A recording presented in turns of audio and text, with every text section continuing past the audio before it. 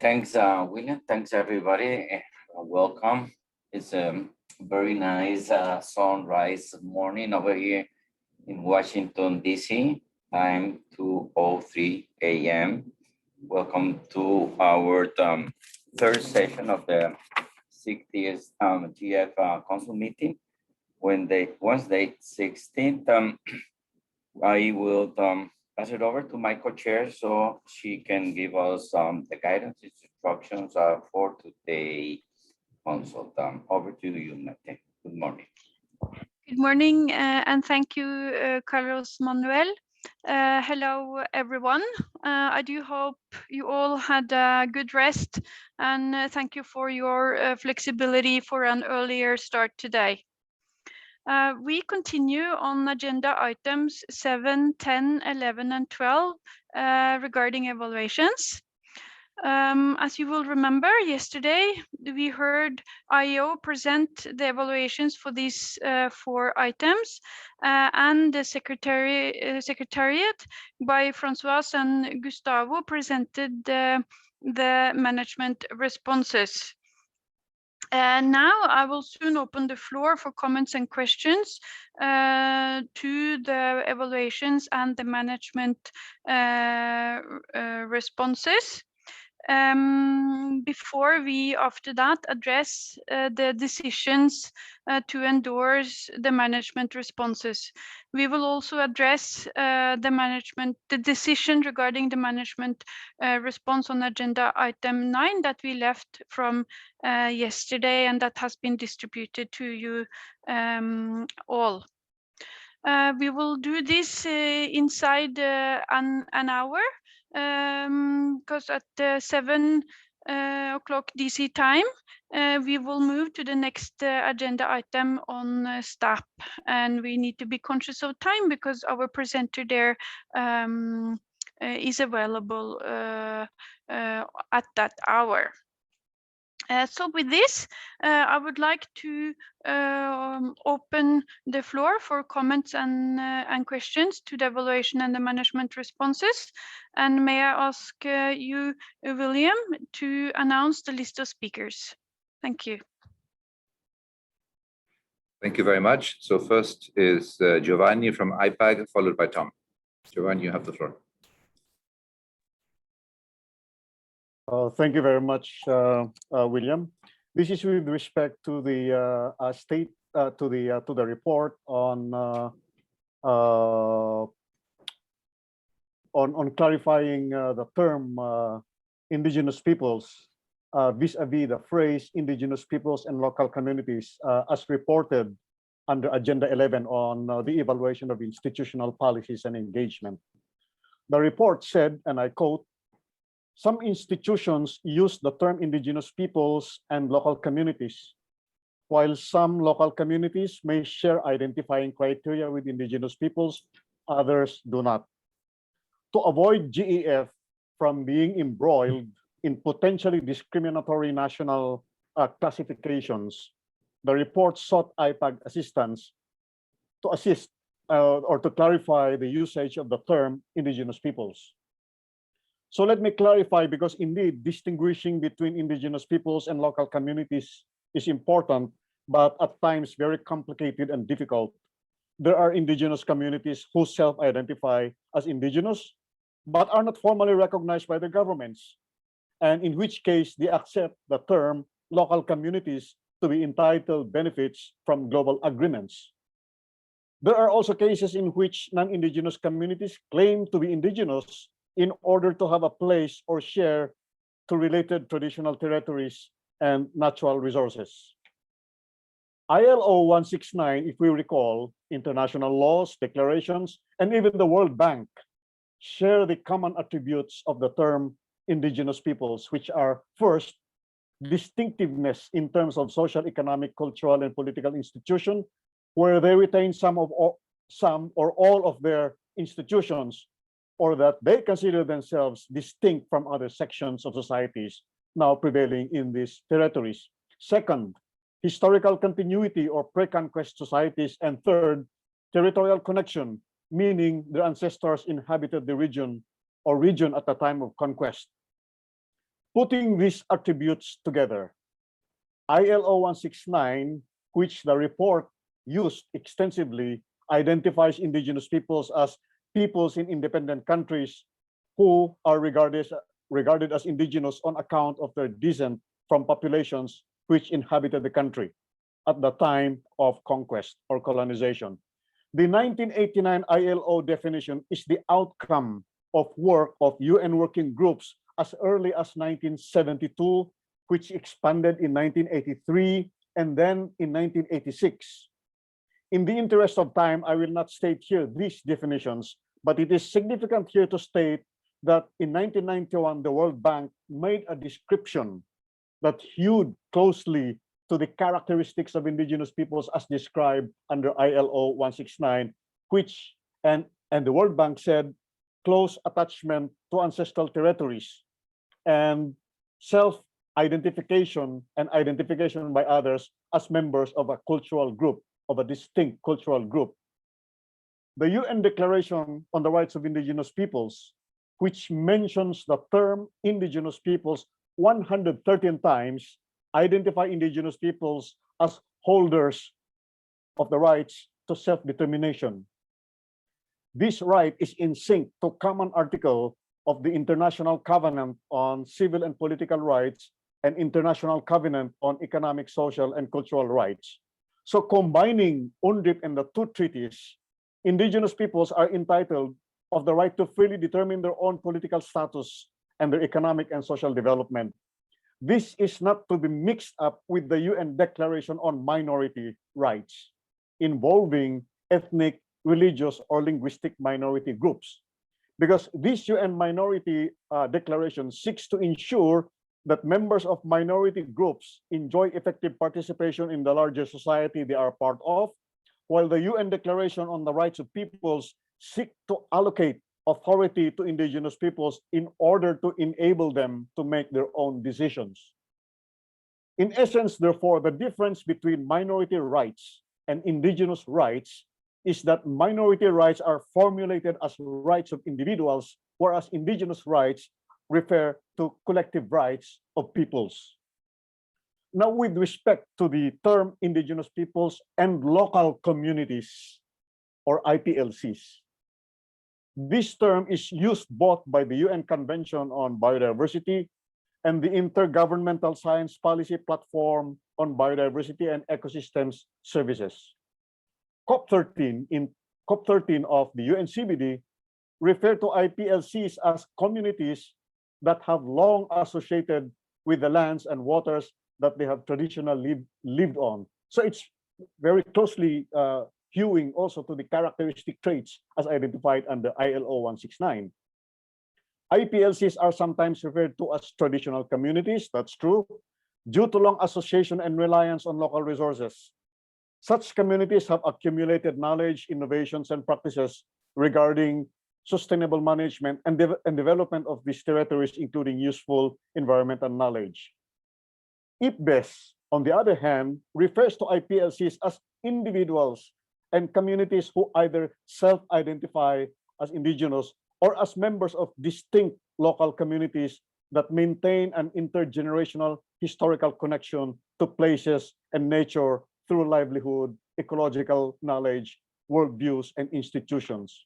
So in both UNCBD and IPBES, self-identification is the most appropriate way to establish who may be indigenous or a local and or a traditional community representative.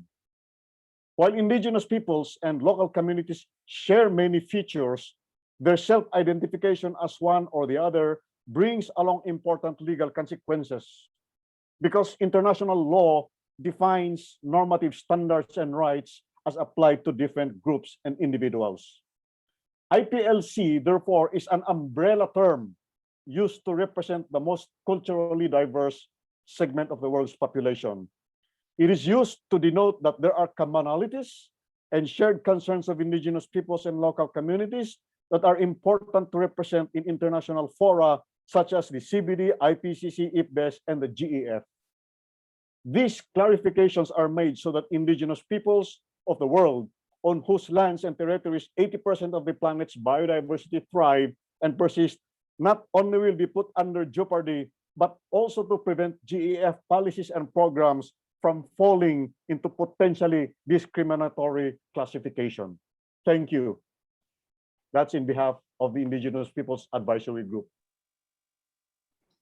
Thank you very much. Next speaker is Tom, followed by Sano. Tom, you have the floor. Thank you, Giovanni, for that wonderful IPLC definition, which will be very useful to us as we go forward with the GEF 8 negotiations. And in light of that, I just wanted to pick up 2 points. One is Francois' point that was inspired by IEO's recommendation. GEF 8 overarching narrative on diversity and inclusion is indeed very important for collective inspiration, motivation, and community sense.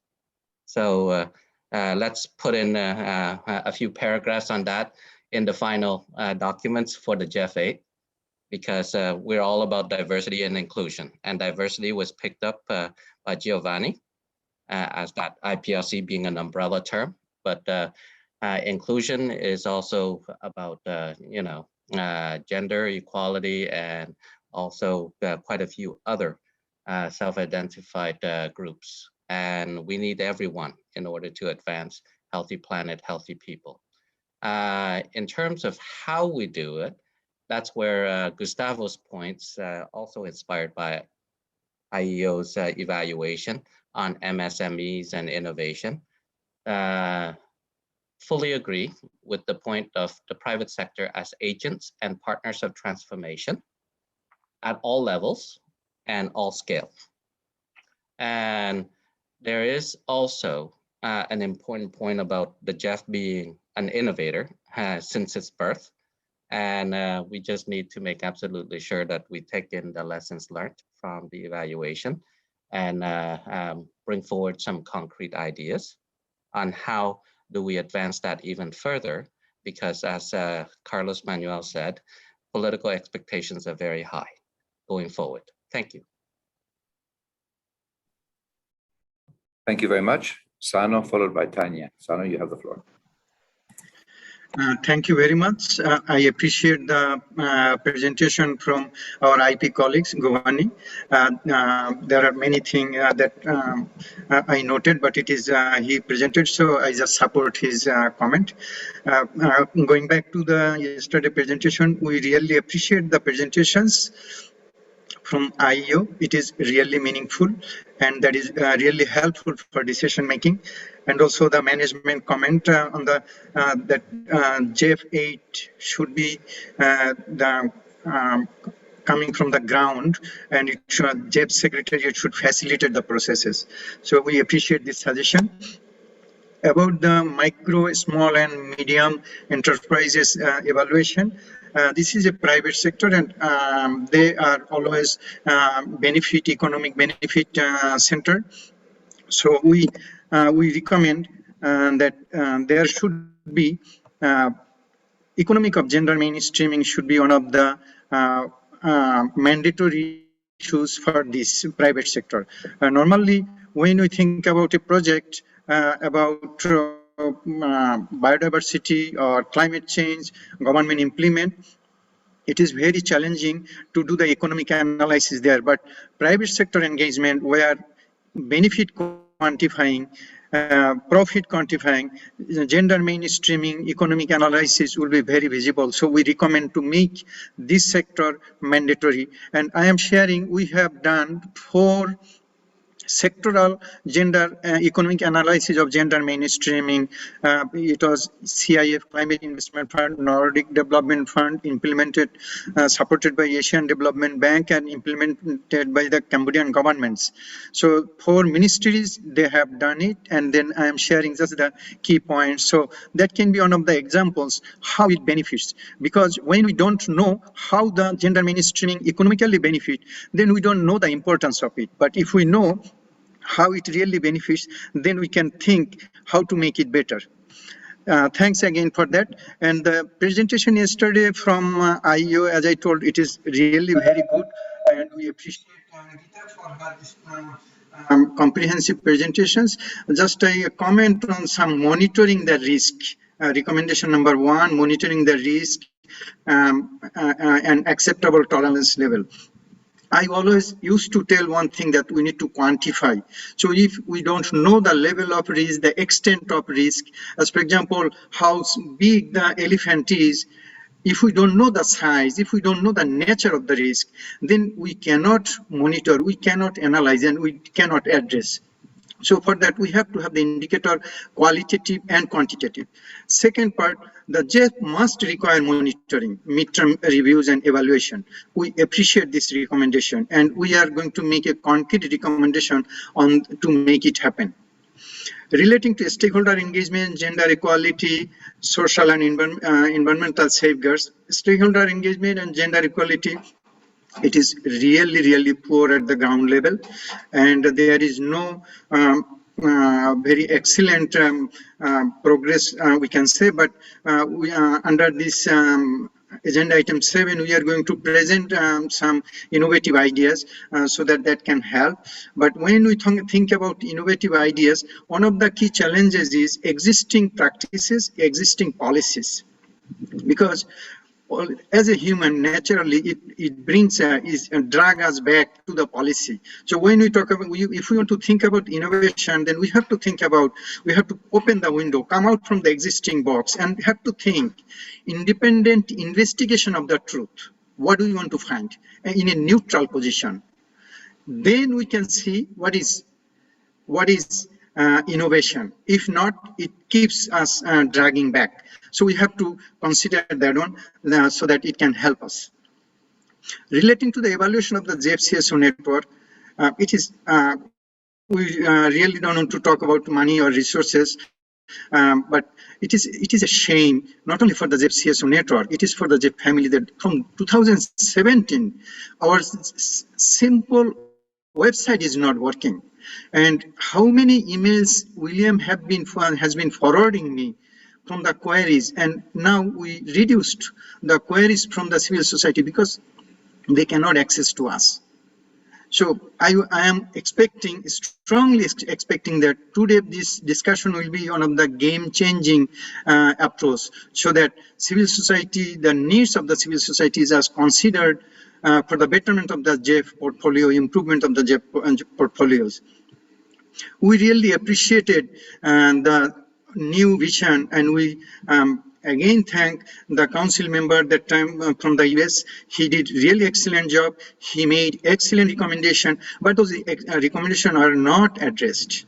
So one of my concern is, we in the GEF system, we should have very systematic quality control systems. What is the demand, commitment? What do we want to see? What decisions are made?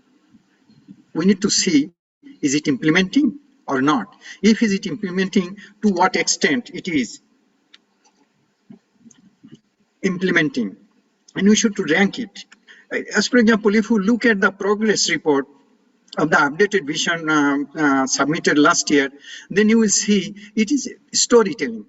Because when we talk about the progress, then we need to see from where it started, where to go, what are the progress made, from where. So this type of qualitative and quantitative data, if there is not, then it is not be considered as a progress. It will be just storytelling. And we have several other issues, including knowledge management. Knowledge management is something dynamic approach, multi-dimensional approach. Currently what we have, this is mainly information sharing, because making a website or sharing a document, it is not knowledge management. Knowledge management is something where it generates many types of information for decision making. And I wish that under the GEF agenda item 7, we are going to present something on that. Taking this opportunity, I am going to thank again the GEF IO for their recommendation under GEF 7, where we pointed out their recommendations. The recommendation under para 18, it talks about GEF Secretariat staff should, based on such assessment, and identify and risk tolerance, acceptable risk tolerance level of the GEF for the GEF portfolio. The risk tolerance level should be clearly communicated to the agencies along with the defining an innovative project and the criteria for selecting that innovative project. So that means what we want to see here, that GEF have to come out from current thoughts to a innovative thoughts. So if we want to do that one, second, then we have some way forward. The paragraph 19, it talks about more on to continue the explore. Let me share you. I know you have it, but in the chat box, if I share, it can immediately you can see it.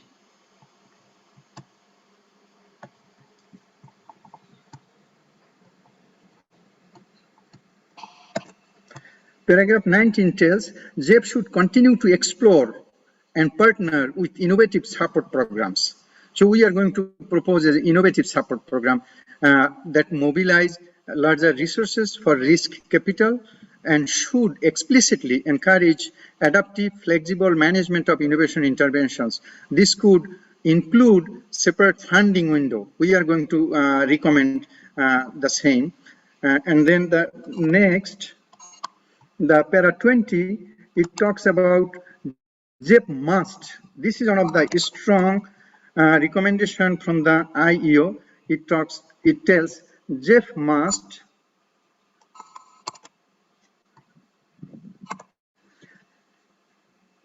do the monitoring, midterm review. We have been talking about the governments have to be empowered. They need to have a monitoring tools, and they have, we are talking about the sustainability, we are talking about the resilience, we are going to contribute to the SDGs. So IEO cannot do each and every project at the country level to monitor and evaluate. So this monitoring have to be done by the governments. And we are going to propose that suggestion. And there are successful examples. Again, we're coming back to CIF, NDF, ADB, that Cambodian government, and there are, I am aware, 27 countries in the world, they have been under this SPCR, Strategic Program for Climate Resilience, and they have been doing. And Cambodian government can be one of the example, successful example, because Sano, I'm sorry to interrupt you, Sano, but we have basically 20 minutes left and 15 speakers. I so take only just I make my recommendation. Just give me okay, just do the recommendation. We can move forward. I thank you for your help. Thank you. Okay, thank you. So we have this successful example that can be the lessons learned, but we can be even more innovative from that experiences. So based on this, I'm going to make our proposal on behalf of the GEF CSO network so that the recommendations from the IEO can work, and actually all these recommendations, what we are going to propose, it is built on the recommendation from the IEO. So first is, the GCN should undertake outreach and awareness-raising initiative on climate education, civic capacity building for reaching to each and every heart of the people. Nobody leaves behind. So we have to make sure that on. And GEF CSO network, GCN means GEF CSO network. It can do that. GEF and the government support the network to establish CSO government and private sector dialogue platform in each country. And then multi-stakeholder consultations, we talked about a lot. So we give the example how to make it happen. Government will chair this multi-stakeholder platform because everything belongs to the government. Our initiative to add value to their efforts. And then civil societies, GEF CSO network, they can facilitate. They can have 3 days meeting. And 1 day meeting will be to for the participants to know what is GEF, how it works, what are the objectives of the projects, and everything, because we want them to contribute during the main session with the governments. So we empower them. On the second day, they will work to, they will contribute meaningfully, and in the third day, they will go to reflect, and they will do the monitoring. So this monitoring, we can IEO can help us to develop the minimum indicators, and we can do the online reporting. As a result, we will have the progress on country level, a regional level, and global level. Currently, we don't have it. Number 4, IEO develops monitoring and reporting toolkit that I was talking about. And then the number 5, GCN jointly undertakes monitoring and evaluation of the SGP projects. Because SGP currently, everything done by the country coordinators and steering committee. So if GEF CSO network can support them, do their capacity building initiatives, and part of the SGP allocation can come to the GEF CSO network, so that they can add value to the efforts of this.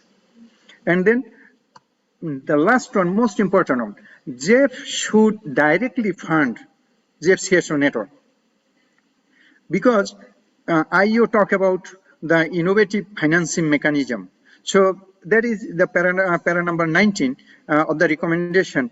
So we recommend GEF should support the network, so that all these activities the GEF CSO network can facilitate at their own, because it is not possible we can ask share from the star allocation from the governments, and it is not practical. And there are many countries, and there are a lot of systems. So if you want to be innovative, please feel free to make the system open and participatory. In terms of stakeholder engagement, example, if we consider Sano, 100 participants, please, Sano, could last we stop minute, there? Please, we have no more minutes, Sano. Please, I need to move on the list of speakers. Okay, thank you. So I will just text my decision recommendation. Please do. Thank you so much. Thank you for giving more than enough time. Thank you. Next speaker is Tanya, followed by Ben. Tanya, you have the floor. Thank you very much, and I apologize, but I'm not able to use the camera. It seems that I lose the connection easily, but I hope you can hear me well. So we thank for the presentations of the evaluations and the management responses yesterday, and we have brief comments on 3 evaluations. Firstly, on evaluation on the engagement with MSMEs.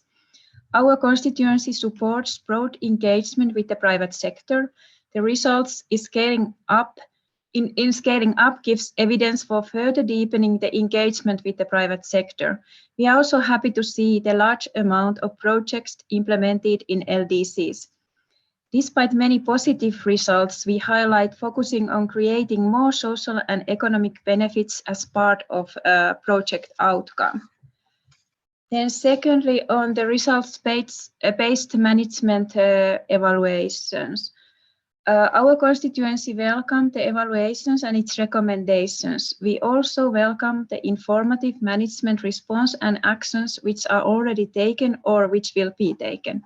We agree with the central role of the midterm reviews and importance of enhancing knowledge and learning mechanisms. And then thirdly, evaluation on GEF support to innovation. It is very good to note the increasing level of innovative projects and the good outcomes and sustainability ratings. Evaluation also gives clear guidance for the GEF to continue with integrated approaches and to incorporate innovations in project design. We are very glad to note the positive effect of stakeholder engagement. However, we did not see a clear reference between innovative approaches and gender mainstreaming. We would like to ask whether the GEF's innovative projects contribute to gender mainstreaming in project implementation. Thank you very much. Thank you. Next is Ben, followed by Cordula. Ben, you have the floor.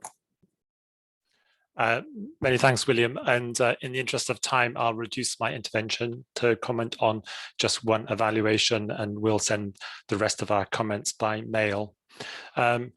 Firstly, just on the one area I'll comment on is the GEF support for innovation. We welcome that evaluation, particularly on two fronts. Firstly, the recognition that innovation has been part and parcel of GEF since inception. And given the scale of environmental challenge we face, GEF's niche has always been at the innovative and piloting stage and demonstrating and testing new approaches and to help de-risk investments by others. Secondly, it's useful that it highlights a connection between innovation and risk, which I think STAP has looked at before, and I think also is mentioned in the STAP report for today. But as mentioned in the IEO presentation report, innovative projects are not necessarily not reducing the outcomes achieved. But it looks like IEO have equated higher risk with not achieving outcomes. But it'd be useful if you can clarify that's how you've interpreted the data. Presumably something which can be high risk can also achieve outcomes and also be innovative. That would be our understanding. We support the recommendation anyway, that the GEF Secretariat should continue to monitor risk across the GEF portfolio and identify an acceptable risk tolerance and appetite across the portfolio. And as such, we welcome and agree with the Secretariat's management response that they will support all three recommendations, and particularly that it will work with the Council and STAP to identify risk tolerances and appetites across the GEF portfolio. Many thanks. Thank you very much. Cordula, followed by Yoshitomo. Cordula, you have the floor.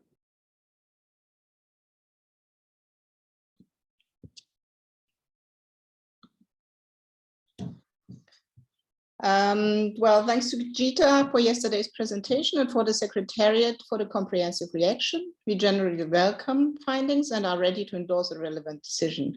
On the engagement with MSMEs, we welcome the recommendation to broaden support beyond access to finance through capacity building for other business-related constraints, and consider partnerships with local champions as a good approach.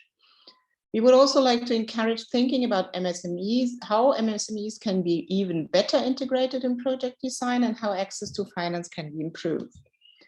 In the context of building back better, we explicitly welcome the recommendation to systematically track social and economic impacts from private sector engagement in addition to environmental outcomes. On innovation, we would like to underline the importance of clear guidance of how projects can include and benefit from innovation. In particular, small projects need support with a view to not being discouraged from submitting innovative proposals. We would also like to encourage GEF to further explore ways to buffer additional risks, eventually linked to innovative approaches, and emphasize the importance of an approach clearly defining risks and mitigation options for all sizes of projects, not only small-scale ones. We look forward to proposals for further strengthening and supporting innovation, giving its importance for overall transformation under GEF 8, and would ask for more clarification if the proposal of a separate funding window was to be pursued. On institutional policies and engagement, we see room for stronger integration of the policies. If positioned well, they can help mainstream key priorities across GEF activities and be central in delivering environmental and socio-economic benefits. We recommend GEF for its strong monitoring and reporting requirements in terms of gender equality and encourage the Secretariat to develop comparable frameworks for other policies. We are concerned about findings on stakeholder involvement, especially with a view to CSOs, and welcome the Secretariat's commitment towards making CSO involvement more effective. We would also like to encourage the Secretariat to continue supporting the Indigenous Peoples Advisory Group to enhance its impact and visibility.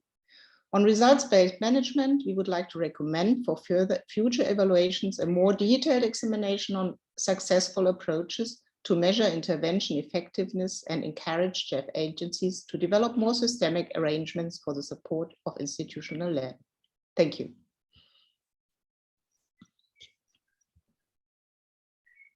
Thank you very much. Yoshitomo, followed by Rob. Yoshitomo, you have it. Yes, thank you, William and Madam Co-Chair. In the interest of time, I'll only confine my comment to the evaluation of MSMEs. And of course, I'd like to welcome the presentation made by Gita yesterday and also the management response by the Secretariat.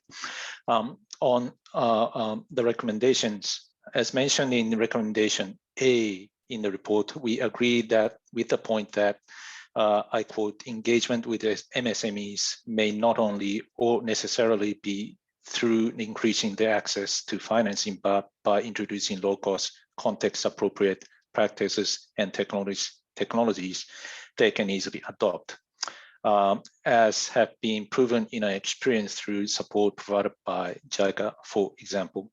We think this point is important in making the effects of projects sustainable. Experience tells us that engagement by specialized organizations from project planning to implementation phase tend to guarantee such sustainability.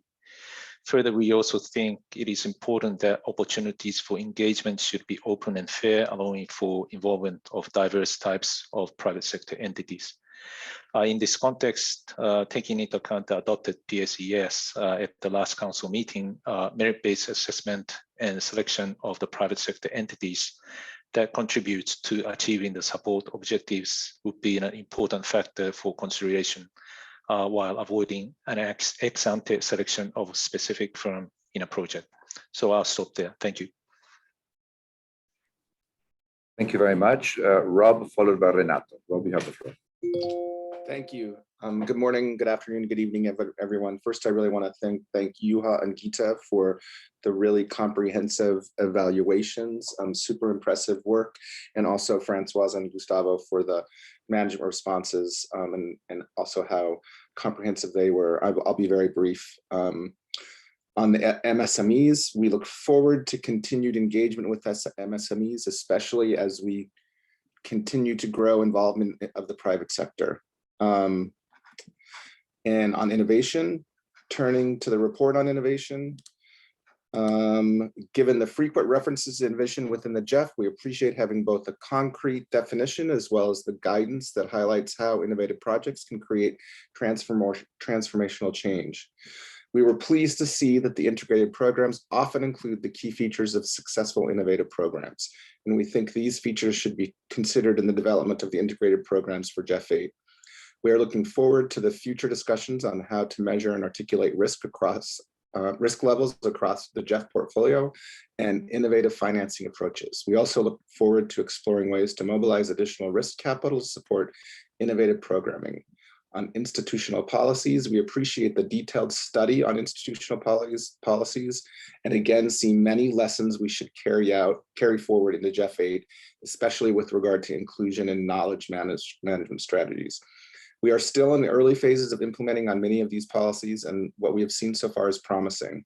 That said, we should remain focused, as this report does show we have room to grow. In addition, we would like to see the GEF gender and work encompass support for LGBTQIA+ people in the future. On results-based management, this final IEO report is fundamentally important for GEF operation. We rely on agencies to self-evaluate the programs and projects they're delivering. We judge agencies based on these self-evaluations. However, we have some concerns about self-evaluation. We were actually surprised the IEO concluded that the self-evaluation system generally works well. This was not the conclusion we reached when reading this report. We have heard disturbing reports of contracted evaluators who have been threatened with non-payment or other potentially retaliatory actions for producing a critical yet truthful terminal evaluation. We noted this evaluation observed that self-evaluations are often overly optimistic and may not reflect the level of urgency required to address challenges. Some agencies appear to be better at using self-evaluation to draw portfolio-wide lessons than others, showing how these reflective exercises can simply become box checking instead. We also are concerned about the compliance gaps noted in this report. When often agencies have policies consistent with the GEF, they don't comply with all of the requirements, including delivering midterm and terminal reviews on time. In conclusion, and echoing some of the pieces we've heard from our council members in Monday's session on UNDP's self-assessment of compliance with the minimum fiduciary standards, we would encourage the GEF Secretariat, along with the GEF Council, to think deeply about the trade-offs of the self-evaluation system and whether we are providing the correct incentives to agencies to provide candid reviews. Thank you very much, and over. Thank you, Renato, followed by Laverne. Renato, you have the floor. Thank you, William. And let me first congratulate the IEU for the presentation of the reports and start by supporting what the representative from IPAC has just said before. On the engagement with the MSMEs, our constituency would like to commend the IEO report and its recommendations. While we took note of the Secretary management responses, we still do not have enough time to react to them. We would like to make, however, 3 brief remarks concerning the nature and the process of the GEF engagement with private sector. First, while we celebrate the engagement with private sector in various areas and ways, helping to build GEF strategy to private sector, we also see the need to take into account the country's particularities and level of development of local enterprises. This helps to increase the effectiveness of the engagement of the GEF with private stakeholders, while assuring at the same time the attainment of the local environment objectives. Second, this involvement must occur in a transparent, smooth way. This would entail the enhanced participation of the GEF operational focal points and their relations with implementing agencies regarding the roles in non-grant instruments and the alignment with public policies of local and national levels. And third, GEF policy should always guarantee the MSMEs comply with GEF's social and environmental safeguards, inclusiveness, and other principles. This means that a proper evaluation with indicators of effectiveness as well as tracking tools must always be followed. On the innovation report, we would like to express our appreciation for the evaluation recommendation carried out by the IEO. And we believe that innovation must be a cross-cutting issue that involves all local focal areas. And we would like to particularly commend the integrated approach pilots for the successful outcomes.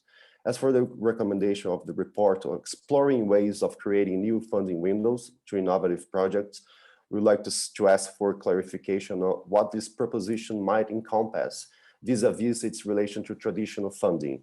In our view, it is important that this new window does not come at the detriment of regular funding, such as STAR. On institutional policies, we support the decision proposed by the Council and the recommendations, especially the one that calls for integration of the 3 policies, reinforcing their complementarities and their contribution to the GEF program. This activity is essential for the GEF 8 replenishing process and the opportunity to demonstrate in detail the contribution of these institutional policies to the GEF 8 strategy. We also like to commend the Secretariat for the Inclusive Conservation Initiative from GEF 7. This initiative has been supportive of local indigenous communities in their efforts to safeguard natural ecosystem and their historical roles in natural conservation. And finally, on result-based management system, we would like to note that the GEF Secretary should strengthen its capacity to exchange information and to share knowledge across agents, including with the operational focal points and other relevant national stakeholders. We particularly commend the Secretariat for developing the GEF portal, which has enhanced transparency and rendered the project cycles less complex and more transparent. However, we know that there is still a need to adjust to the update the portal with the Secretariat's guidelines. We consider it important to harmonize the information contained in the GEF portal and the public access website. We also like to commend the Secretariat to continue working on improving the web portal to make it more user-friendly. Thank you very much. Thank you very much, Laverne, followed by Antonella. Laverne, you have the floor. Thank you, William. A warm greeting to all my colleagues. In regards to I'm only giving an intervention on the MSME report. The Caribbean constituency appreciates the document, and the document highlights that there is heterogeneity of SMMEs across countries and sectors. This is important as within the Caribbean, as in most cities, these businesses tend to be very small, comprising of 1 to 5 employees, and in the micro category to just over maybe 50 employees for the medium size.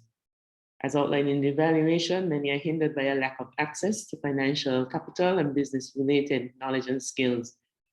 Therefore, these businesses rely considerably upon the support of government to offset some of the additional costs related to regular operations to the provision of concessions during this period when the pandemic has required the institution of lockdowns and social distancing requirements. These businesses, particularly the micro and small among them, have suffered substantial revenue loss and are struggling or have taken the decision to shutter the current operations, relocate, and reevaluate the future of the business.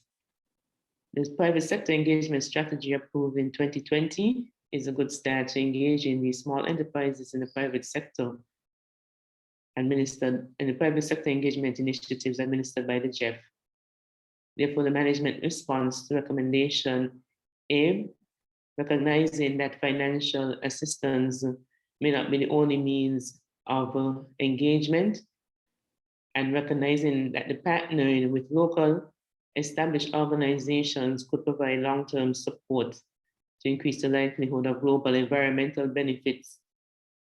This aspect is particularly encouraged, but must be taken in the context of the challenge that now faces the MSMEs in our region. As this process moves forward, the constituency encourages increased dialogue with its member states to ascertain the most feasible approach as we endeavor to undertake an environmentally sound and sustainable post-COVID recovery. We also encourage that during the solicitation of partnerships with local established organizations, one entity that will be included in the process of ongoing consultations will be the GEF OFPs and PFPs, as presently the private sector is not required to inform these important persons on the dialogue or partnership with the GEF. This is vital in ensuring that the investment made through the MSMEs continues to have synergies with other national objectives for the sector, and that the sustainability plan includes the input of the government on which the MSMEs rely. Thank you. Thank you very much. Antonella, followed by Liesl. Antonella, you have the floor.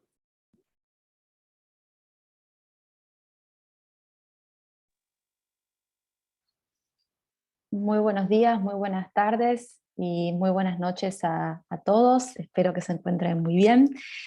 Bueno, en términos generales y en nombre de la circunscripción Cono Sur, me gustaría agradecer a la Oficina de Evaluación Independiente y la respuesta de la Administración sobre estos informes presentados en el día de ayer. Voy a tratar de ser breve, si bien en los ítems 10 en particular y 11 tal vez voy a hacer algunas observaciones. Sobre el ítem 7, y esto me parece que también fue mencionado en general por mi colega de Brasil, a quien apoyo, respecto a la recomendación formulada sobre la posibilidad de incluir una ventana de financiamiento separada para proyectos de innovación, me parece, o nos parece importante desde la circunscripción, señalar que el establecimiento de esta ventana no debe ser en detrimento de la asignación de recursos que en GEF 8 se destinen para las principales líneas de financiamiento, tales como las asignaciones STAR para las áreas focales, así como para las asignaciones, digamos, de los programas el programa Pequeñas Donaciones y el programa de apoyo a los países. Sobre el ítem 10, agradecemos las recomendaciones y en particular que se hayan tenido en cuenta las diferencias existentes en las micro, pequeñas y medianas empresas. Me gustaría hacer algunos comentarios generales que para la circunscripción son muy importantes. En primer lugar, quiero enfatizar sobre la importancia de que los países estén permanentemente informados sobre las intervenciones efectuadas por el sector privado en los países, teniendo en cuenta que, de acuerdo a las políticas de ciclos actualmente vigentes en GEF, no se requiere carta de endoso de los puntos focales operativos para aquellos casos en los cuales el sector privado accede a los recursos GEF por las ventanas de instrumentos non-grant, lo cual para nosotros debería ser subsanado. Por lo mencionado, consideramos esencial que los puntos focales sean informados sobre dichos proyectos en todas sus etapas, desde su inicio hasta incluida su implementación, con el objetivo de generar sinergias no solamente con otros proyectos que actualmente puedan estar siendo implementados y con otras políticas actualmente en ejecución, para garantizar una gestión eficiente de los recursos humanos como financieros y principalmente evitar la duplicidad de esfuerzos. En segundo lugar, La estrategia de involucramiento del sector privado debe necesariamente contemplar las necesidades y las prioridades definidas siempre por los gobiernos nacionales en cuanto a sus acciones para poder cumplir con los objetivos ambientales que financia el GEF. En este sentido, resulta necesario desde ya fortalecer el rol de los puntos focales en los procesos que involucren la participación del sector privado. En tercer lugar, la vinculación actual entre los proyectos non-grant del sector privado y la participación de los gobiernos es deficiente, ya que para la aprobación de estos proyectos no se requiere carta de endoso de los puntos focales, sumada a la preocupación de falta de transparencia en la preparación de estos proyectos. Esta cuestión no sería un problema siempre y cuando exista un mecanismo de consulta previa a la presentación de los proyectos para aprobación. En este sentido también queremos destacar, digamos que la principal función del GEF es brindar financiamiento basados en grants, para que los países receptores puedan cumplir con los objetivos que financia el GEF. Entendemos que en esto radica el valor agregado del fondo. Y por último, sobre esta evaluación, consideramos fundamental nuevamente que las asignaciones que el GEF pueda realizar bajo la presente ventana no sean en detrimento de otras líneas de financiamiento como son las fuentes STAR y CORE para las áreas focales.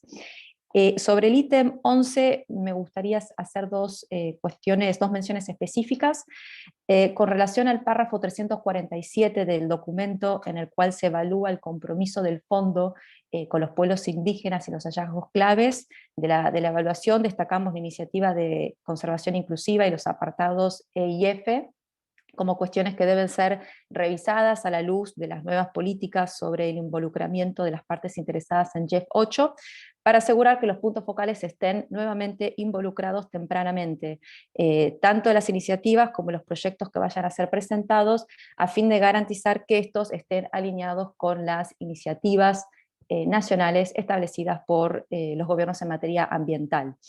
Sobre esta cuestión, a modo de ejemplo, nos ha ocurrido, por ejemplo, a dos puntos focales de esta circunscripción, Argentina y Chile, que tomaron digamos, conocimiento sobre la existencia de un proyecto binacional bajo esta iniciativa, que involucraba comunidades indígenas en ambos países al momento en que se solicitaba una nota de no objeción, y obviamente a los fines de adjudicar los fondos a estos proyectos que habían sido beneficiados, sin tener información precisa de cómo había surgido el proyecto, o por ejemplo, por qué se había elegido algunas comunidades, porque algunas comunidades se habían quedado incluidas y otras no. Por eso nuevamente reiteramos la importancia de que estemos al tanto de estos proyectos desde el inicio, desde ya. Y sobre lo mencionado por el colega de IPAC, nos gustaría, o sugerimos en realidad, que no se proponga una definición de pueblos indígenas. En este sentido, la Comisión Interamericana de Derechos Humanos entiende que no existe una definición precisa de pueblos indígenas en el derecho internacional, y que la posición prevaleciente indica que dicha, definición no es necesaria a los efectos de proteger sus derechos humanos, dada que la inmensa diversidad de los pueblos indígenas en las Américas y del resto del mundo no es una definición estricta y cerrada, y siempre una vez que se haga esta definición se corre el riesgo, de que sea o demasiado amplia o demasiado restringida, por lo cual sugerimos que no se haga una definición sobre esta cuestión. Y también destacar que este asunto está sujeto a legislación nacional y a las diversas circunstancias nacionales. Por último, sobre el ítem 12, destacamos la importancia que tiene el rol del portal para la alianza del GEF, para mejorar la eficiencia y la transparencia, y en particular damos la bienvenida a lo mencionado por la Secretaría respecto a apoyar la mejora de este portal. Puntualmente, el párrafo 24 de ese documento señala que aún queda trabajo por delante para mejorar el funcionamiento del portal. Y sobre esta cuestión sugerimos la posibilidad de explorar, de activar un sistema que sea tal vez vía correo, que llegue a los puntos focales cada vez, por ejemplo, que una agencia sume al portal algún documento nuevo o adicional vinculado con algún proyecto. Creo que eso es todo. Gracias. Muchas gracias. Lizul, you have the floor, followed by Abdallah. Thank you. I'll be very brief. Our constituency would very much like to thank the IEO for the evaluations and also for the management responses. Starting with the evaluation on innovation, we would like to support the comments made by the UK in their entirety. And we will send in our, as well as the UK will do, we'll send in our detailed comments in writing. With regards to the evaluation on institutional policies, our constituency concurs that the three policies are well aligned with the GEF, but we are also now very interested in focusing our attention on monitoring and their implementation. In addition to that, we are very pleased to see there's a substantial increase in resourcing activities to gender disparities, and related to the comment above, we also look forward to seeing results on their implementation. We would like to support the comment by Germany with regards to engaging with stakeholders and in particular CSOs, and we are very happy to see the response for action to be taken in that regard. With regards to the evaluation on RBM, our constituency would like to support the comments made by the US on the MTRs and on the overly positive evaluations. I repeat that we will send in our detailed comments in writing. Thank you. Thank you very much. Abdallah, followed by Marita. Abdallah, you have the floor. Thank you, Chair. And thank you again for the batch of evaluations and management responses that we are discussing today.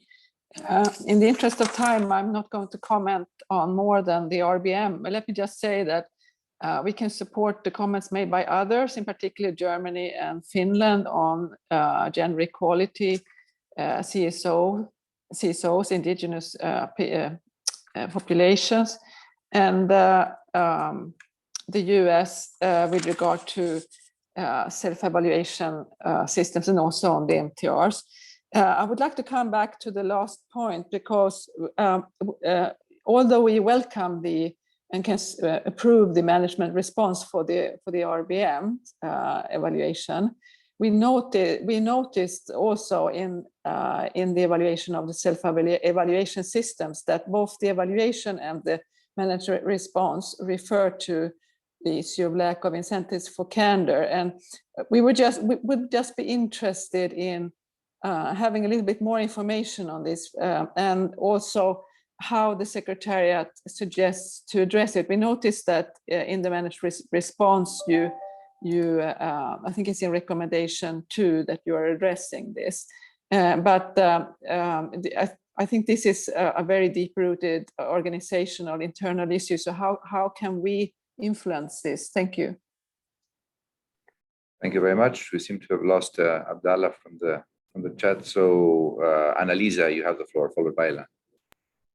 Thank you, William. Let me just comment on the GEF support to innovation. We support the findings of the study that throughout the GEF's history, innovation has been an integral part of the GEF's governance, strategies, policies in selecting projects and programs. The GEF will continue to be relevant as an innovator, incubator, and catalyst of transformational change as it helps countries pursue greener recovery. We would just like to suggest that we conduct a national portfolio review to have a more comprehensive assessment of GEF's support to the overall innovation needs of the country. The results can serve as a sound basis for enhancing project designs and ensuring future projects will have sustainable results and achieve transformational change. And then aside from identifying acceptable risk tolerance levels for the GEF portfolio to mitigate obstacles to innovation, we also suggest that the GEF review its policy or criteria for assessing innovative approaches and ideas, building on the lessons of the study conducted by GEF IEO, providing clear criteria or guidelines that will facilitate and support innovation in ENR management can help GEF avoid the premature rejection of innovative approaches that have the potential for scaling up. Thank you, Mr. Chair. Thank you very much. It looks like Stephanie, you have the floor. Merci, je vais m'exprimer en français. D'abord, merci à nouveau au Bureau indépendant d'évaluation du FEM pour ces évaluations et merci au secrétariat pour les réponses du management sur ces évaluations. Nous soutenons les recommandations, concernant l'innovation. Nous soutenons les recommandations qui sont présentées et nous nous satisfaisons dans l'ensemble de la réponse apportée par le secrétariat. Nous tenons d'ailleurs à souligner l'importance pour le Conseil et les participants aux réunions de reconstitution de disposer d'éléments complets et précis pour établir une ligne commune en matière de détermination du niveau de risque acceptable. Et donc, ces éléments inclus dans les recommandations du Bureau indépendant d'évaluation seront précieux pour guider les discussions du Conseil. Nous souhaitons par ailleurs savoir si le secrétariat estime disposer en interne des compétences suffisantes pour réaliser ces évaluations du risque sur les projets. Les partenariats avec des entités de capital risque qui sont mentionnés dans le document d'évaluation pourraient être utiles pour cette définition du risque, pour cette appréciation du risque, et nous souhaiterions que le secrétariat puisse nous fournir plus de détails sur ce qui est attendu de la collaboration avec ces entités de capital risque. Sur l'évaluation concernant le Result-Based Management, nous soutenons les recommandations faites sur les deux sujets de l'évaluation, l'auto-évaluation par les agences et le portail du FEM, qui sont très pertinentes à nos yeux. S'agissant des auto-évaluations, nous souhaiterions également insister sur l'une des conclusions qui n'est pas concrètement déclinée dans les recommandations, à savoir que nous souhaiterions que les agences où ce n'est pas encore le cas s'engagent dans la démarche de mettre en place une unité d'évaluation interne ou indépendante pour accompagner ou être en charge directe des évaluations afin de garantir davantage de qualité dans la méthodologie évaluative et d'objectivité. S'agissant du portail, nous souhaiterions suggérer que la mise à disposition d'informations concernant les fonds effectivement alloués par le FEM par pays et groupe de pays et dans le temps soit accessible facilement. Je rejoins notamment sur cette question du portail les commentaires de notre collègue brésilien. Merci. Thank you very much. That concludes the list of speakers. Back to you, Mette. Thank you very much, William, and thank you all for your comments and questions to the IO and the Secretariat. As mentioned at the start of the meeting, to be able to hear the presentation from the staff, we will have to ask your permission for the responses and the dealing with the decision for this agenda item and also for agenda item 9 to be postponed to the end of today's meeting, and that we will move to agenda item 13 now, a report of the staff. I do not see any negative reactions to that, so I think we will proceed as such. Thank you very much for your flexibility. We then move to the agenda item 13, the report of the staff by the staff's chairperson, Dr. Rosina Birbaum. On this agenda item, we will have her presentation. We will have open the floor for questions and comments, and then Rosina will respond. We do not have any decision on this agenda item as usual. So then, Rosina, please, the floor is yours. Thank you very much, co-chair. I assume you are seeing this beautiful creature in front of you. Yes, thank you. Good evening, good afternoon, good morning, which it is here now. And to honor World Oceans Day last week, I start my presentation with this picture of a handsome male humpback in Tonga. And as you can see, he has made eye contact with the photographer. The whale tried to play and stop the photographer from getting back into his boat and then came up and looked inside the boat. But humpbacks are a good news story. They are recovering from terribly low populations in the 1970s, and there are now about 150,000 of them in 16 populations around the globe. So I thought we all needed a good news story. Let me turn now to our panel members. Since the last time we met, staff welcomed John Donaldson down here. He is our new panel member for biodiversity, an ecologist, a professor in the Department of Biological Sciences at the University of Cape Town, and a fellow of the South African National Biodiversity Institute. He has held global roles on the IUCN Species Survival Commission, the CITES Convention, the IPBES assessments. Wonderful addition to STAP's Brain Trust. And there's a lot more information on our website. Also, we are extremely proud to announce that Dr. Tom Lovejoy, the former STAP chair and senior STAP advisor, was elected to the U.S. National Academy of Sciences just in April. So wonderful news and congratulations to you, Tom. Also, we are sad to say that our chemicals and waste panel member, Professor Jamidou Katima, his term is going to end in October, so we will soon begin searching for a replacement, and we will send the position description to the full council for wide review. All right, on to what have we been up to? Of course, we start first with the new science. And this brand new IPCC IPBES report was just released last week.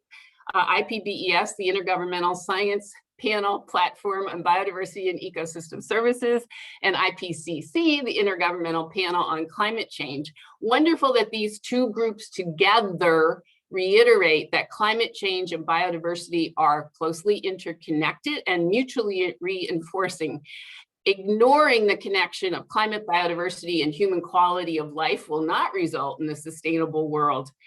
The required amount or the area of intact land and ocean needed to protect our climate and our biodiversity could easily be between 30 and 40% of each.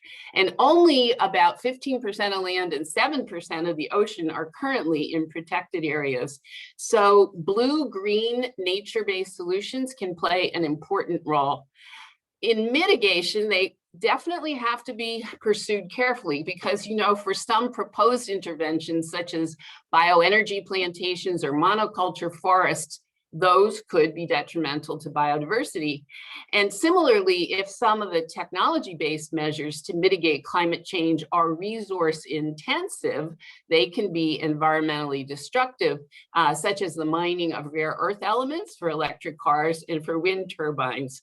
We know the combined effects of biodiversity and climate change can trigger tipping points. A warming ocean can wipe out coral colonies. And just last Friday, a new study showed that the West Antarctic ice sheet is more vulnerable to rapid melting. The Pine Glacier holds 160 trillion tons of ice, enough to raise global sea levels 48 centimeters. And in the last 3 years, this glacier's ice shelf lost 20% of the area, reducing its ability to act as a proverbial cork holding the glacier on its land bottle.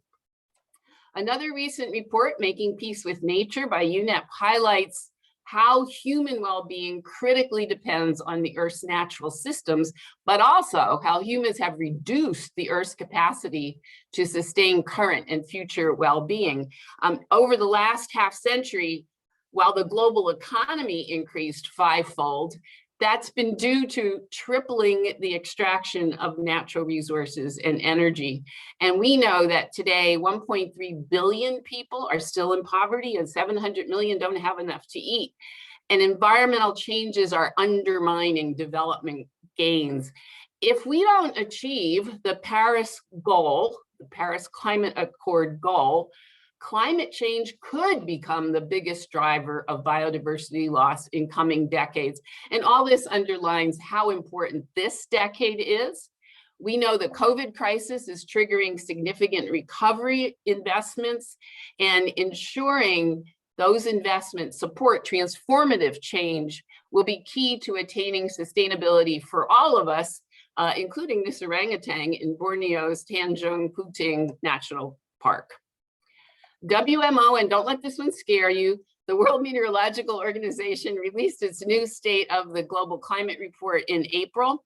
And despite COVID slowing a lot of us down, the key climate impacts shown in this middle dark gray box have increased in number or severity or both, thus harming people, ecosystems, societies, and economies. And over the last decade, weather-related events triggered displacement of 23 million people each and every year. So to ensure that many of the SDGs, including the 10 shown on the right, are achieved, it's crucial that investments focus not only on mitigation, but also climate change adaptation to cope with those ongoing changes. And agriculture. This slide conveys an equally stark message of how climate change has already affected agricultural productivity worldwide over the last 50 years. The areas in the darkest red are the most affected. We know there have been significant agricultural advancements to feed the world, but this study shows that global farming productivity now is 21% lower than it could have been without climate change. So we see climate change is eroding agricultural productivity gains. And the oceans, a brand new study in Nature shows that a substantial increase in ocean protection could have triple benefits: protecting biodiversity, boosting the yield of fisheries, and securing marine carbon stocks that are at risk from human activities. And when they looked, while these priority locations are distributed across the ocean, the vast majority of them, if you can see the colored areas in red, orange, and yellow, they are within the exclusive economic zone of coastal nations. So the red areas are the highest priority for carbon, biodiversity, and food, orange for 2 out of 3, and yellow for 1. And the tiny blue spots are the existing fully protected areas. And so in this decade of the ocean science for sustainable development, this is exactly the kind of information needed to design wise protection of critical ocean systems. But it is one thing for me to give you science from the scientists, but often the messenger can be very important. The economists are taking the science seriously too.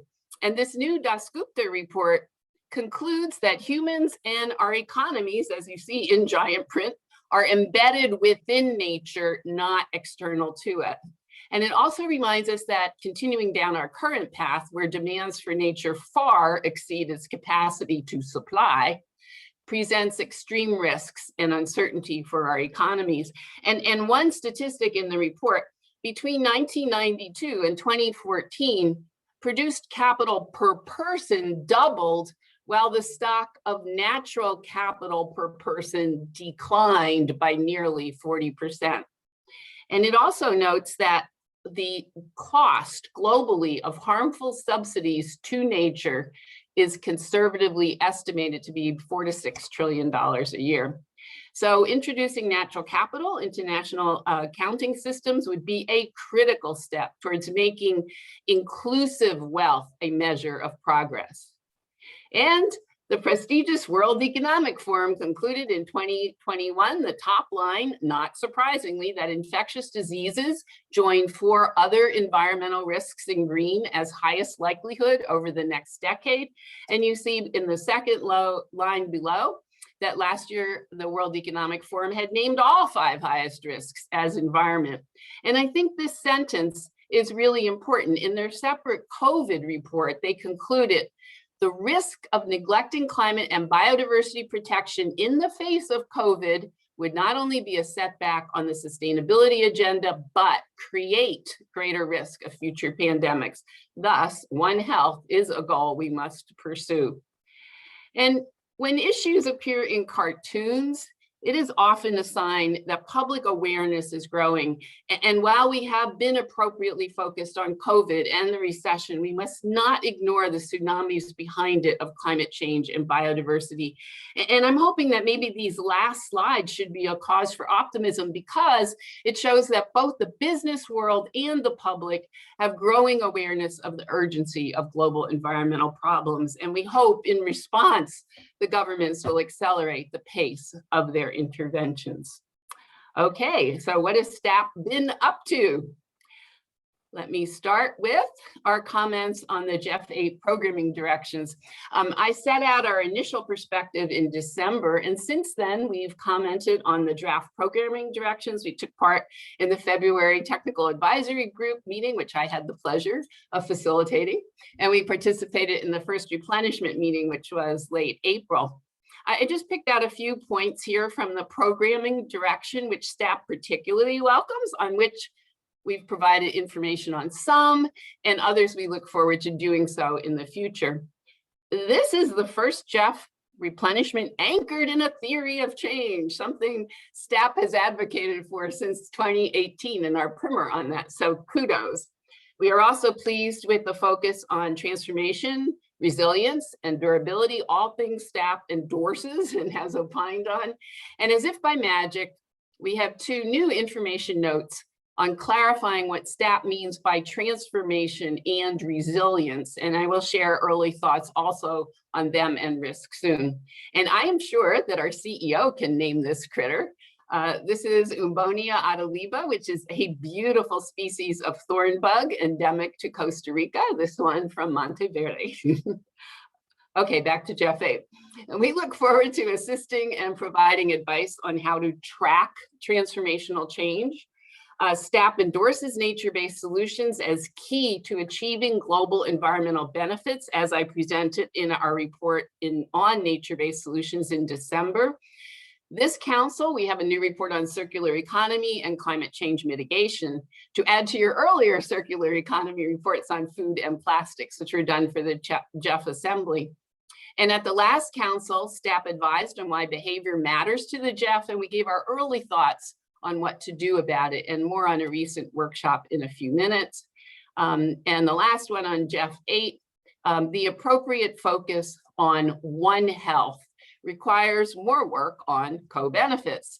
And STAP's report at the last council indicated how many of the chemical and waste projects could be delivering additional co-benefits that we weren't capturing, both global environmental benefits, as well as improved local and air quality, which are important for human health. So I'm looking forward to with STAP helping with co-benefits. Leakage must be avoided. Yes, STAP reported on nature-based solutions report some ideas of what GEF could do to avoid leakage. For example, maybe there's a possibility of developing parallel concepts equivalent to land degradation neutrality. Yes, integrated programming requires addressing adaptation to climate change in order for outcomes to be durable. And learning from integrated approaches, yes, we must. The IEO formative evaluation on integrated approaches is very instructive on this. And I will talk about knowledge management next. Okay, on to our new report. We know the circular economy offers an alternative approach to our current linear system of take, make, waste, to one in which resources are used as long as possible and recovered and recycled at the end of their serviceable life. But more than 50% of greenhouse gas emissions and more than 50% of biodiversity loss are the result of extraction, processing, handling, and disposal of materials of food and energy.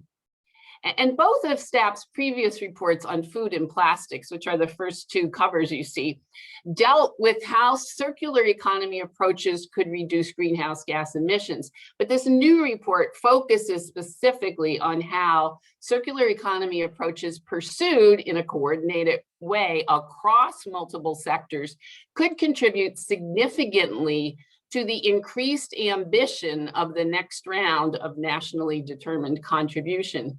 And the approach would deliver not only global environmental benefits through the lower greenhouse gas emissions, but also deliver many co-benefits associated to the other multilateral environmental agreements, reduced pollution, protection of biodiversity, avoided land degradation, and socioeconomic co-benefits such as job creation, better human health, and food security. The circular economy report includes a very useful compendium of 14 different interventions to show how circular economy approaches can be incorporated into GEF investments in multiple sectors, including food and agriculture, biotech, transportation, renewable energy, textiles, electronics, and metal production. And each intervention highlights climate, environmental, and socioeconomic benefits. And there are case studies illustrating successful examples. So just a couple of examples here. In regenerative agriculture, those practices include crop rotation, low tillage, green manure, integrated pest management, and agroecology. And that can reduce greenhouse gas emissions, land degradation, water use, and also while conserving cropland biodiversity and boosting farmers' income and welfare. And an estimate of as much as 15 to 20 billion tons of carbon CO2 equivalent could be mitigated by 2050 with regenerative agriculture. This demonstrates the important role that nature-based solutions can play in emission reductions. And then another really interesting example is replacing traditional carbon-intensive materials with bio-based inputs. And so just one example from the Philippines, bio-based leather is now being made from waste leaves of pineapple farming, avoiding greenhouse gas emissions associated with traditional leather products from animal hides or fossil fuels. And maybe I'll just say one more. Adopting circular economy principles into manufacturing and use of electric vehicles can help reduce the demand for cobalt, lithium, aluminum, nickel, and copper, and consequently the greenhouse gas emissions and the environmental degradation associated with the mining and processing of these elements. I'm reminded that just this month, the International Energy Agency forecast global demand for lithium will jump 40 times by 2040, and demand for cobalt and nickel will rise 20 times. We clearly need circular economy approaches. All right. Staff put together 2 short notes, as I said, to help explain what Jeff and staff are using frequently, these words of transformation and resilience. And I think, you know, what qualifies as a transformative goal needs to be specified and it needs to be plausible.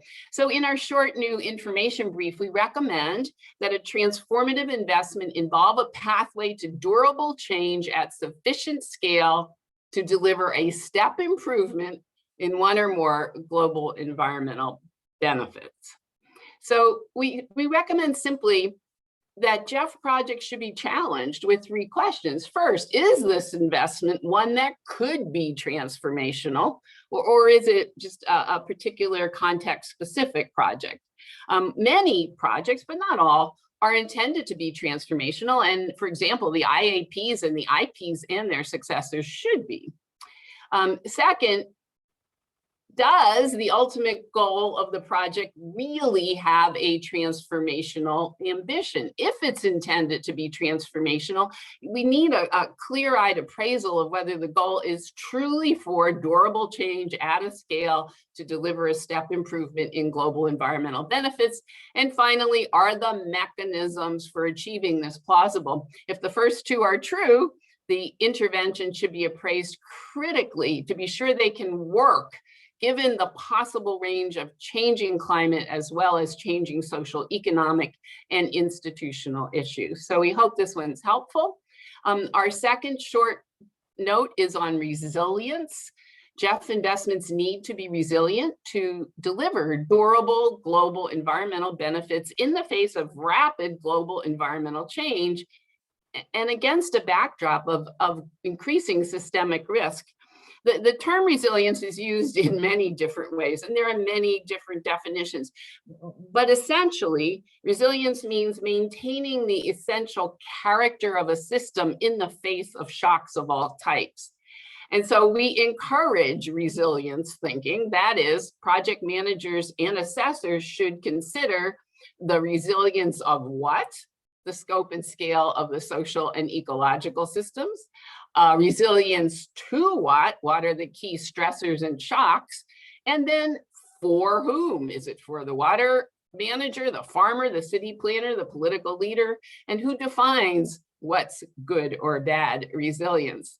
So to do so, STAP recommends that a simple scenario-based approach to future risks can help GEF be resilient. That's not as scary as it might have just sounded.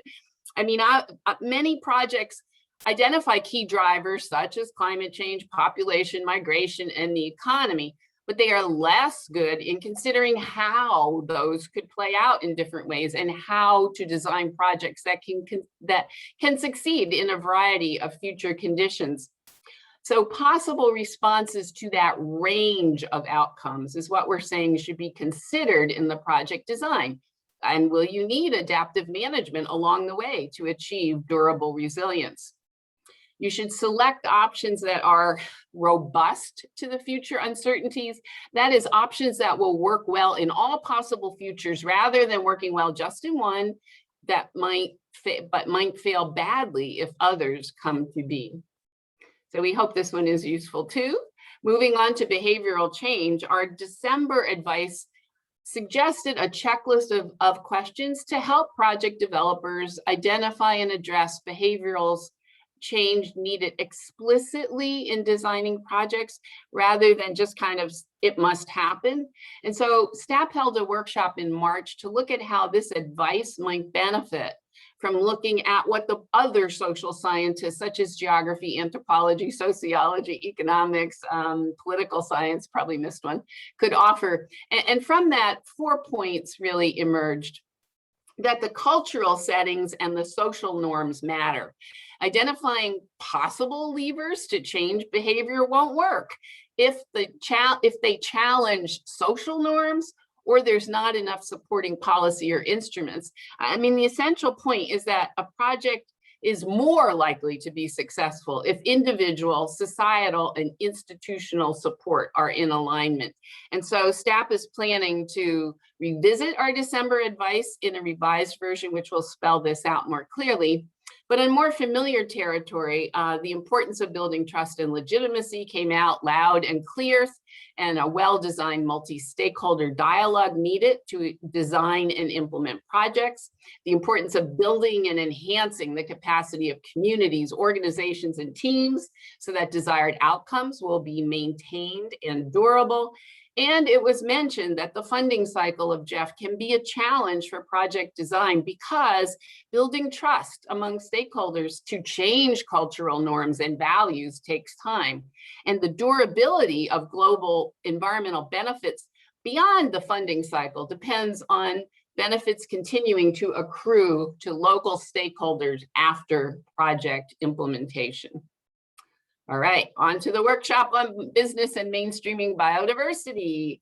Mainstreaming biodiversity is, of course, an important element in the GEF 8 biodiversity focal area and the Convention on Biological Diversity's post-2020 Global Biodiversity Framework.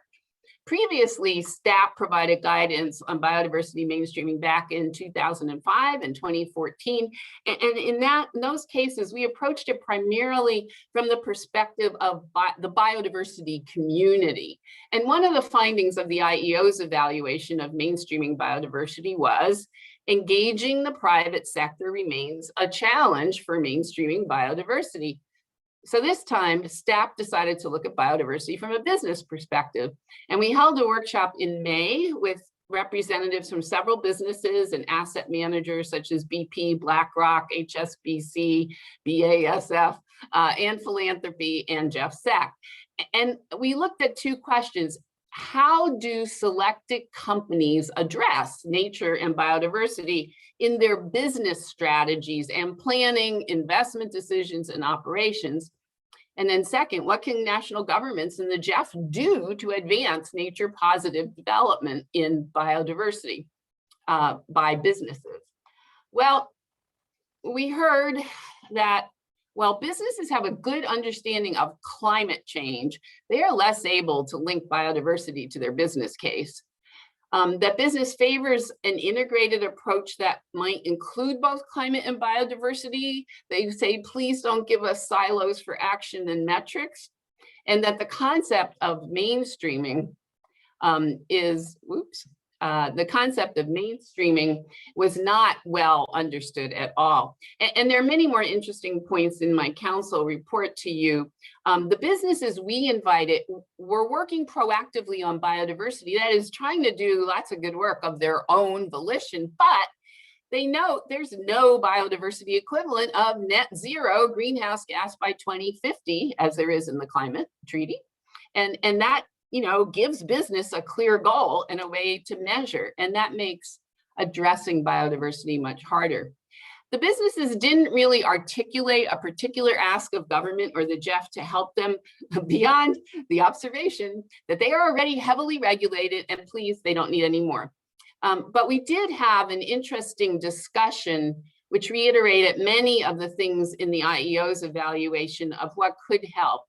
Better policy and institutional coherence by national governments, national capital accounting, and making it clear that biodiversity and healthy ecosystems are investable assets. And so, STAP encourages the promotion of nature-based solutions in both upcoming Conference of the Parties, Biodiversity and Climate, and that can help, as can national capital accounting. So we'll do more work on this issue and come back with some advice to the Council at our next meeting. On to risk appetite and the GEF. So GEF 8 seeks transformational change in a number of global systems that requires greater innovation that is scalable. And I think that's a very important point. And to explore new ways of achieving more impact, which might possibly mean a higher level of failure compared to try and true. And I do want to say, risk is not always a downside. Higher risk might mean higher rewards too. So how could the GEF approach programmatic risk to encourage higher risk, higher reward investments? To discuss this, STAP held a workshop in May with a small group of individuals from businesses, foundations, and the GEF partnership.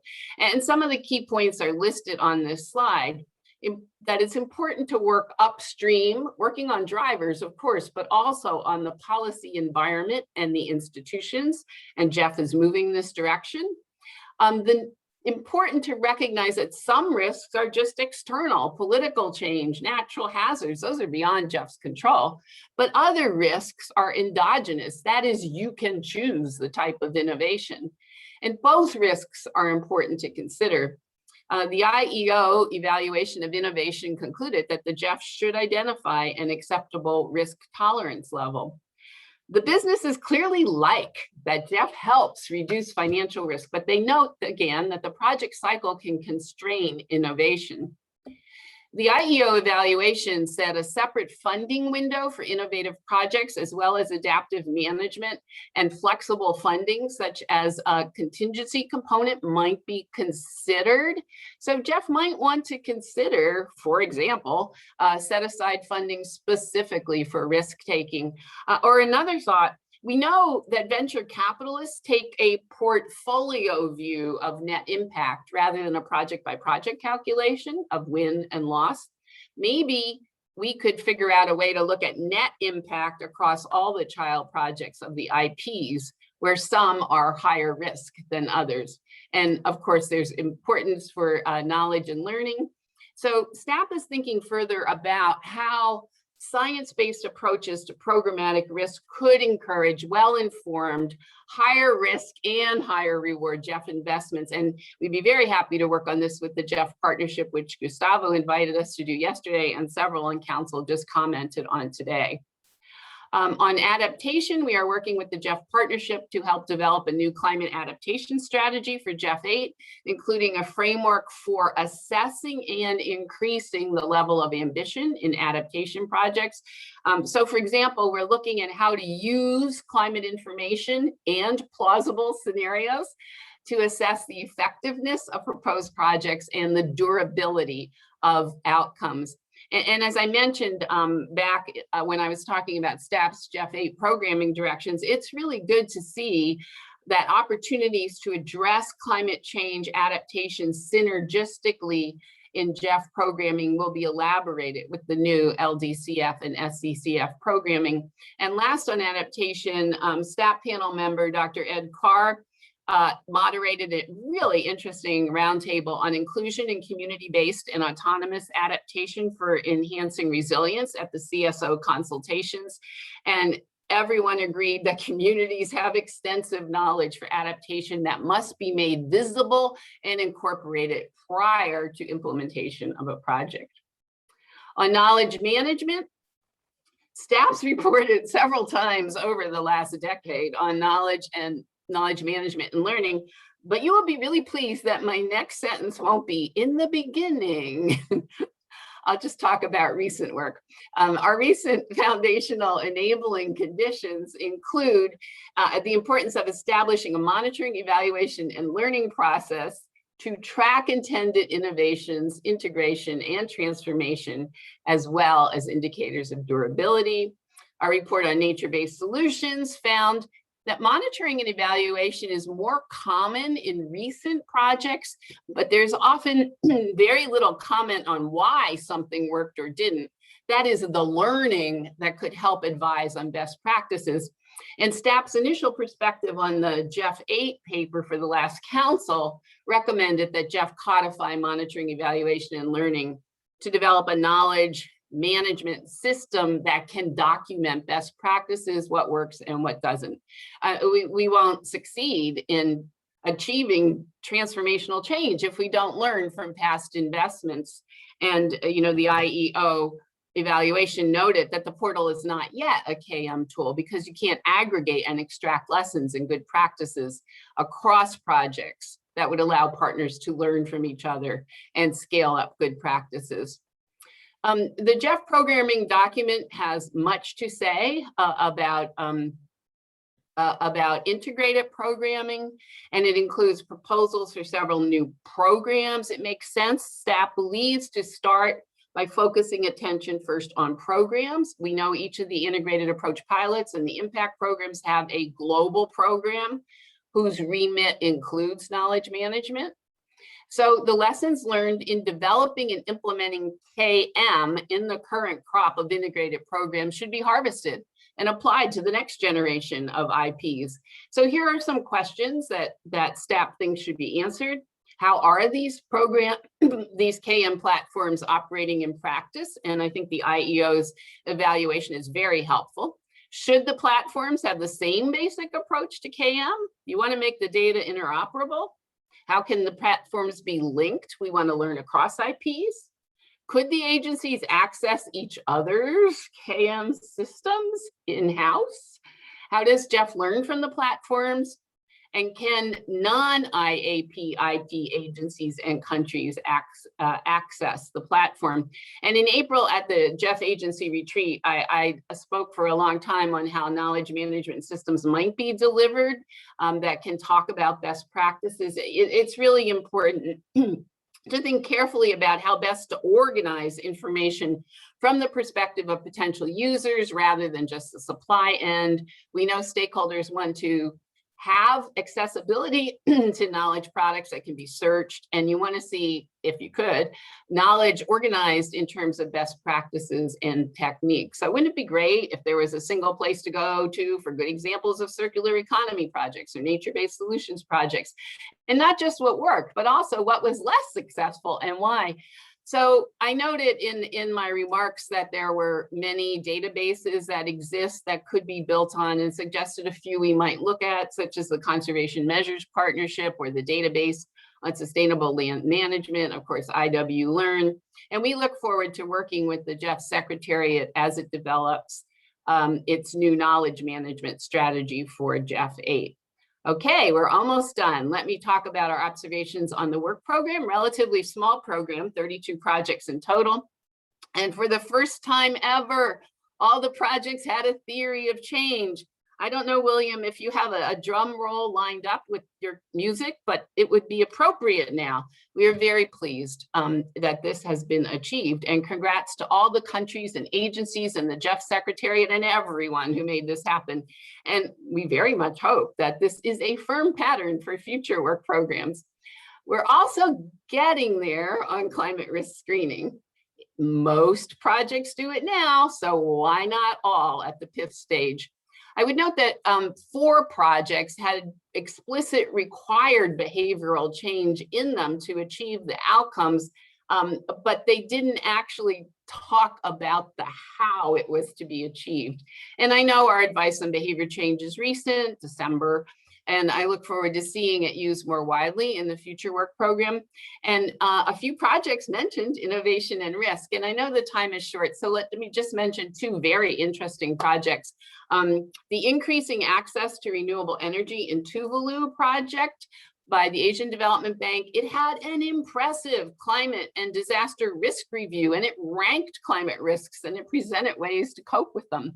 And that same project intends to implement a floating photovoltaic panel solution, which is less than 1% of global installed photovoltaic panels. Good potential for scaling.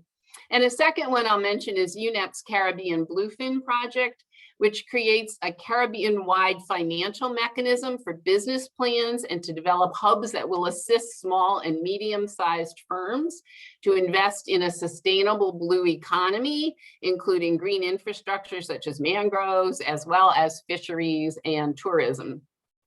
And the future work program. I've mentioned several times some of the future work that STAP is and will be doing, but just to be sure, Council knows what your scientific and technical advisory panel is thinking of. We'll do further work on behavioral change, mainstreaming biodiversity and risk. So we'll update our advice on behavioral change to reflect what we're learning from the social sciences about how changing behavior must include culture, norms, institution. We'll do further work on what business is doing on biodiversity and also what governments can do on natural capital accounting and spatial planning in consultation with our agencies. We're thinking more about how science-based approaches to programmatic risk could encourage higher risk and higher reward GEF investments, working with GEFSEC and looking for best practices from the agencies and countries. We're working with GEFSEC to offer science advice as they're developing new strategies on adaptation and on knowledge management. I think it would be really useful to pull together in a single place the advice we've assembled over the last few years on enabling elements or good design of GEF projects on theory of change, durability, multi-stakeholder dialogue, behavior change, etc. I recited them so many times to you at the December council meeting. We should either turn them into a song, which given the chair's limited talent would be a bad idea. But I think we should put them into a concise document for easy reference. Now that we've compiled advice on circular economy in plastics, food, and mitigation, perhaps we should compile information on that. We certainly want to help agencies and countries think about the range of possible future climate risk and that screening in particular. But also we want to help them think about scenarios or possible futures relative to resilience. The GEF 8 programming document put forward metrics for monitoring and assessing progress in integrated programming, and STAP would be well positioned to help with that. Similarly, the programming directions identified metrics for socioeconomic benefits, for livelihoods, for jobs, for health. Again, GEF agencies may have some best practices to offer.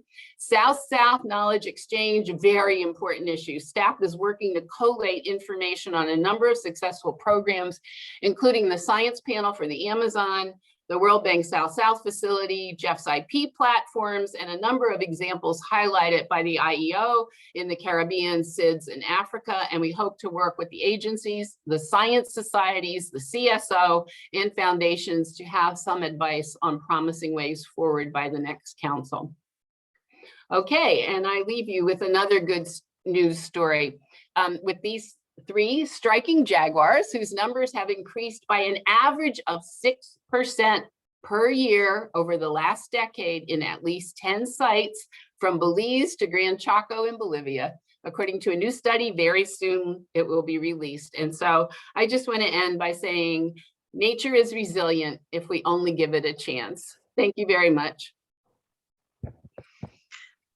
Thank you so much, Rosina, for your updates on the science, economics reports, the STAP's work, and all your questions and recommendations to the council. You represent a very important and impressive link between science and our operational work. So thank you to you and your team for that. Now I will open the floor for questions and comments. And may I ask you, William, to announce the list of speakers? Thank you.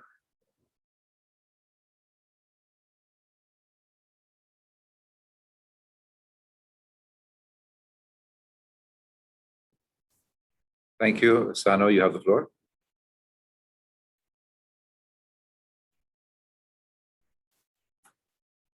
Thank you very much.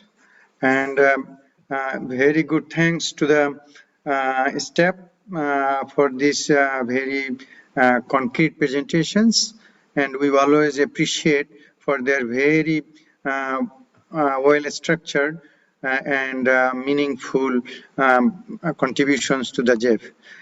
Pointing to the findings from the World Economic Forum, it talks about the second point is about the climate action failed that we always highlight, and then as a result we are experiencing globally that the increasing the level of climatic events. So my question to staff on this particular issue is, what is your new recommendation to the GEF that you didn't do before to address this issue?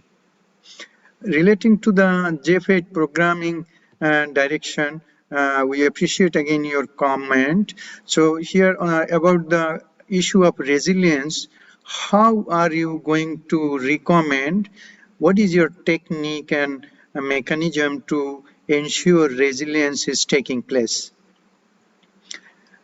Next is about the future work program. So your climate risk in screening issues, do you aim to quantify the risk and qualify, or how? What is your approaches to address this one? Thank you so much. Thank you very much. Gabriela, followed by Stephanie. Gabriela, you have the floor. Thank you, William, and thank you, Rosina, for your very lively presentation and engagement. We always can tell how positive and engaged you are on the topic. We appreciate the clarity and relevance of the staff chair's reports to the council and of the related staff documents, notably the report about the March workshops on behavioral change and the information brief on achieving transformation through GEF investments. We appreciate the staff's efforts to translate scientific knowledge into practically relevant insights for projects design, both with regard to transformation and behavioral change. These are key for sustainability in our view. It becomes clear that on both issues, the fostering of multi-stakeholder processes is the key methodology to translate the insights into practical operational reality. The strengthening of multi-stakeholder processes is thus a clear prerequisite for GEF 8, and we would like to ask the Secretariat to enhance concrete steps in this regard. And then just in response to two elements you mentioned in your presentation, the net zero, which is missing in biodiversity, have the workshop participants or you as scientists, any ideas of a possible alternative in the biodiversity space to net zero? Do you have any ideas that you could share with us? There are discussions ongoing in the CBD around this, but it would be interesting to hear your view. With that, I will end. Thank you so much. Thank you, Stephanie, followed by Rob.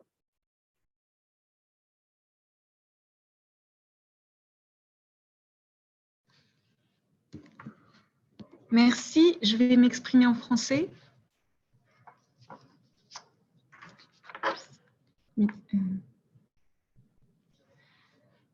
Merci beaucoup pour cette présentation et merci encore pour le travail du STAP et de tous ses membres.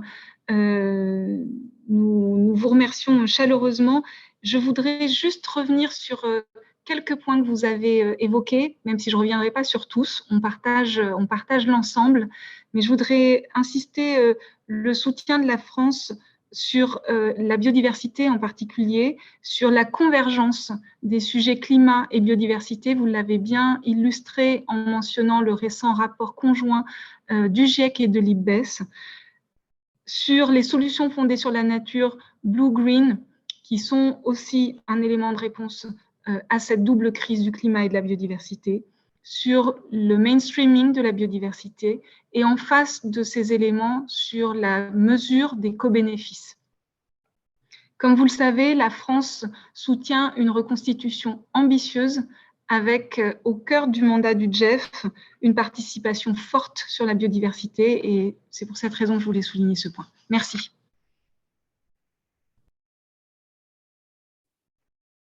Thank you. Next speaker is Rob, followed by Carlos Manuel. Rob, you have the floor. Thank you. And thank you, Rosina, for your very lively and comprehensive presentation. I always enjoy them so much. And I also really, just as an aside, really enjoy the species that you highlight. I was especially excited to hear about the jaguars. We supported a project in Central America to identify biological corridors for jaguars. So I was really excited to hear that there's been an increase in jaguar populations recently, because that's the outcome we were looking for with our project. So as always, we appreciate the thoughtful approach the staff takes to ensuring GEF interventions are grounded in sound science and welcome these 3 documents. We especially would like to comment on the circular economy and climate mitigation document. As circularity continues to mature from academic concept to policy and implementation, we think the GEF can play an important role to ensure that clear links are made between enhanced circularity of resource flows and existing MEA obligations. In that light, we particularly appreciate the staff's compendium of evidence that circular economy interventions can help mitigate climate emissions through interventions that reduce resource flows in food and fiber systems, as well as renewable energy, transport, textiles, and construction. As illustrated in the STAT paper, there exists a diverse set of economies, resource flows, and sectors that would benefit from greater circularity, and which will require a corresponding diverse set of policy changes and implementation approaches to get there. To that end, we think it might be more helpful to use language related to circular economy approaches. And Rosina, I noticed that's the language you actually used in the presentation, or interventions that language related to this, or interventions, over interventions than language related to the circular economy, which suggests there's only one single potentially global circular economy to work on, instead of this multitude of interrelated areas in which interventions can and should be made. We believe the STAP and the GEF should become important leaders in developing ways to track and report the co-benefits of circularity, particularly of climate. And we look forward to seeing how this develops. Thank you very much. Over. Thank you. Carlos Manuel, followed by Elias. Carlos Manuel. Thank you, William, and thanks, Rosina, for the great presentation. You always know how to get my attention by bringing Costa Rican biodiversity in your presentation. And this is a good opportunity to reinforce a couple of things. You brought the thorn bog. That's a thorn bog from the highlands, cloud forests of Costa Rica. And indeed, climate change is becoming the main source of biodiversity loss. It's becoming, still humans are the main reasons. But let me give you an example. That bog lives around 2,500 meters, where never before we have seen ants at that altitude. Because of climate change, ants are expanding their range and they are getting into new ecosystems which are not prepared to live with ants. The thorn bugs and other bugs are going to struggle a lot as climate change continue to make more species go up into the mountains, and many species are being threatened. The other thing that was very interesting that I wanted to share with you, Rosina, is that IPBES told us that if we continue business as usual, we may lose 100 million species in the next decade. And we Costa Rican, we strongly believe that IPBES is wrong in their statement. We are not going to lose 1 million species. We're going to lose 10 million species because we still are far from understanding the amount of species of particularly inbred invertebrates in the planet. New technologies like DNA barcoding are explaining us that there are way more species than what we previously knew. And the traditional taxonomic approach of an expert doing the taxonomic analysis is not enough to really understand the high diversity of a species. In Costa Rica, we are doing the all taxa inventory through the DNA barcoding system. And it's telling us that we in Costa Rica have 10 times more species of animals, particularly invertebrates, than we previously thought. So I believe it will be the same thing at the global level. Mainstreaming biodiversity and the example that you brought of a joint meeting and a publication, IPBES and IPCC, is a great example of the need to fully integrate everybody, not just at the convention levels and in terms of more policy coherence at the country level through their national planning and development policy, but as it has been a topic of interest as well here at the GEF with our integrated approaches.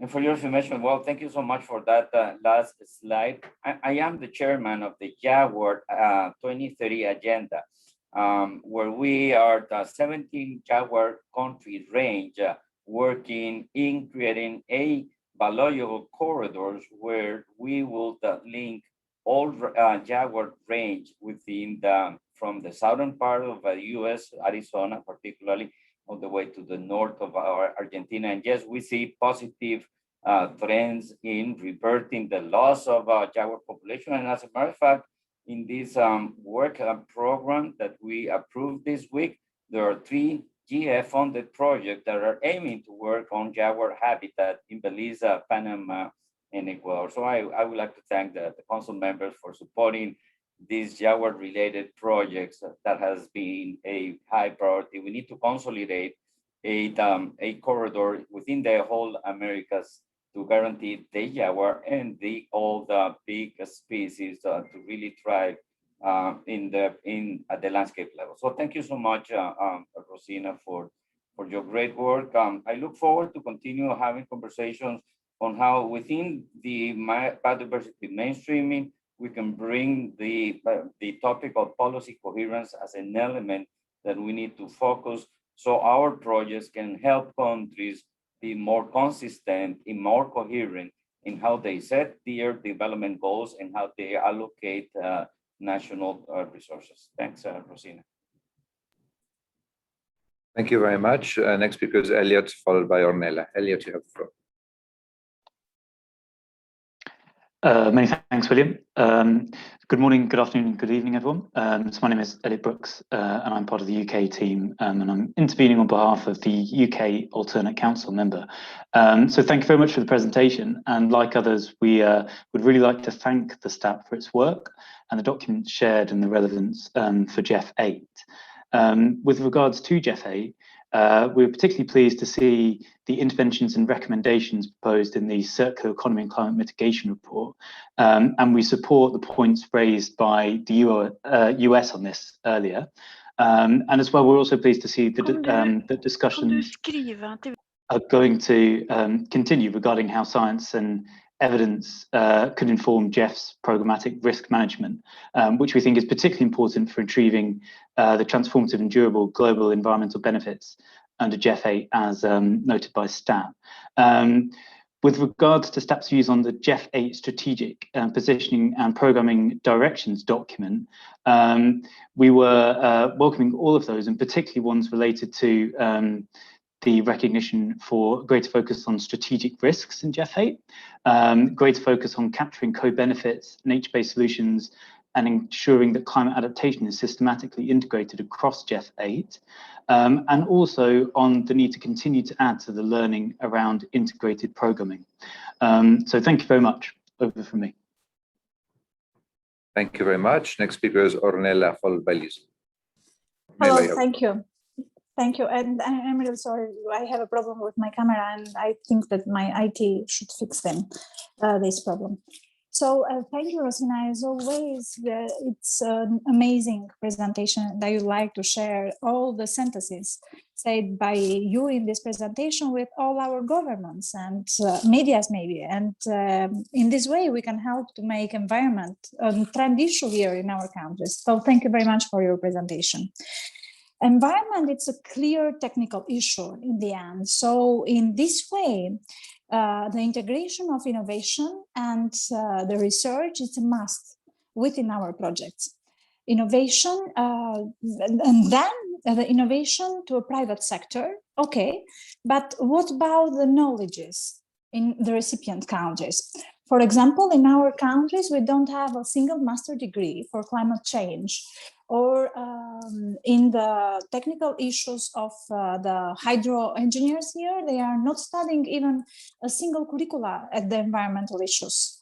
So in this way, maybe we should help with your presentation and the knowledge is coming from your work into our projects for involving the universities.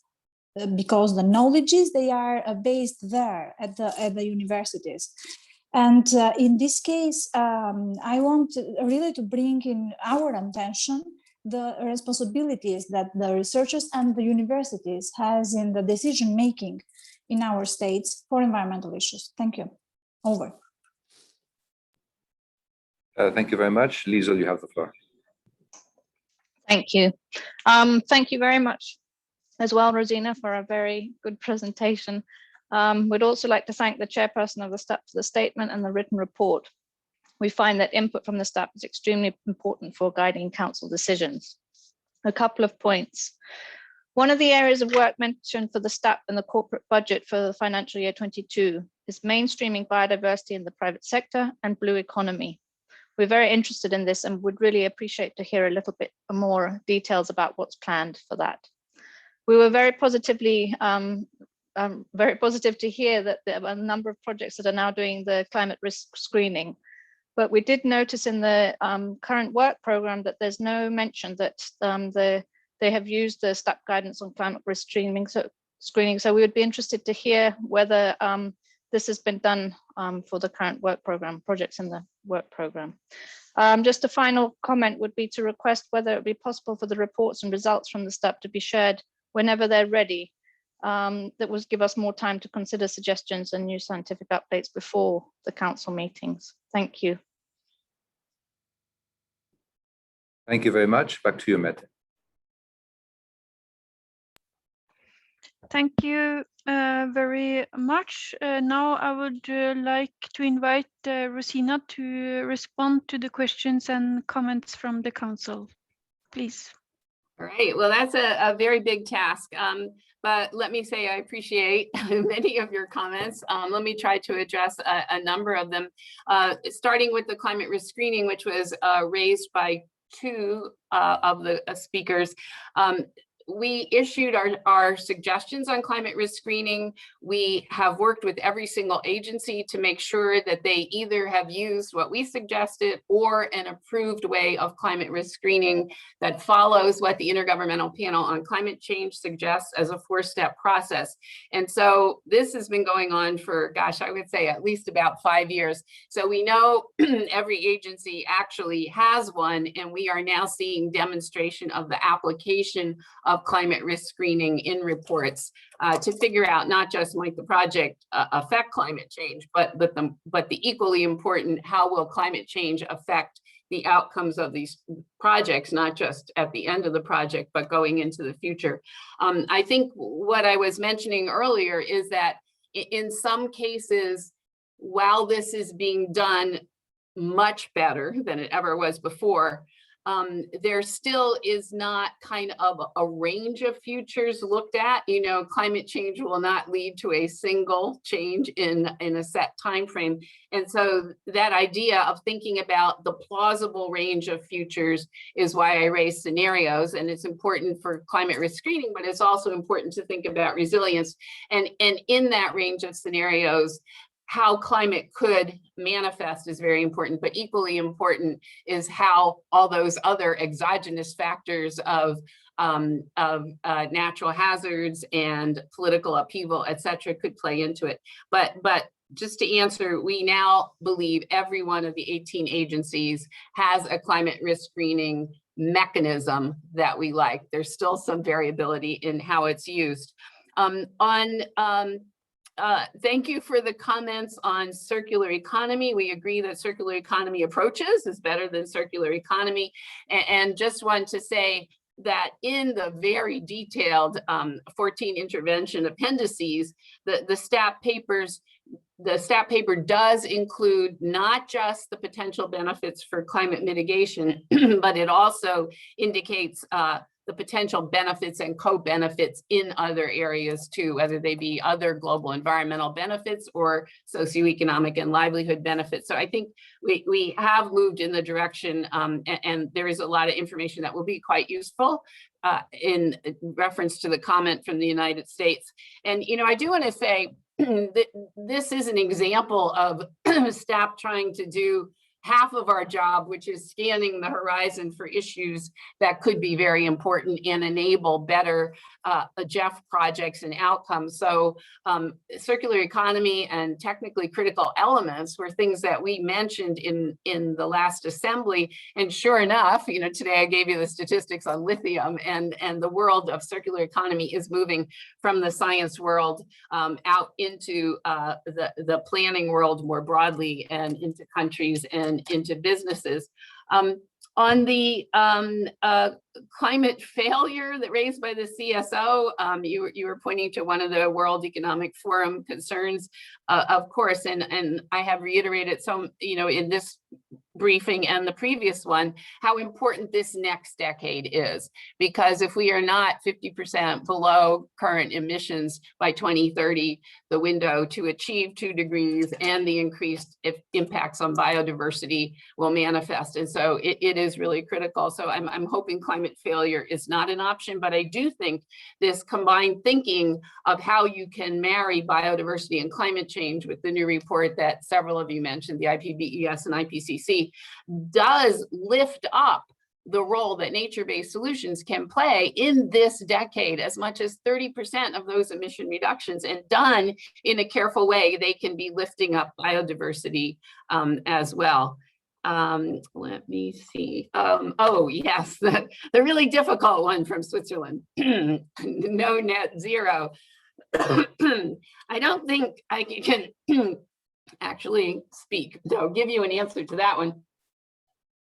But what I would say is, you know, we're thinking of things along the lines of land degradation neutrality, which is a way to try to think about loss of land and how one thinks about the boundaries of that, so there's no leakage, if you will, that you've reduced, you have no land degradation neutrality in one area, but you have a whole lot in the other. And so it's really important. You know, some people talk about biodiversity equivalent of net zero as no net loss. Well, that's really hard because we don't really have a good baseline. And of course, it's really probably regionally specific. But all that being said, I think that new ocean report that I showed you by Sala et al., I think there's something like 30 authors on that, you know, describing where areas of the ocean could protect the most biodiversity is a really important start. And we have some efforts like that on what landscapes will be most important. But your point remains very well taken. The science community and the practitioner community, and I know, as you said, CBD is working on this, need to come up with a way to describe how we could monitor and measure biodiversity loss against some baseline. But I do think the two elements that are absolutely critical to this are what we heard from the business community. One, that we have to argue that these are investable assets, and linking the ability of businesses to track carbon dioxide emission reductions and other greenhouse gas reductions and tracking their impacts on biodiversity simultaneously, I think is a really important step forward. And of course, national capital accounting would begin to incorporate this. And I think this is really critical to move forward on. And so to the question of what next, with business and biodiversity mainstreaming, we think we got some really interesting insights there. And we want to continue to work with the community to see where we can take that by the next meeting. I don't know that I can tell you exactly what we're going to do. Every one of the businesses that we worked with is coming back with some additional ideas. It may mean some more convenings. It may mean commissioning some papers to support more convenings. But I think, we want to be very clear that we want to think more about biodiversity mainstreaming, business sector, making these investable assets, and working with that community to try to find a set of options that work. And again, knowing what the CBD is doing will be very important. On the education point from Albania, absolutely. I mean, I've been a professor at 2 universities now, and I've taught for some 20 years. The students desperately want to marry science and practice, and our academic institutions have to help do that better. Just one example, the nature-based solutions paper that we produced for you, I managed to involve 4 students in 2 different universities, so 8 altogether, who learned how to read PIFs and midterm evaluations and terminal evaluations, and look for climate risk screening, and look for stakeholder engagement, and look for nature-based solutions. And they loved it. And there's so much work like this that GEF could enable. And I believe exactly that the academic institution connections are really important, and the practitioner academic world connections is what STAP seeks to try to improve. And every one of our STAP panel members, is actually deep in a particular area, but also much broader. And all of us are trying to advance the academic approaches. So thank you for that. I must say, everything from the Youth Climate Summit of a couple years ago to the incredible call for action from those who are only 25% of the world's population now, but 100% of the future. It gives me hope that we can solve these crises, and we absolutely need to entrain them early. So with that, I see I've exhausted my time. I hope I have answered most of your questions. Thanks. Thank you so much, Rosina. I think you have, so thank you very much for that. And also thank you to you and your team for all your work. It's always very inspirational to have you on the GEF Council's agenda. So thank you so much. Then we close this agenda item, and I will hand it over to my co-chair to take agenda item 14. Carlos Manuel, please. Okay. Thank you so much, Mete. And now we go over to agenda item 14, which is the GEF business plan and corporate budget for fiscal year 22. I would like to invite Peter Lalas to introduce a document GEF/C60/03 that reports on the execution of fiscal year 21 administrative budget approved by Council and set out the fiscal year 22 administrative budget request of the Secretariat. It presents the GEF business plan for the, as I said, fiscal year 22 budget to request to cover expenses of the central GEF entities of the activities under the GEF Trust Fund, which will be the Secretariat, the Scientific and Technical Advisory Panel, and the Trustee. It also includes budgets requests for the Secretariat and the Trustee for their activities under the Nagoya Protocol Implementation Fund and CBIT. Peter, thank you for joining us. The floor is yours. Thank you. Thank you very much, Mr. Co-Chair, and hello, everyone. It is my pleasure to introduce the GEF business plan and corporate budget for FY22. This document presents the combined FY22 budget request for the projected administrative expenses of the Secretariat, staff, and the trustee. The budget request for the Secretariat is designed to enable delivery of the three main pillars of the business plan set out in the document. These include continued strong implementation of the GEF 7 programming and policy agenda, support for the GEF 8 replenishment discussions, and continued action to address the risks and needs presented by COVID-19. The request keeps us well within the GEF 7 budget envelope for the Secretariat of $103.5 million over 4 years, agreed as part of the GEF 7 replenishment. As explained in the document, the requested budget provides for certain additional work needs in the coming fiscal year that don't come up every year. These include the upcoming compliance review of all 18 GEF partner agencies with GEF policies, which happens once per replenishment, support for the final phase of the replenishment negotiations themselves and laying the groundwork for a fast start to GEF 8, implementation of the newly developed and agreed private sector engagement strategy, and the continued response to the risks and needs presented by the COVID-19 pandemic.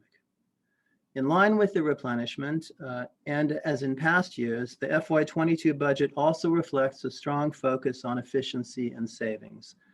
This includes efficiency factors for travel and consultants adopted in the World Bank Capital Package negotiations, and it also reflects the fact that we have actually had some significant underruns in FY21 due to the prolonged impacts of COVID-19, including essentially a halt on travel and in-person meetings throughout this year, including meetings of council which are being held virtually.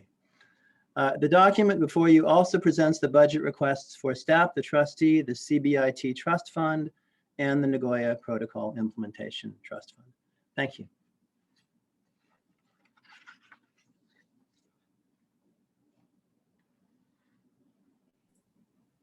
Thanks, Peter. With this, I will now open the floor to questions and comments from council members. As usual, William, our secretary, will help us announcing the list of speakers. Over to you, William. Thank you very much. Marta, you have the floor.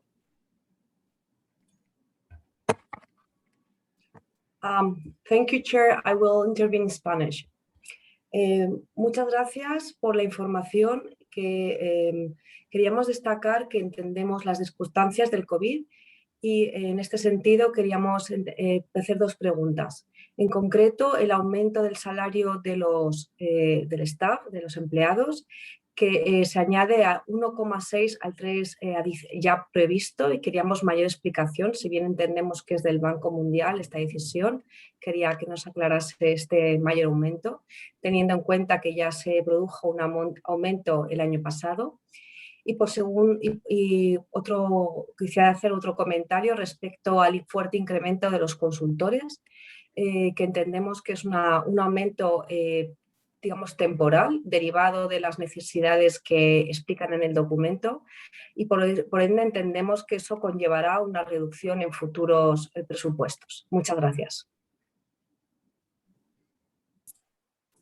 Muchas gracias. Tanya, you have the floor, followed by Renato.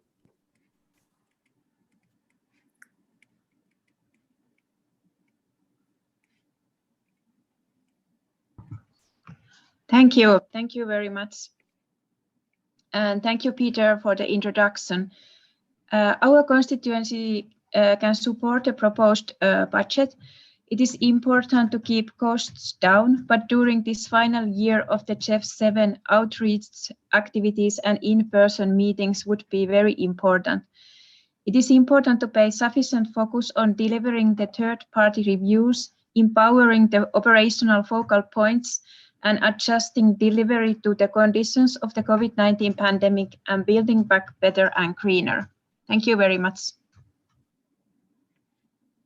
Thank you. Renato, you have the floor, followed by Lauren. Thank you, William, and thank you for the presentation of the budget. we just like to, for the sake of transparency, we would like to ask for clarification regarding the purpose of the 5.2% increase in the Secretariat budget for the fiscal year of 2022. Since there has been a decrease of 0.3% of the current fiscal year compared to the previous fiscal year due to the effects of COVID-19. It might not be clear the reason for having this increase during this pandemic period. Thank you, back to you. Thank you very much. Lauren, followed by Ben. Lauren, you have the floor. Thank you very much. I will be making this intervention on behalf of the constituency from Denmark, Latvia, and Lithuania. We thank you for the business plan and the corporate budget for FY22. We realize that there are a lot of underruns for the budget for FY21, and we would like to know how these funds are going to be reallocated. If they're going to be reallocated, are they going to be reprogrammed, for example? We note also that for FY22, there's an important increase in the budget for the use of consultants due to resource gaps in the Secretariat. We would like to know what skills are currently missing in the Secretariat and how you plan on filling these gaps under GEF 8. And also, have you assessed the consequences of using consultants instead of staff in the Secretariat? And finally, in FY22, this is a question addressed to the trustee. We realize that the trustee is planning on revising and updating the financial procedure agreements, which are between the trustee, the World Bank as trustee for the GEF, and the agencies. Could the trustee provide some more information on what this revision and update would entail? Is this related, for example, to new policies adopted by the GEF, such as the updated fiduciary standards? Thank you very much. Thank you. Ben, followed by Cordula. Ben, you have the floor. Thanks, William, and thanks, Peter, for the brief presentation and the document. As mentioned by others, we're sort of conscious of the implications of COVID in terms of going forward. We also recognise that obviously there's a certain level of uncertainty going forward, and just it'd be useful to get confirmation that if, for example, you then have underruns in the next budget, FY22, that those funds then get returned to the trust fund. By assumption, that's what happens. Like others, we also noted the significant increase in consultancy fees. I think the document explains that pretty well in terms of the reasons for that, but I also think that the point from Norway just now in terms of thinking about implications for skills missing in the Secretariat for GEF 8 is a good one, so I think we'd support that. And finally, just also note that, again, given the recognition that the pandemic has limited travel and there's reasons for not getting on planes and trains, and there's been an increased use of digital work. So, for example, yesterday I think it was about 260 plus people in the meeting. Today was about 280 plus people in this meeting. So it's useful to consider what the implications are going forward as part of a green resilient recovery. Thanks. Thank you very much. Cordula, followed by Yoshitomo. Cordula, you have the floor. We don't have any specific points. We would just like to take this occasion to welcome the detailed presentation of the administrative budget for financial year 22, and like to thank the Secretariat, the staff, and the trustee for their efforts despite this challenging year due to COVID-19, and that we are ready to endorse the proposed budget as requested. Thank you. Thank you very much, Yoshitomo, followed by Stephanie. Yoshitomo, you have the floor. Thanks, William, and thanks, Peter, and CEO Carlos for introduction of this agenda. Firstly, as with the case for FY21, we welcome that the proposed budget for FY22 is within the total envelope as agreed in the GEF 7 replenishment negotiations.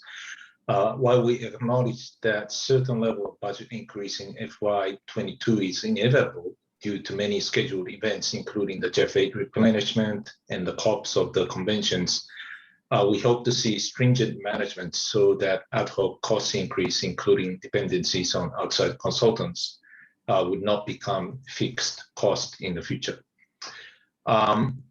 If there were any efforts during the COVID-19 pandemic that led to cost savings without negative implication on the operations of the Secretariat, or any works done by the implementing agencies, we would like to see such effort to continue even after the lifting of the travel restriction.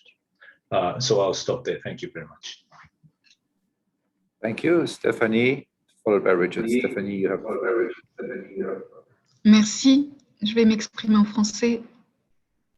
Nous approuvons le budget, mais nous souhaitons également souligner qu'il faut rester vigilant sur les évolutions de rémunération au sein du secrétariat et sur la hausse des frais de consultance qui ne peuvent répondre qu'à des problématiques conjoncturelles et ponctuelles. Merci. Thank you very much. Richard, followed by Gabriela. Richard, you have the floor.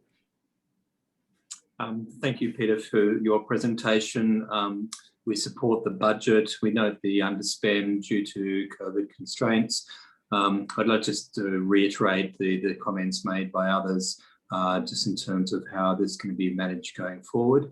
And my question is what assumptions you've made in terms of returning to some form of normality in terms of travel, when that would happen, the associated costs, and along with the question from the UK, what savings can be realised through different cost savings through virtual meetings, and how that would be framed in terms of the broader operation of the Secretariat.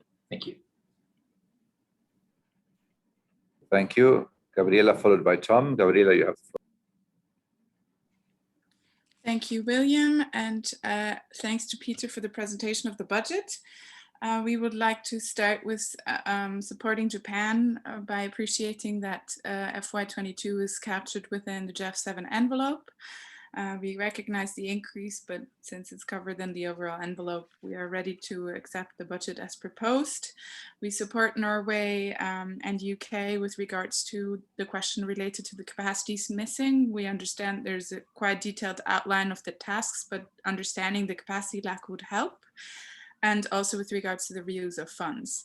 And then I think also UK and some others, also just now Australia mentioned it, the implications linked to new working modalities that we have professionalized in now over the past 2 years as a positive side of the pandemic, how that will, you think, will imply the future work of the Secretariat.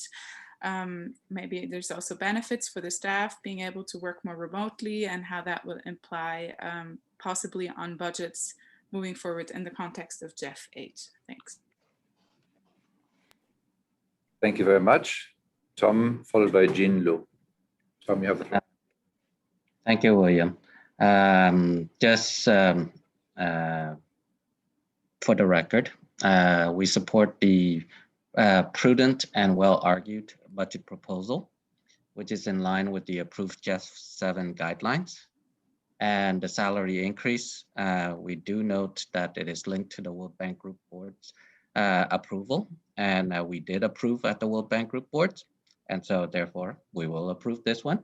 All of the comments about stringent management and prudence and all of that, given the track record to date and also the proposal in front of us, I'm sure that you'll do it. The idea of learning the lessons of GEF Council and how we have been working during the pandemic seems to suggest that maybe in the future we will have more virtual council meetings. At least that's what I read between the lines of the comments from my colleagues. And so if that is the case, there will be more fiscal prudence for GEF 8. Thank you. Thank you very much.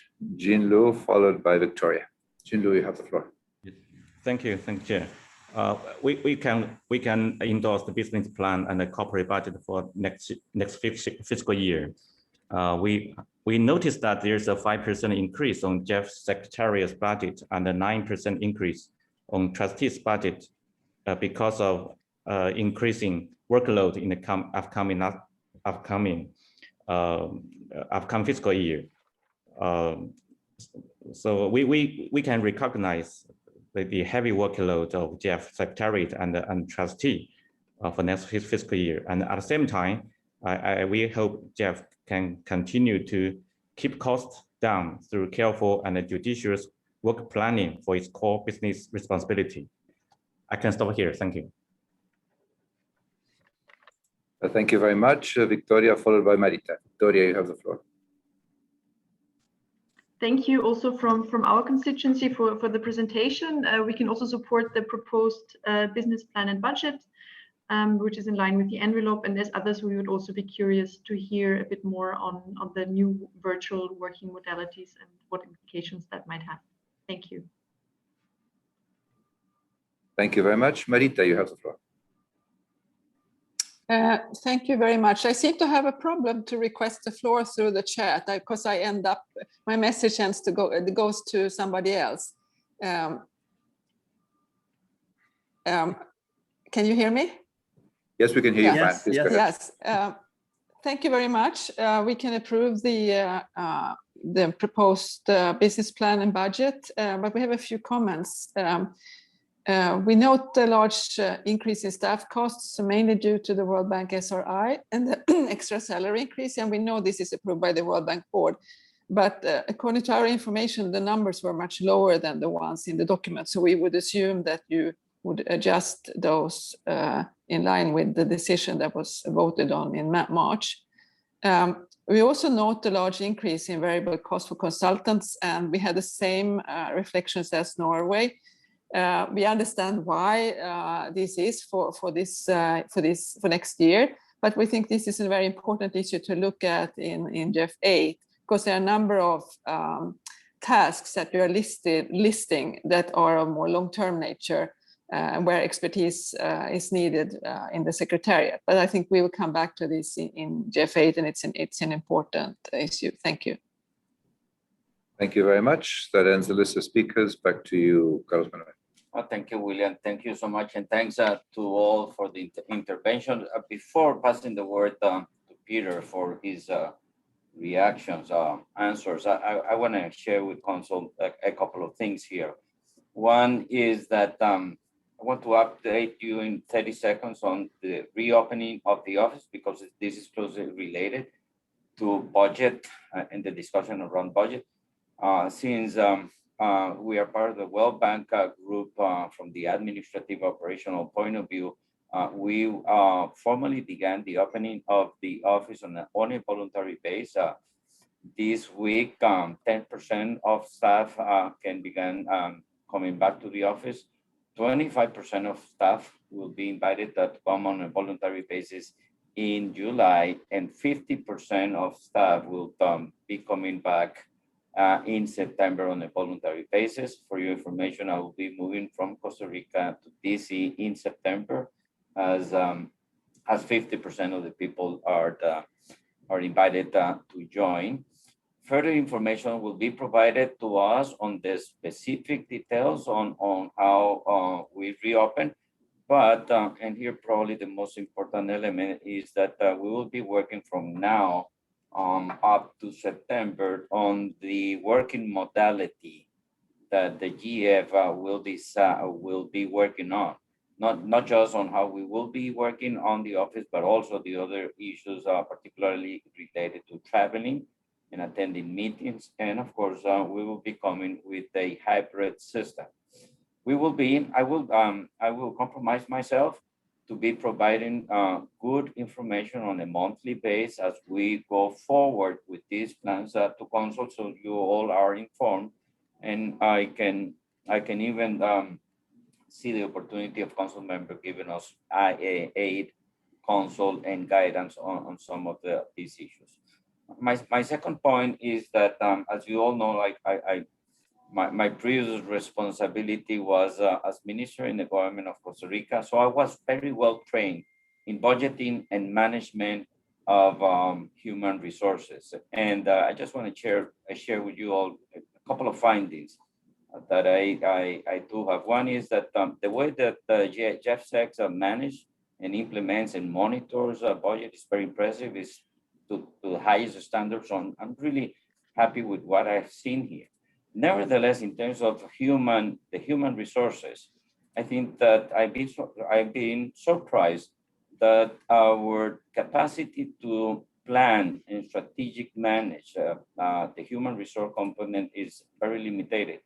it is evident that there is an acute and chronic workload balance in our personnel. So I will be generating some very basic research on our human resources, capacities, and needs, understanding what I call an acute and chronic workload balance, and be able to determine in the context of the GEF 8, what are the human resources needs for the GF, so I can begin doing my managerial work with regards to human resource, because I've been surprised that there is not much in terms of the strategic management, monitoring, and follow-up with regards to the right balance within the human resources and the overall responsibilities that we have at the GEF set. So I will be working on that, and most probably I will be presenting an agenda item to Council for consideration regarding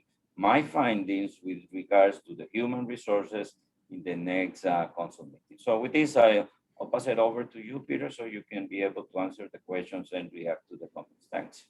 Sure. Very good. Thank you. Thank you very much, Carlos Manuel. Thanks very much to everyone we really appreciate the comments and the questions, and also the support that you indicated. Let me seek to respond to each of the questions and the comments, supplementing what Carlos Manuel has just said.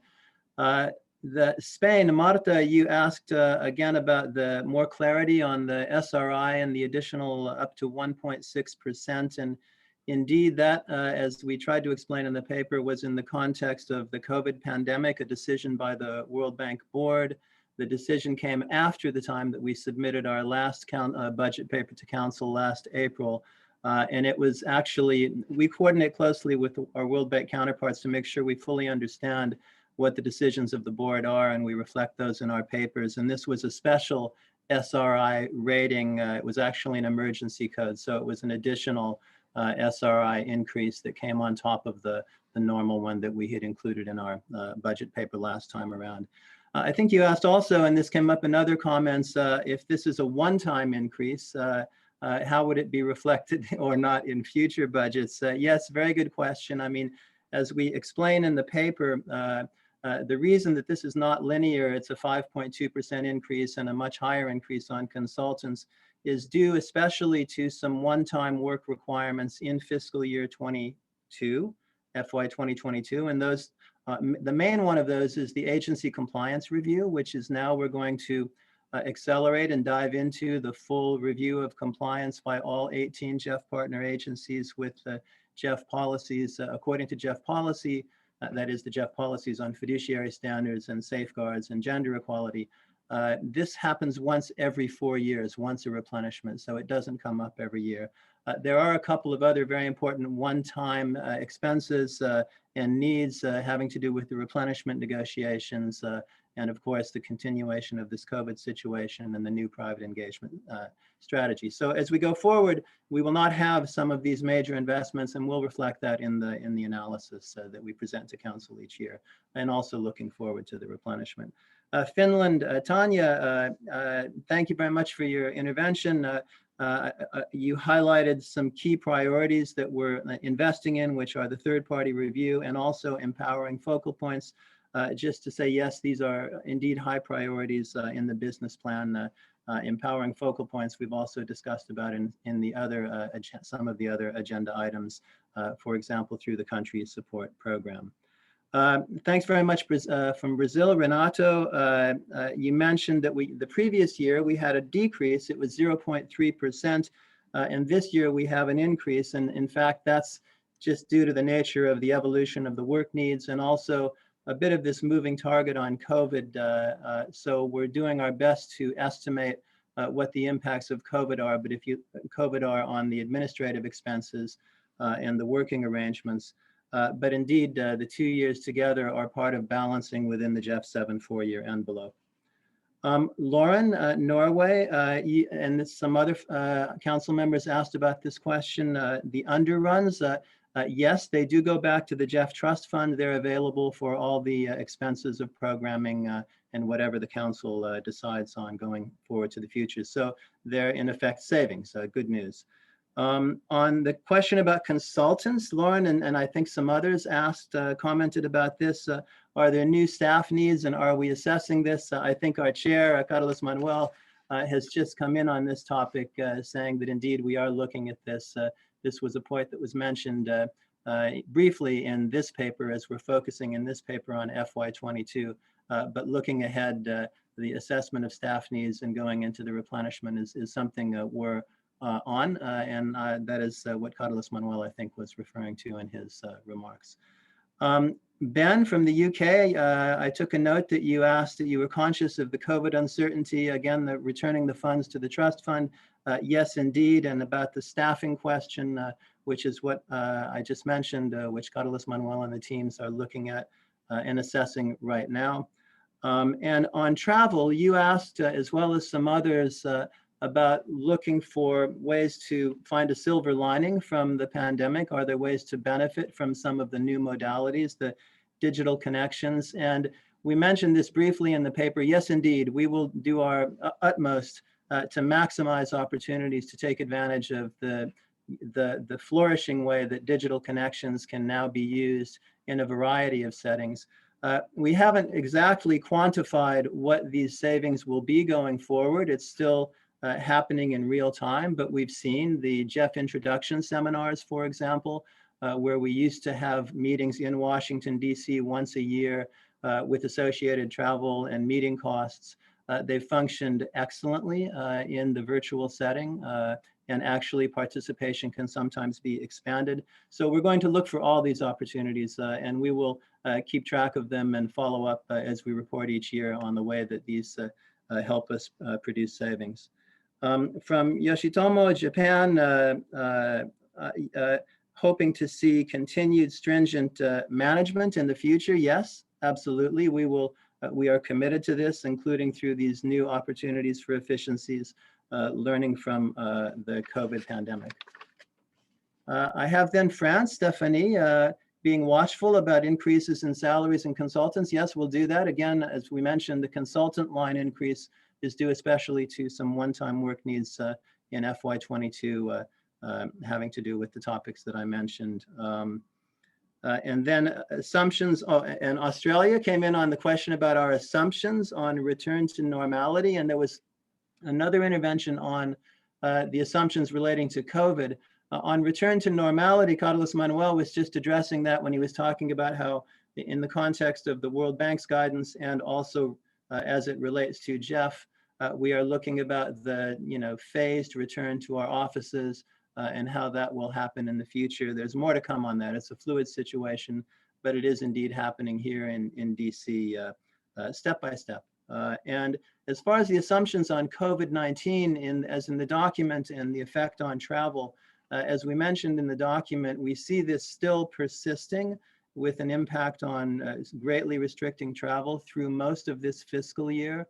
We'll see the COPs are, of course, in discussions. I know the Biodiversity COP, and we're going to be hearing soon, I think, about whether these will, about how these will be conducted and the timing. And so but we're making a conservative assumption here. If there are savings, dependent that it goes on longer, then we will do as we've done this year. These savings come back into the trust fund.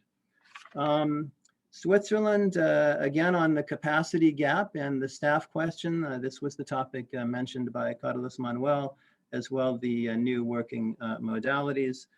Canada, thank you as well very much for your intervention. We will indeed work carefully to be prudent and manage the budget well and find maximum ways for efficiencies in the future, learning from digital connections and other opportunities. Victoria, Austria, China, Jinlu, thank you very much for your interventions. Just to say we are again on the working modalities, we are in dialogue with the World Bank and our counterparts in light of the GEF situation. Marita asked again about the SRI, was it really this high? Just to say again, we do check carefully and we double checked coming in with our counterparts at the World Bank to make sure we have the updated information on SRI. Every time that we submit a budget paper, in April or May, it is based on our best estimate of what the World Bank board will decide. And so then we follow up each year to confirm those numbers. I think that covers everything. Just to thank you again very much for the questions and comments. We really appreciate it. Well, thank you so much, Peter, for that. And having completed the discussion of this agenda item, I would like to invite Council to adopt the draft decision that is included in document GEF/C 60/03. I see no objections to the proposal. Decision approved.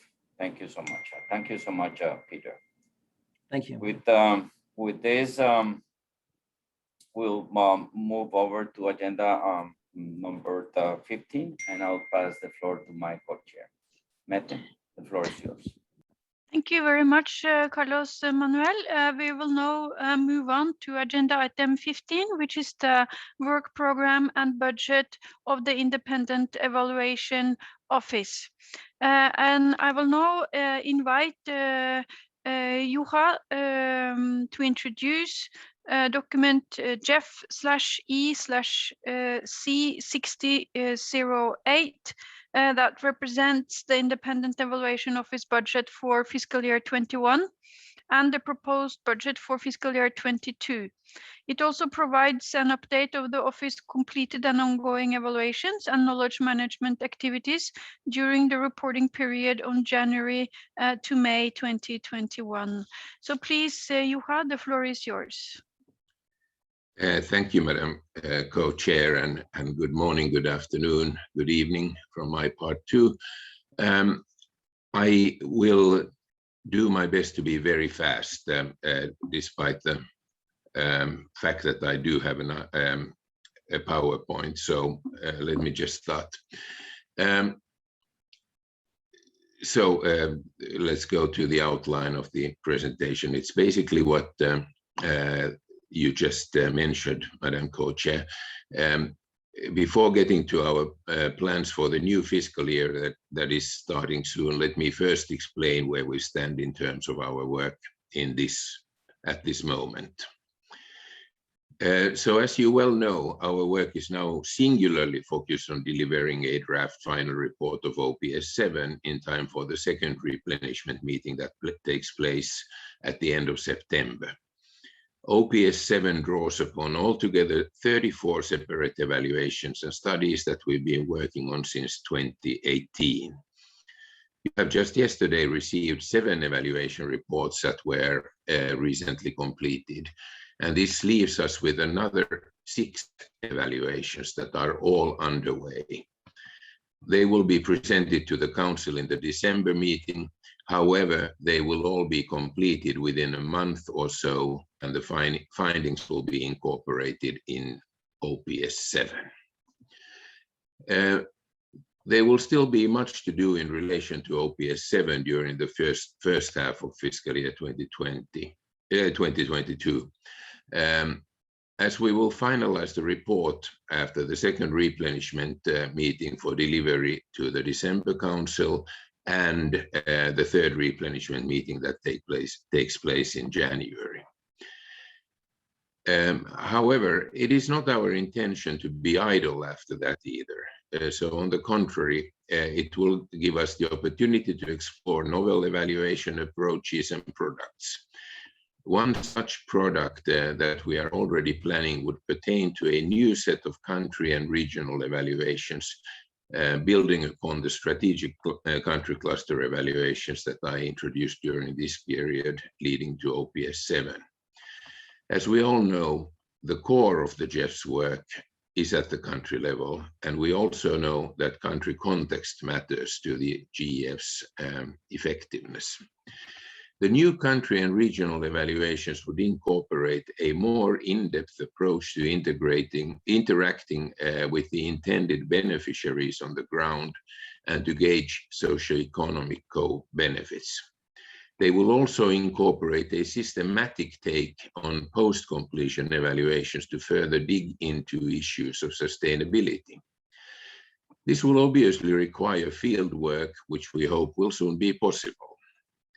Our initial plan is to test and further develop this approach in the Mekong Basin, where the GEF has a significant long-term presence. Another important aspect of our work in FY22 will involve the dissemination of the findings of OPS7, as well as the methodological innovations contained in it. I firmly believe that this will benefit the GEF as a whole by making the achievements, as verified by independent evaluation, better known, and the lessons from its past operations can inform environmental policy and programming more widely. As you hopefully have seen on our website, we have launched new products such as the IEO Learning Series. Our website has been thoroughly revamped recently, and I hope it now functions much better as a knowledge repository and resource.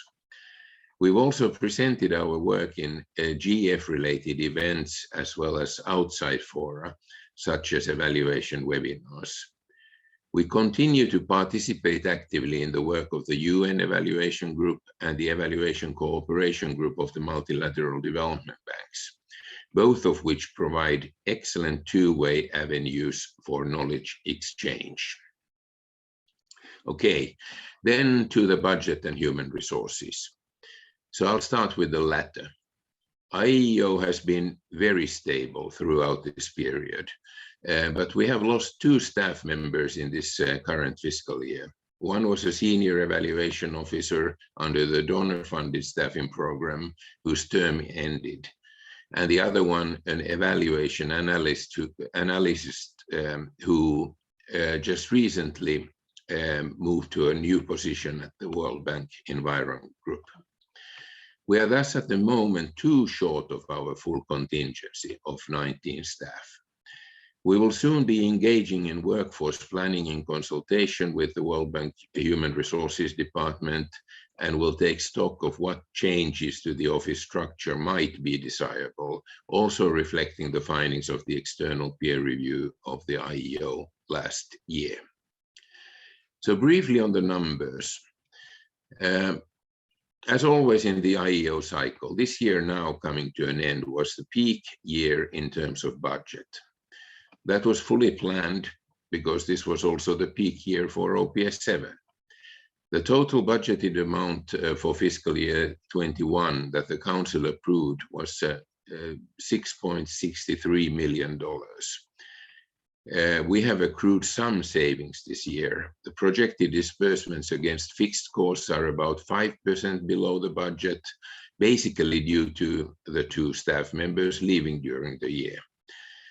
In addition, we have had savings attributable to the reduced, well, really non-existent travel due to the pandemic. The disbursements against the multi-annual evaluation budget are projected to be 82% of the budgeted amount. These latter savings will be rolled over to the fiscal year 22 budget to allow us to complete the ongoing evaluations and to start some new work. So going forward, the IEO is requesting a budget for FY22 to the amount of 6.046 million. This incorporates the projected increases in staff cost based on the World Bank salary rate increase, which obviously is beyond our control, as has been discussed just in the previous session.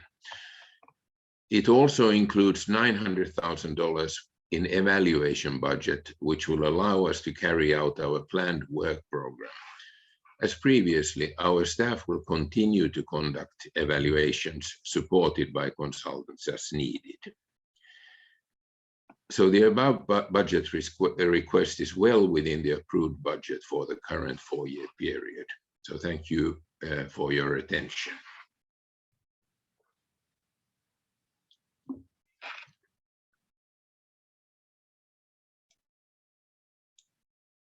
Okay, I'm done.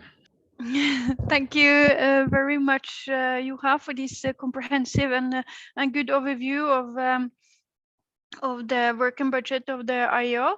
I would now like to open the floor for the council members for questions and comments. May I ask you, William, to manage the list of speakers? Thank you.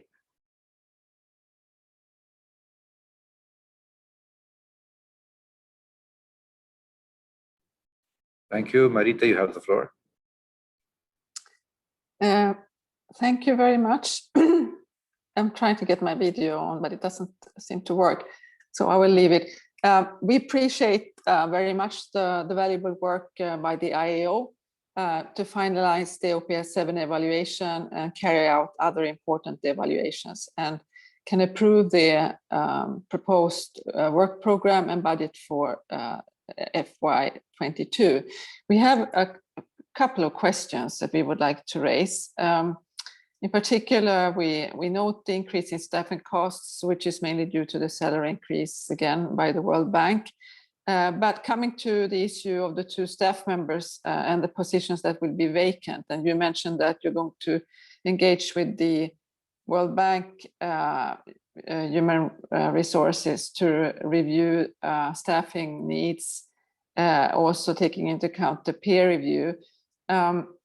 I just have 2 questions in relation to that. First of all, how does this relate to the request for increased staff costs for the next period that goes beyond the World Bank salary increase, the SRI increase? And the other question is really more on governance. Relating to staffing needs of the IEO, I mean, they would relate to the IEO work program, etc. Is that not an issue that will be discussed with us? Or are you planning to come back with a proposal on this after engaging with the World Bank to discuss these issues? Thank you. Thank you very much. Tanya has the floor next. Tanya. Thank you, William, and thank you, Juha, for the presentation. Our constituency can approve the proposed budget. And due to the COVID-19 pandemic and restricted traveling, most evaluations have been completed without field visits. And we would like to ask whether and how this affects the results, observations, and recommendations. Thank you. Thank you very much. Liesl, you have the floor. Thank you. We can also approve the work program and budget. We have a couple of comments. We would like to thank the IEO for this work program and budget. Our constituency believes that IEO has played an important role in the development of GEF policies over the years, in particular conducting the OPS that informed the replenishment negotiations. We note the ongoing evaluation of GEF support to sustainable forest management, and we would like to ask to what extent is conflict and context sensitivity looked at as part of this evaluation. We appreciate the study ongoing on climate resilience in the GEF Trust Fund and note this is the first time that such a study has been conducted. It would be interesting for the GEF to receive recommendations linked to projects, how projects can take this climate resilience into their design across the different focal areas. Regarding the evaluation of GEF's RBM system, we would like to know, will you also evaluate to what degree the GEF Secretariat is able, with the current system it has in place, to report on actual results, aggregating the information from the different projects and programs according to the core indicators? Thank you.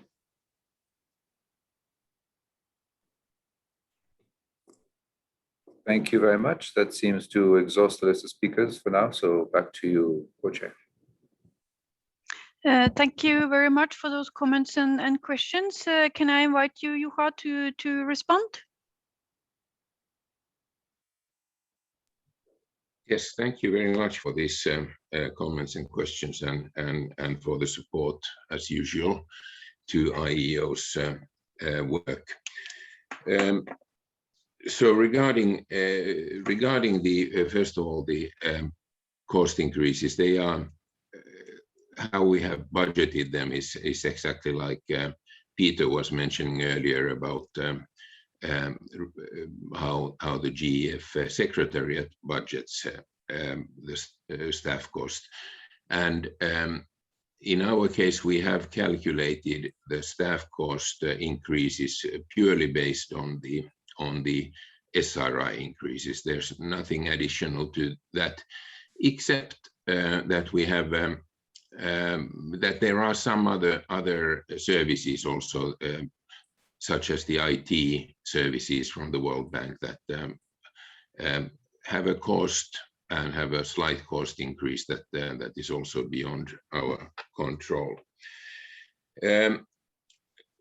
On the two vacancies and on the potential slight restructuring of the office, that is basically we have had one of the vacancies, the senior vacancy, actually since September last year or October last year, and we have decided not to fill it for now because of the we had our OPS work had been distributed, that it was well underway.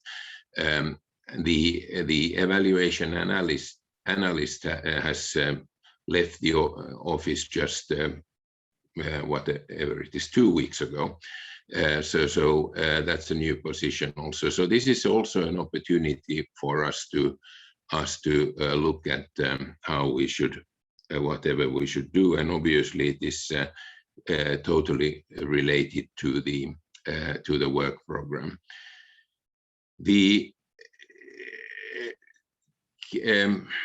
peer review pointed out some of these issues that we should take into account, and we have also reflected on them and looked at where our own capacity constraints and limitations are. And if I may say, without jumping into any conclusions, because we haven't done this full analysis yet, but you know, for example, we might need some more resources for actually number crunching and evaluation analysis in the office, as well as strengthening our knowledge management and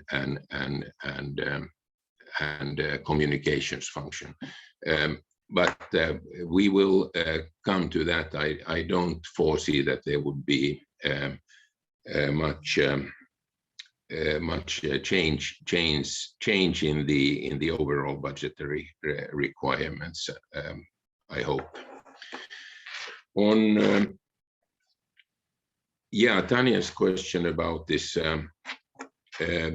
impact of the lack of field work, it obviously does impact. We came up with a number of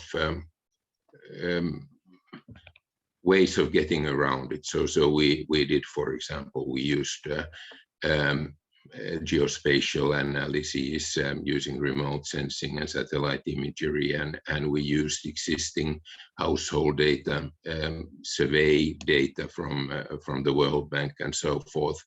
And to a certain degree, we used consultants in the countries who would be able to, at least in the capital cities, to do interviews and so forth. But it's not the same, obviously. And if we really would like to get, like we would like to get to interact more with the actual beneficiaries in the field, the people who are supposed to benefit and who deal with the GEF projects, instead of just the people in the capital city. So that would definitely require some field work, and we hope that we will be able to get to that situation within fiscal 22. We'll have to monitor the situation very carefully. About Liesel's questions, we will be presenting an analysis on the actual reported results for GEF5 versus or vis-a-vis the targets. And for GEF6 and GEF7, this analysis probably isn't possible quite yet. The status of these other evaluations, so both of sustainable forest management evaluation and the resilience evaluation, they will be completed within a month or so, and they both obviously, I mean, the SFM evaluation, it looks very much into the contextual factors on how that affects GEF performance. It also contains quite a lot of analysis regarding land degradation focal area, which was pointed out in one of the earlier meetings as we hadn't reported much on that, but that will be coming through the SFM evaluation also, as well as we are looking at some of the strategic issues there. I think I have covered the comments. If I'm not mistaken, please let me know. Thank you very much, Juha. According to my notes as well, you have covered the questions and comments very well. I have noted the support going on in the chat, and altogether, I think that completes our discussion on this agenda item. And I would like to invite the Council to adopt the draft decision that is included in document GEF/E/C 60/08. I see no one asking for the floor, and the decision is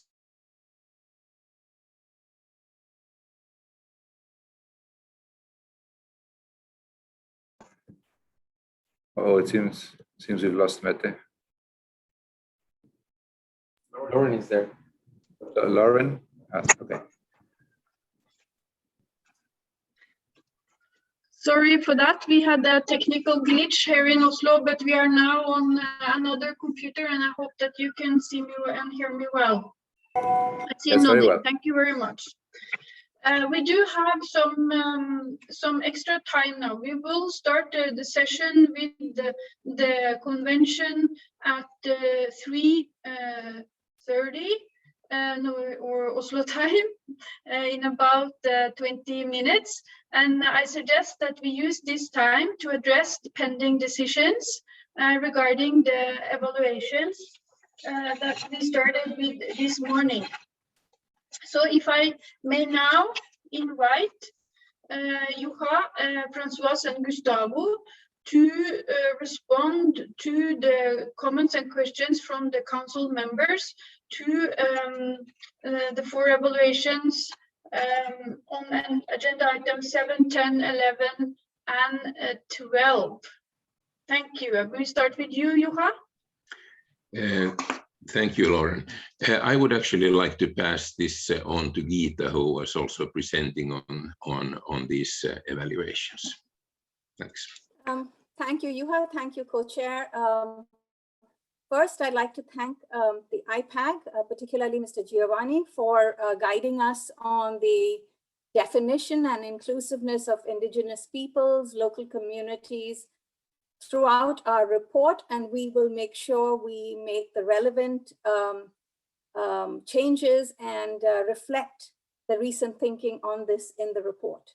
Regarding the CSO network, it's requested for quantifying risk and quantifying a lot of progress in many of our reports. Thank you for pushing us, and we are investing in significant methodologies on all fronts. Regarding innovation and gender mainstreaming, thank you for pointing out the gap. We will make sure we complement this analysis with that work. On the question of risk and innovation, it's true that most innovation is associated with risk, as are most GEF projects also associated with some level of risk. It's true that we did portray it more in the form of risk not affecting outcomes adversely, but we'll make this clear because there is a difference across agencies as well in what is the level of risk taking. If an agency has already done a certain amount of work in the area, for example, IFC having done a significant amount in lending for SME energy efficiency financing when GEF was just starting it, that minimized the risk for IFC to some degree. So it's more a variation and a subtle difference, but we do believe that innovation is accompanied by a certain level of risk. On the quality of self-evaluation systems, point well noted, there is a significant variation across agencies in the quality of self-evaluation. And the reason for our rating being higher than average across the board right now is because we're still relying heavily on projects that were closed predominantly by agencies that have independent evaluation systems like the World Bank, etc. However, we are continuously cognizant of the quality of self-evaluations. We do our own validation, but most importantly, we have followed the Council's request for doing more post-completion verification. We started that process last year. We did quite a few, but then because of the pandemic, it stalled. As you have pointed out in his presentation, we do plan on doing more once travel gets open. I think with that, I have addressed most of the questions. Thank you. Thank you so much, Gita. Then I will hand over the floor to Francoise and then Gustavo for responses. Francoise, please. Thanks very much, Madam Co-Chair, and good morning, good afternoon, good evening to everyone. Let me first acknowledge the very large number of supportive comments that we've heard, as well as the inputs and suggestions brought to us in their contribution by Giovanni from IPAG and Bryce Sano from the CSO network, all very valuable points that match some of the directions of thinking that IEO has given us in the evaluation, and which we will be delighted to consider further as part of the management response that the commitments that we have laid out. Let me address the very few questions that came in. First, on the self-evaluation piece. There was a note of concern brought by the US on self-evaluation and echoed by Denmark and Sweden on the point of realism over optimism and compliance gaps, etc., which we will pay very close attention to. We certainly acknowledge the need to continue to develop the monitoring function within the GEF SEC, and to make it as independent as possible from self-evaluation itself, right? It is a trend, and we have already, you will have seen it in the evolution of the annual monitoring report, which has gotten much more analytical, has introduced some objective measures of performance, such as, say, measuring disbursement or timing of first disbursement, of compliance and timeliness of MTR submissions and so on, which are much less dependent on self-evaluation, even though they are still dependent on data submitted by agencies, and to try to cross all this set of information with the objective of reporting accurately on what can be reported on accurately, and also engaging constructive dialogue with agencies on proactivity. So we're certainly very committed to carrying on with this. And that is also, I guess, my answer to Marita's specific question, which is, how can we influence candor, which is a very tricky question. And IEO has shared with us the difficulty of doing that, in that, of course, the processes of self-evaluation and ratings are internal to the agencies according to their own methodology, and do not necessarily respond to the Secretariat shaping of incentives. But as I said, we can, through monitoring efforts, through analytical efforts, through innovations such as the creation of the agency scorecard that we shared in December of last year, bring another set of data flows to the consideration of Council on this point, and we're certainly very committed to doing so. There were a couple of questions on the portal as well. And thanks for the acknowledgement from various sources of the improvements brought forward by the portal. There was a question from Argentina pointing to, well, from Argentina and Brazil on Antonella and Renato on possible evolutions forward of the portal, which is of course part of our plan. One specific query was, would it be possible to have a notification of OFPs when some action of material interest to OFP happens on his portfolio? And this is certainly technically possible, and we're very interested and will look into the possibility of doing that, as the portal is intended to empower all participants across the partnership with the different levels of contribution and services that they might need. There was a query by France as well on the portal on the possibility of having more detailed information by country, by group of countries, but in real time on country allocation, effective country allocations. So this is recorded as well. I should share with you that in the next phase of development of the portal, and there's a lot of work underway already, so we're getting close to conclusion on that, we intend to have a dashboard that will make it possible to have information of general interest available live out of the system, shaped in a way that makes it valuable and readable by users. And so part of that, of course, covers the country portfolio dimensions. And so we expect that the next development in this direction might give satisfaction to some of the requests we have heard. So let me stop here and again express a great appreciation for the many comments and the many advice and the many suggestions, in fact, that came out of this session. There's lots of work in progress in all of those dimensions, so we very much welcome this. We also welcome further comments in writing if you haven't had a chance to channel them, because that will help us too. So thanks again. Thank you very much, Francoise, also for those finalized comments and responses. May I give the floor to Gustavo, please? Thank you very much, Mate, and thanks for the comments and all the useful suggestions as well. First of all, I'd like to thank Giovanni for his presentation. I think that that's very important for us, particularly as we start with this very innovative program for the GEF on inclusive conservation, and having all that guidance that IPAG has been able to provide us with since we started to facilitate its established many years ago. And we really welcome the evolution of IPAG to the next stage as the IO has recommended. On the question of MSMEs, in response, I think we're the Finland and the CSO network, Germany.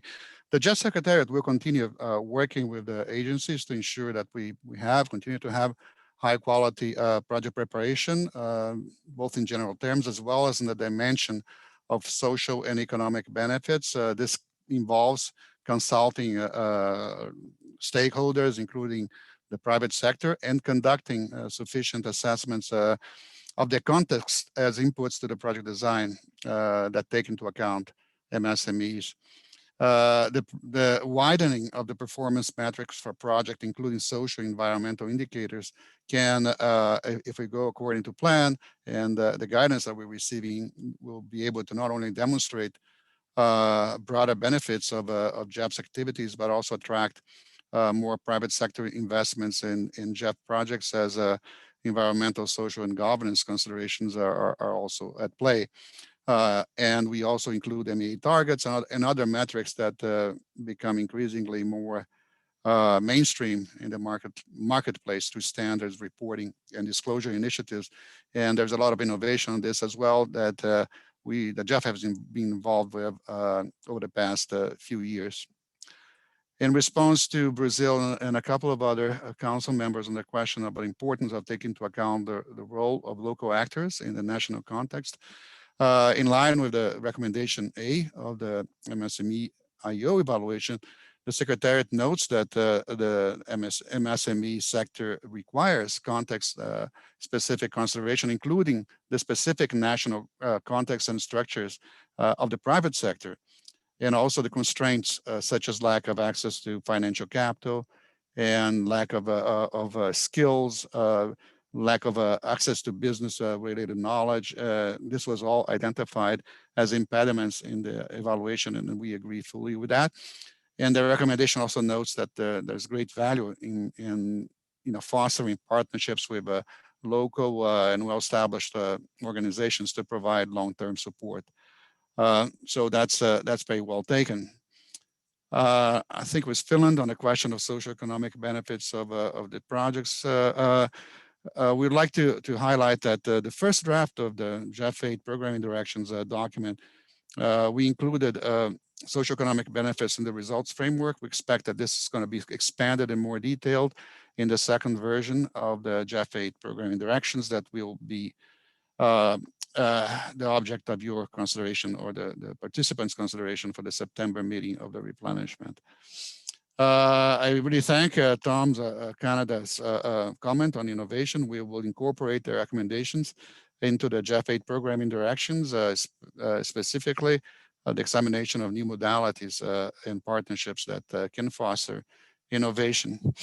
There were a couple of questions on how gender and innovation intersect.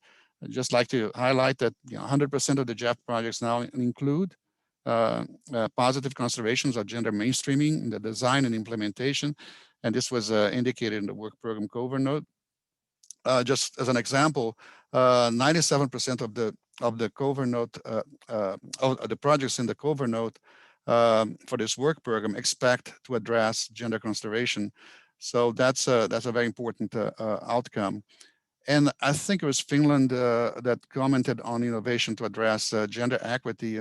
And just one example of many that are accumulated, it can be found in the GEF plastic pollution reducing efforts that include innovations in the plastic value chain and also incorporate innovative collection and recycling technologies, which particularly benefit women that are involved in this very large segment of the informal waste picker sector.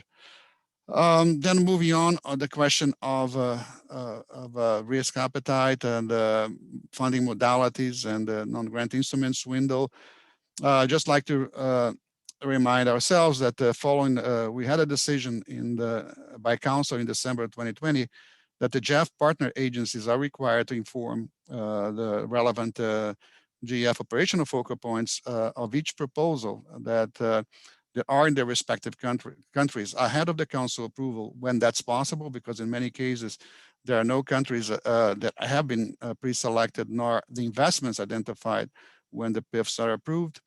But also it's important that the decision says it maintains the OFPs informed of the work being done with national stakeholders during project preparation, development, implementation, and also monitoring. So that's now in place. Examples of innovation, we have, of course, several ones, but there was a question in regards to what does it mean to propose that we include specific funding modalities or specific funding windows. That was one of the points of the evaluation. And this reflects the need for more agility in particularly areas that are very incipient yet in areas of frontier investments that actually Rosina also pointed out. And we can, for example, point to the challenge program that we put out recently for adaptation and innovation, in which dedicated funding was able to attract over 500 proposals that they eventually turned into individual investments for areas of that are highly innovative in the partnership. So this is not to come at the expense of anything that the GEF will do and prioritize, but some flexibility there and some ability to act quickly and with less, let's say, bureaucracy, and that would be very conducive of additional innovation to be piloted in the GEF. There were some comments on risk mitigation products. Actually, concessional financing for these products and do help catalyze commercial providers of funding to support activities that may be perceived as too risky by commercial investors. And so we are already making that calculation when we do assessments that involve the private sector, in particular the NGI window. That's part of the assessment that's made both by the GEF Secretariat when we review proposals, as well as with the group of financial experts that we count on at every review. And this and risk mitigation instruments include partial guarantees, partial credit guarantees, some risk sharing facilities, structured debt funds, securitizations, and so forth. And that also feeds into the question by France on risk and new capital and new risk capital. We anticipate that these recommendations will be discussed also in the context of the GEF 8 replenishment negotiations, both on the concept of an innovation modality, as well as how to strengthen and build partnerships with risk capital. With that, Mary, I turn it back to you. I think I addressed all the comments that were directed to us. Thank you very much, Gustavo, and thank you all the three of you for the responding to all the comments. That concludes the discussion on the evaluations and the management responses, and I now invite the Council to adopt the 4 draft decision, including in their respective documents, and we will approve each decision individually. Firstly, I invite you to approve the decision in document GEF/E/C6005 regarding the engagement with micro, small, and medium enterprises. I see no request for the floor, and decision is adopted. Thank you very much. We move on to the decision in document GEF/E/C6002 regarding innovation. I see no request for the floor, and the decision is adopted. I now invite you to consider the draft decision in document GEF/E/C6006 regarding the evaluation of institutional policies. I see no request for the floor, and the decision is approved. Thank you.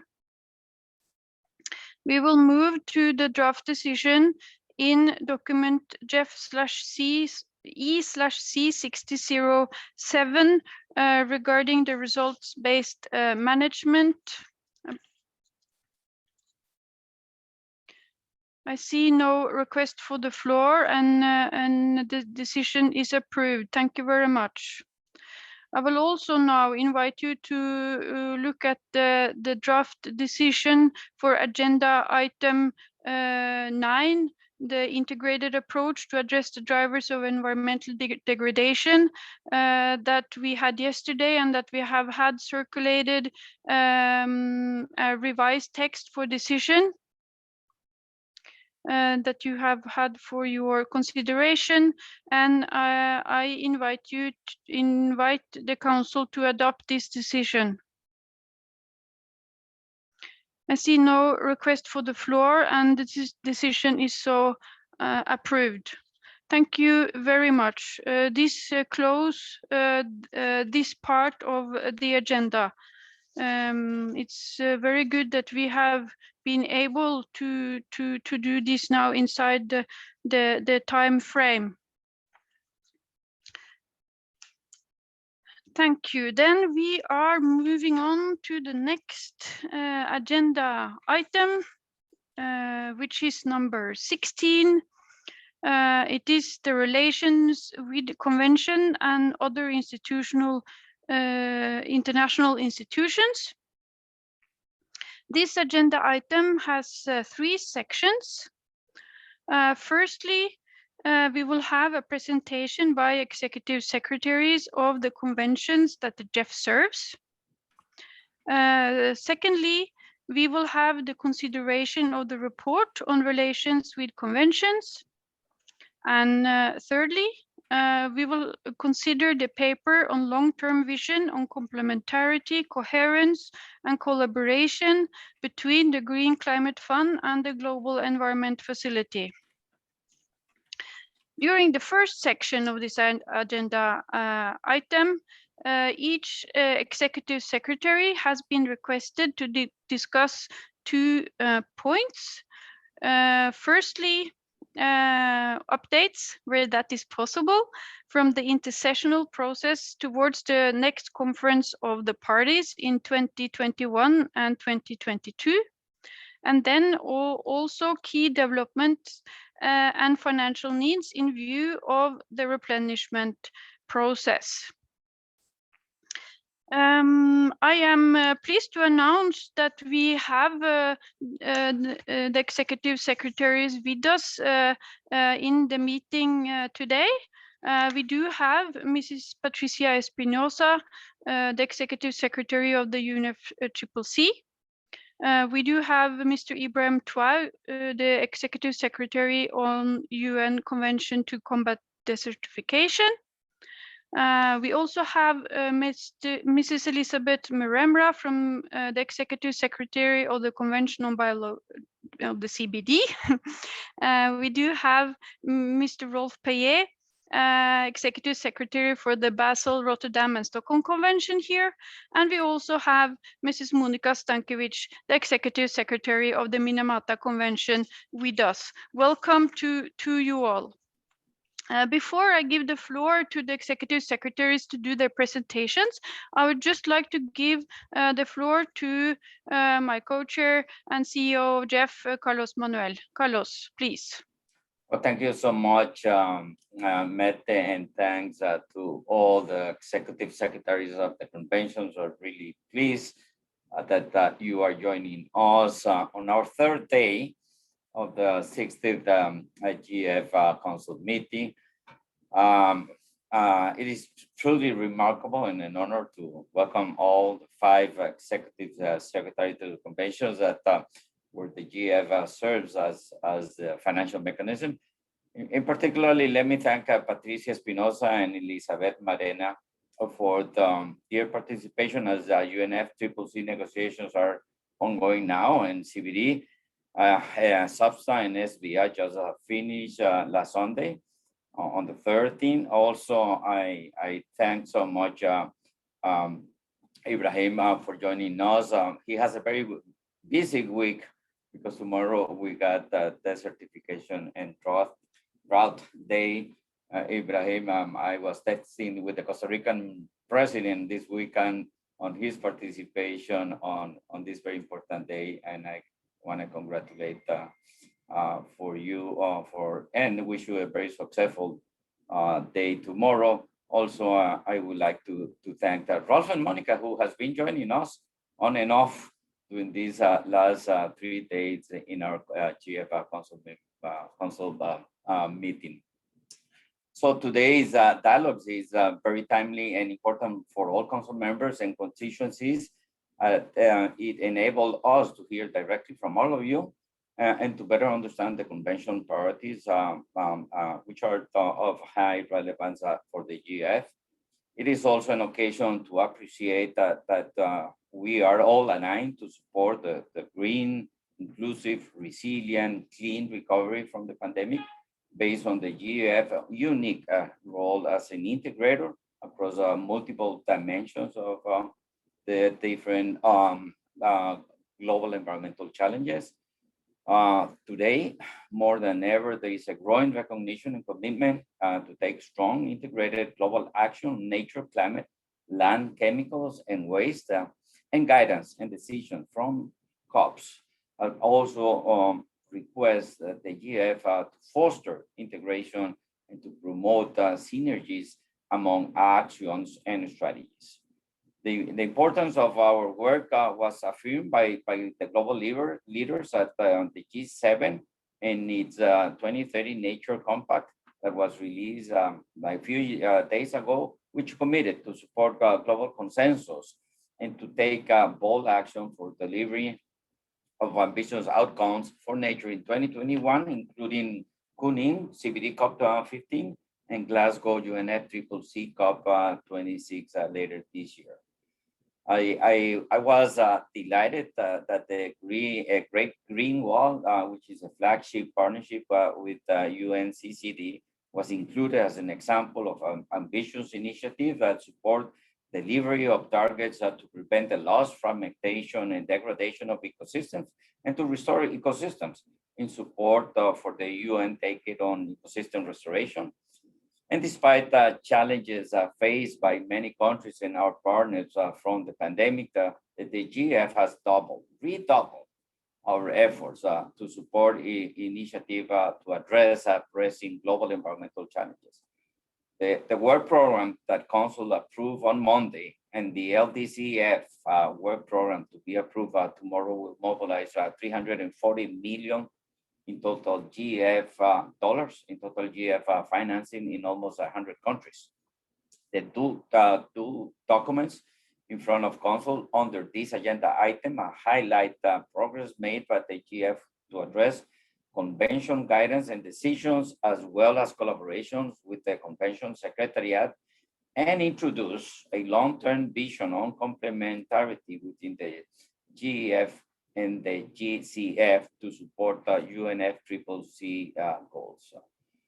These efforts have been made possible with positive engagement of the Convention colleagues, and let me take this opportunity to thank the Executive Secretaries for their great partnership, even under the challenging conditions that we were able to endure for more than a year and a half. One impact of the pandemic that we must continue to address has to do with the uncertainties associated with the convention processes, especially in light of the ongoing GEF aid replenishment negotiations. For us, it is normal for some COP guidance and decision to come fairly late in replenishment processes. We have been able to successfully address them in the programming strategy development for GEF 7, GEF 6, and even earlier. But this year has been extremely unusual, and we're facing all kinds of uncertainties within the COP convention processes and within our own capacities to have very successful meetings and conversations. In this regard, I'm really pleased that some convention has resumed negotiations, while others have clarified the way forward with more adjustment to come later.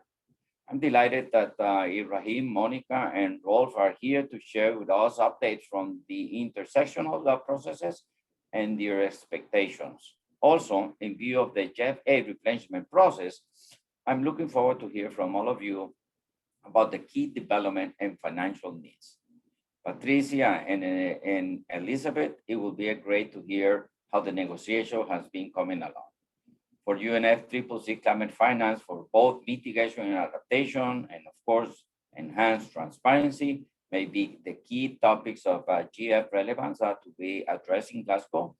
What progress has been made so far, and what expectations do parties have for the GEF with regards to the LDCF and SCCF when moving forward. So those are the key elements.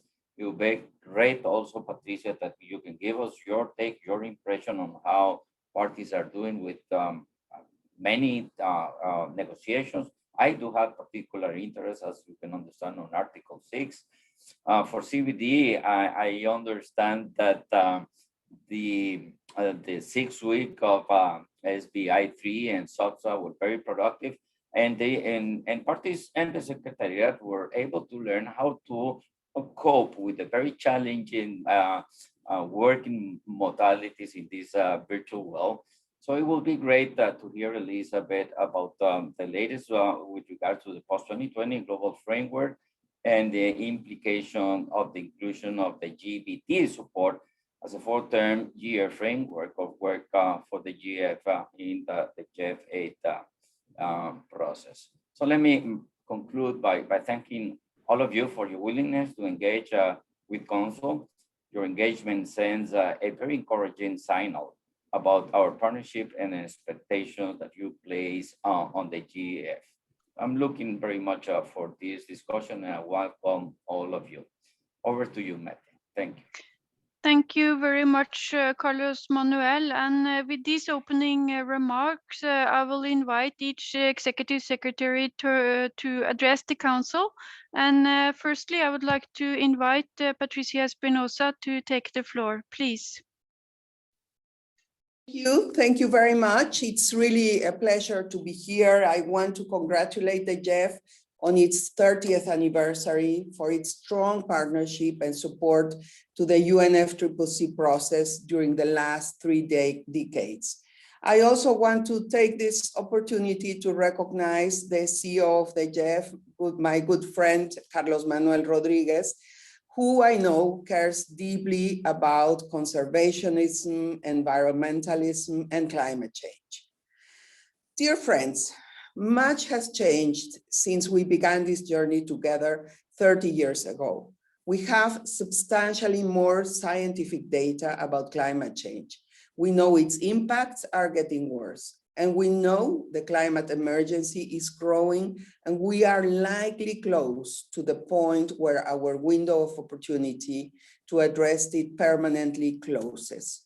2 weeks ago, the WMO warned that the world is already dangerously close to reaching the 1.5-degree global temperature limit outlined in the Paris Agreement.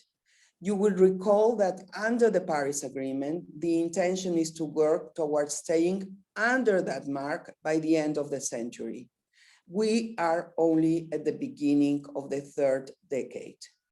This rise coincides with previous reports showing greenhouse gas emissions, despite the pandemic, continue to rise, and that concentration of carbon dioxide in the atmosphere has shot past the 400 parts per million mark.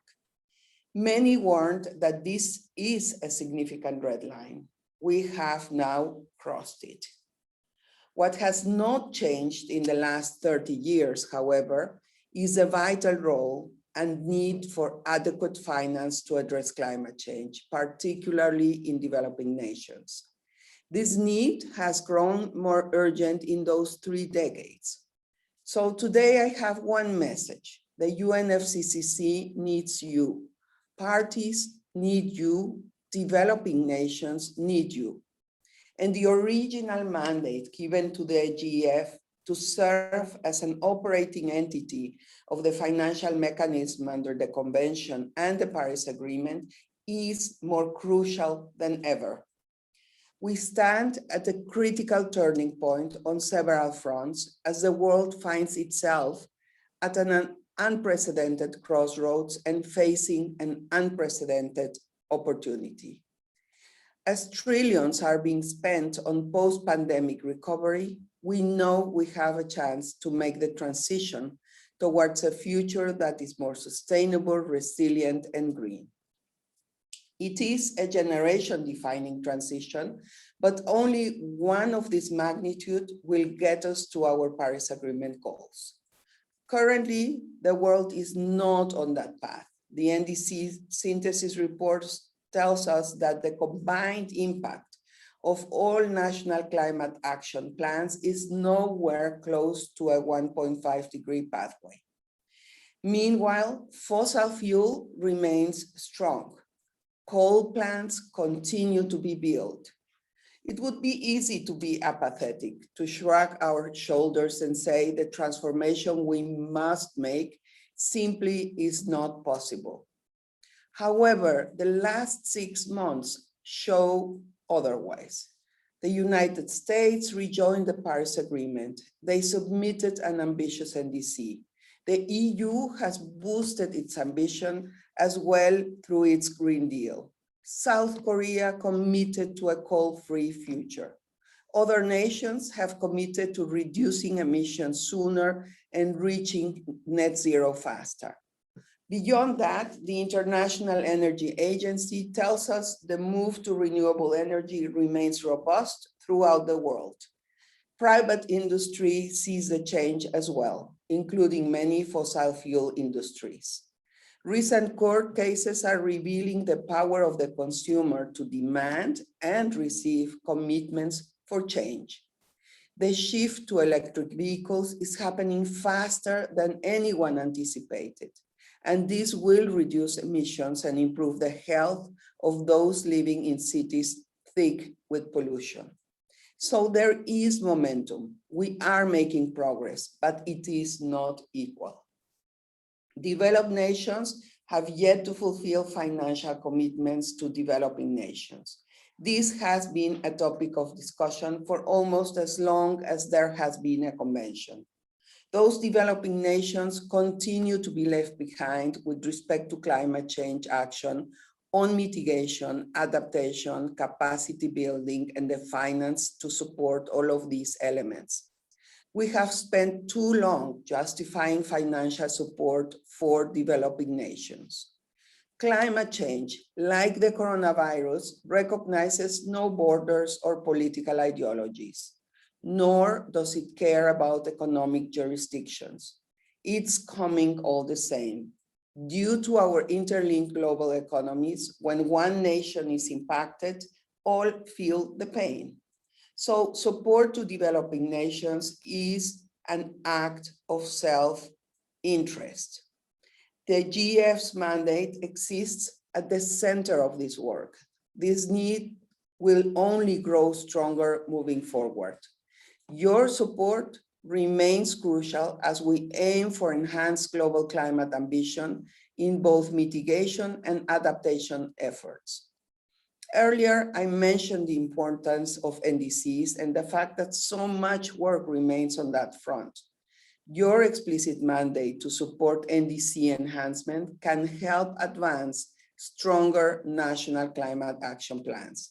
And your support for reporting obligations under the Paris Agreement is vital as well.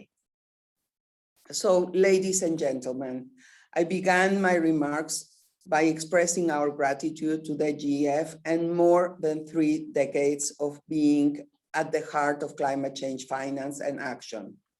With the need for this work now more than ever, I want to underscore the need to have a robust GEF aid replenishment outcome that is commensurate to the climate emergency we face.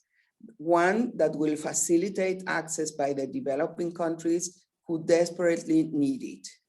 It seems like such a cliche to say that we will only fulfill the Paris Agreement and address the climate emergency if we work together.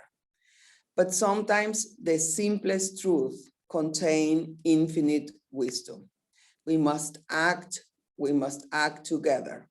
In only 5 months from now, nations will meet in Glasgow at COP26. Success there is absolutely critical. It is really a credibility test for the global fight against the climate emergency. We must complete outstanding work, fulfill past pledges, and achieve a fair and balanced outcome that reflects the concerns and the needs of all nations. This will be difficult, and we have, Carlos Manuel, you asked about how the negotiations have been going at the virtual SB sessions. It has been difficult. However, I want to say that there has been progress, not in the same way in all issues. There has been progress in some, in others less. But I think what is very important to underline here is the fact that the parties have engaged in the conversations about the substantive issues that need to be delivered at Glasgow. We have a long way to go. We are determined, and this was something that is really reassuring expressions by parties that they want to continue working in the intersessional period from now until the conference. Exactly how we are going to do is not yet clear, but I certainly hope that we will have opportunity to make a significant progress, because we have to get to Glasgow with the homework done. And finance is a very critical issue. So while we were hoping to get a very clear signal about the 100 billion from the G7, it is reassuring to see that the G7 communique indicates that this will be delivered well ahead of COP26. So thank you very much for this invitation, for this opportunity. Over to you. Thank you very much, Patricia, for your very clear messaging to the council, and thank you for staying with us while we hear the other executive secretary have their presentations before the council comes back with comments and questions. So with this, I would like to invite our next guest, Ibrahim Touaw, the Executive Secretary of the UNCCD. Ibrahim, please. It's nice to see you. Nice to see you. Thank you very much. Good morning, all, and greetings all from New York. Patricia, you can't believe it, but I'm in New York. Co-chairs, council members, colleagues, friends. First of all, let me join Patricia in really wishing you a happy anniversary. As our instruments turn 30, let us celebrate its achievements. Celebrate above all 30 years of cooperation, 30 years of working together in tackling the most pressing global environmental issues. Our evaluation offices have always done a good job in appreciating the effectiveness of our projects and programs. But more than just a funding mechanism, the Global Environmental Facility turns out to also be a knowledge hub, a science advisor, a rallying point where different constituencies, big and small, meet, exchange views, get the latest information about successful and less successful environmental projects and programs. The GEF does not solve all our problems. It could not, and it was not meant to. But over the last 30 years, across generations of projects, we have made remarkable progress, though much remains to be done. In fact, the environmental crisis is not subsiding, quite the contrary. We are at a moment of great challenge for the health of the people and the planet. Rates of climate change, along with land and other environmental degradation and loss, are not slowing down. We are far from delivering on our commitments to conserve, sustainably manage, and restore the land and its terrestrial ecosystems. But we are also at a moment of promise. The promise of land and nature is finally being recognized. There's a better understanding of the potential of land to help stabilize and then build forward. People appreciate the idea of putting the natural world at the heart of our plans. This demand has now been quite visible in the streets, more and more visible in voting ballots. And we know change takes time. I personally think that the time has come for humanity to turn the tide. As we are all about to replenish the facility, I invite the GEF community to embrace this momentum, to embrace the promise of land and nature to deliver multiple benefits to the people and to the planet, and then deliver on that promise with the right level of ambition and with the right level of resources. Just 2 days ago, the President of the UN General Assembly convened a high-level dialogue on desertification, land degradation, and drought. The session was attended by many of you, but also by heads of states and governments, ministers, scientists, civil society representatives, and by the UN leadership at large. The sense of ambition on the stewardship of land is palpable. There was a strong push for land restoration. Restoring degraded lands is an immediate and concrete climate action. It reduces emissions and removes carbon from the atmosphere. Restored lands, by serving as carbon sinks, contribute to detoxifying the oceans then reducing their acidification. Restoring degraded lands helps vulnerable communities adapt to climate change by reducing the impact of drought, floods, and other climate-related shocks. Keeping the land and soil healthy is one of the best ways to prevent biodiversity loss, both on land and at sea. For leaders and decision makers focusing now on the post-pandemic economic recovery, land restoration also makes economic sense. Closing the productivity gap on land could boost agricultural production.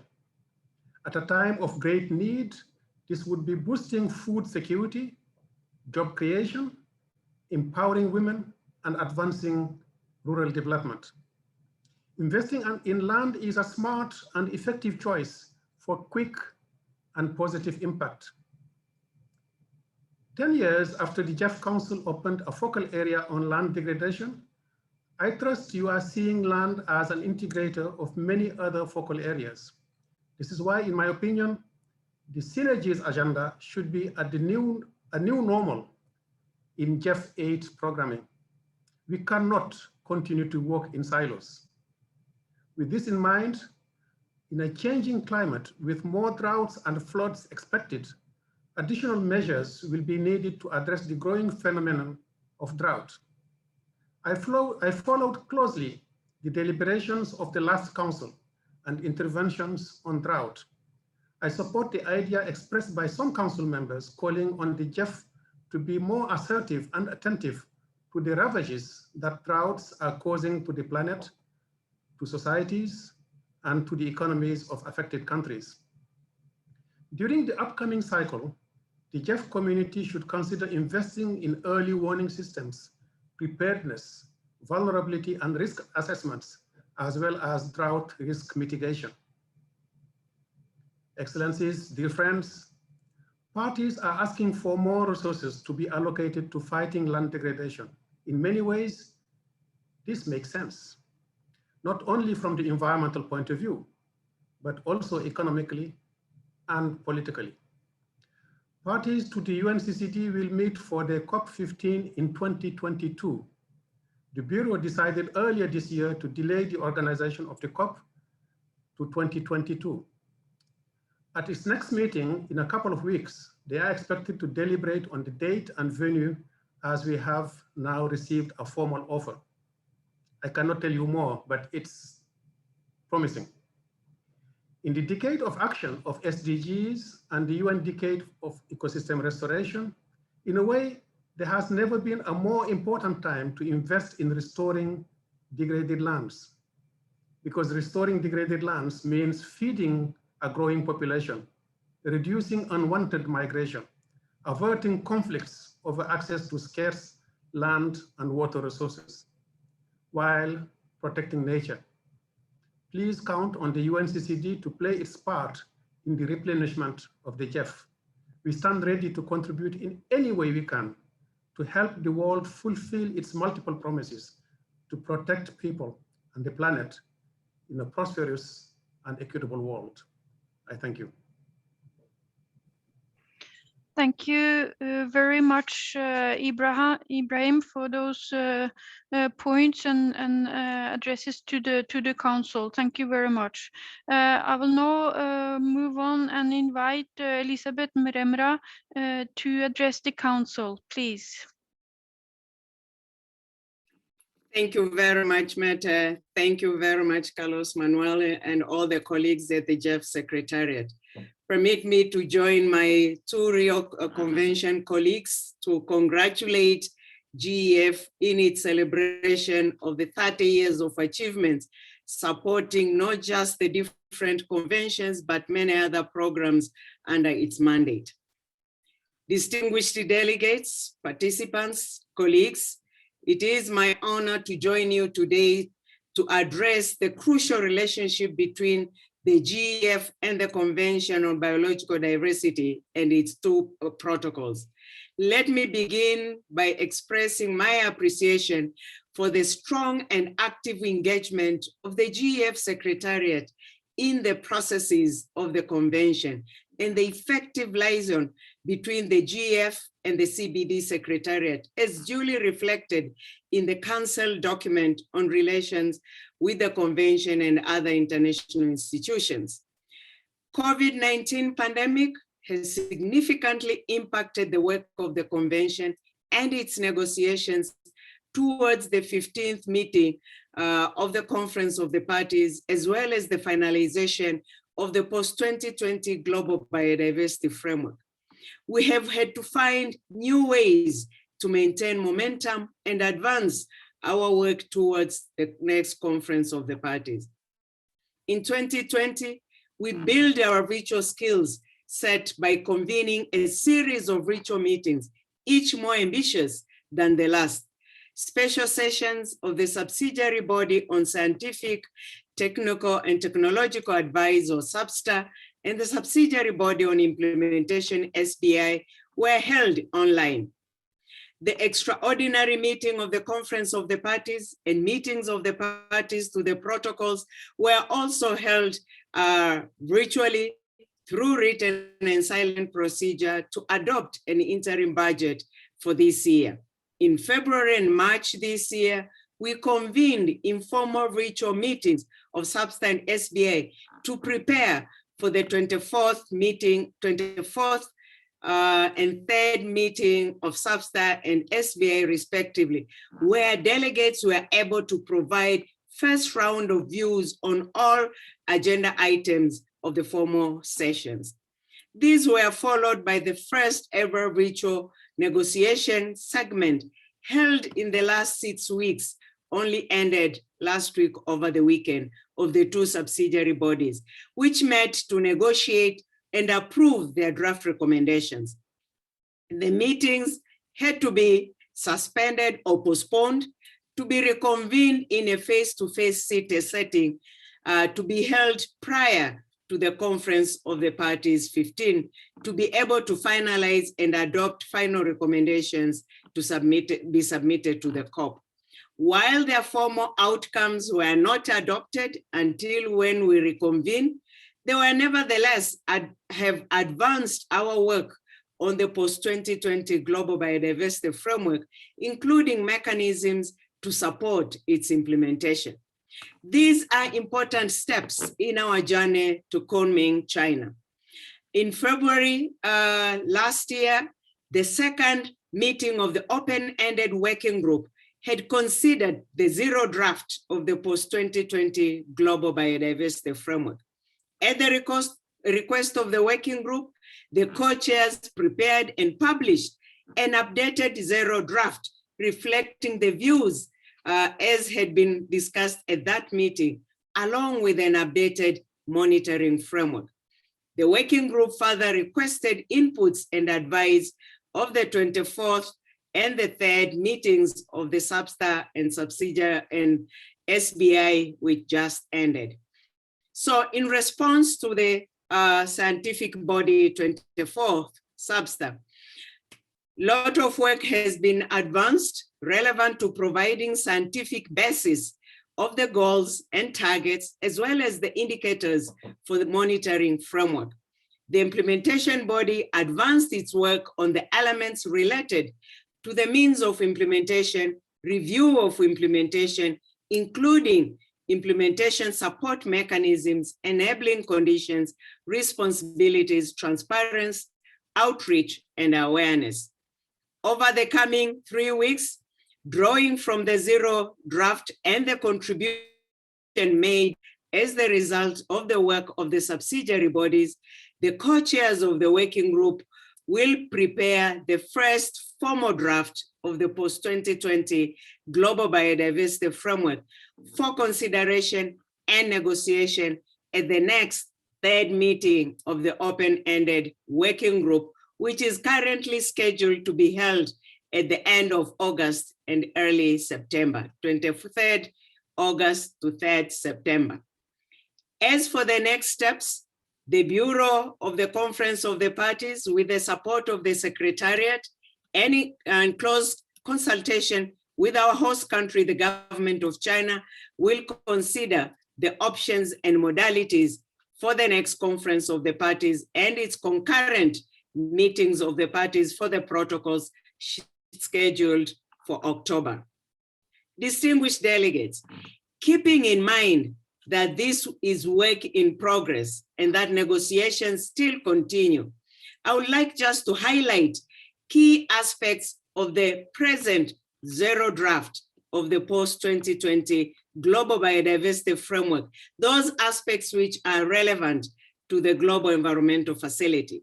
One, it will have 4 long-term goals for 2050 related to our 2050 vision for biodiversity, including goal that the means of implementations are available to achieve the goals and the targets.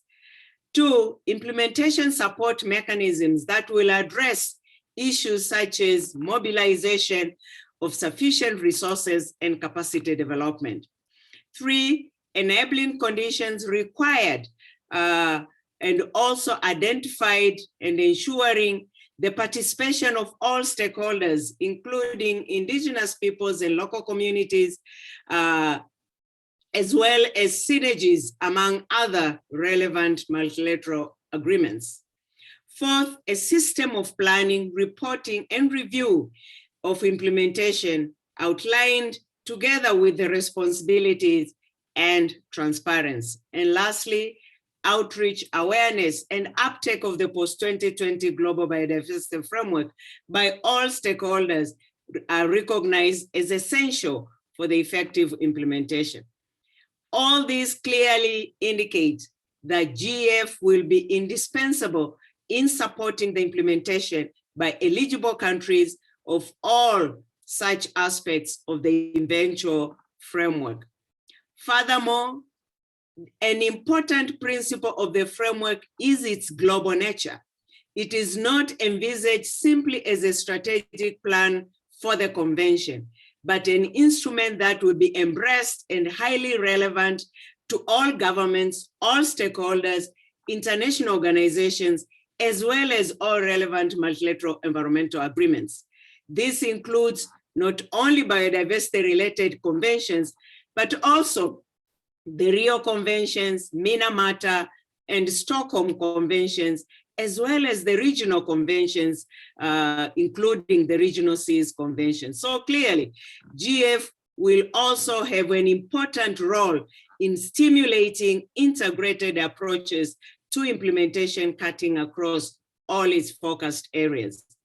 Distinguished delegates, the post-2020 framework and the implementation plan for the Cartagena Protocol will provide guiding framework for the implementation of the convention and its protocols in the next decade and beyond. As the institutional structure operating the financial mechanism for the convention and the protocols, GEF is expected to play its designated role in the provision of financial resources to eligible country parties to the convention and its protocols. We believe that the first draft GEF 8 programming direction considered in April provides a strong and comprehensive response to the implementation needs of the convention and its protocols. Based on similar considerations, informing their preparations, it reflects the transformative approaches required from the post-2020 framework. The emphasis placed on the potential of the GEF to catalyze the resource mobilization necessary to achieve the transformative changes necessary is an important element. Furthermore, biodiversity is well positioned to contribute to and benefit from the integrated programming approaches being considered. There is, however, a concern under the present system that countries are not drawing support from the GEF for the implementation of the protocols, despite the inclusion in its strategy and a clear national allocation to biodiversity. It will be important for us to work together to understand the systemic factors influencing this, including at national level, to ensure that the needs for the effective implementation of the protocols are adequately addressed going forward. While pre-pandemic, our calendars had been perfectly aligned to enable the outcomes of the 15th Conference of the Parties, including the guidance to the GEF to inform the preparations and negotiations of the GEF replenishment, as Carlos had indicated at the beginning. Delays in the CBD process mean that our processes are now running in parallel. Close cooperation and liaison across our institutions, facilitated by our two secretariats working side by side, will be more important than ever. In this regard, we shall give full attention to the replenishment process, and we appreciate the opportunities to contribute that have so far been provided. Working together and forward, I'm confident that the Global Environmental Facility at its 30th anniversary will fulfill its unique and essential role, enabling the goals and objectives to set out in the global biodiversity framework to be achieved. Thank you very much.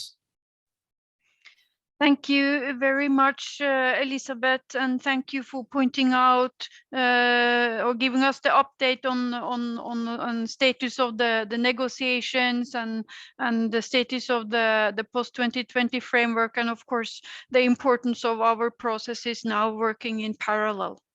Thank you so much. Now we will continue on our list of extinguished guests, and I will invite Rolf Payet, Executive Secretary for the Basel, Rotterdam and Stockholm Convention, to make his presentation. Please, the floor is yours.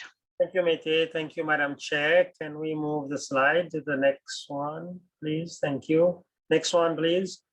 Thank you. I'd like to join everyone in congratulating the GEF on its 30th anniversary.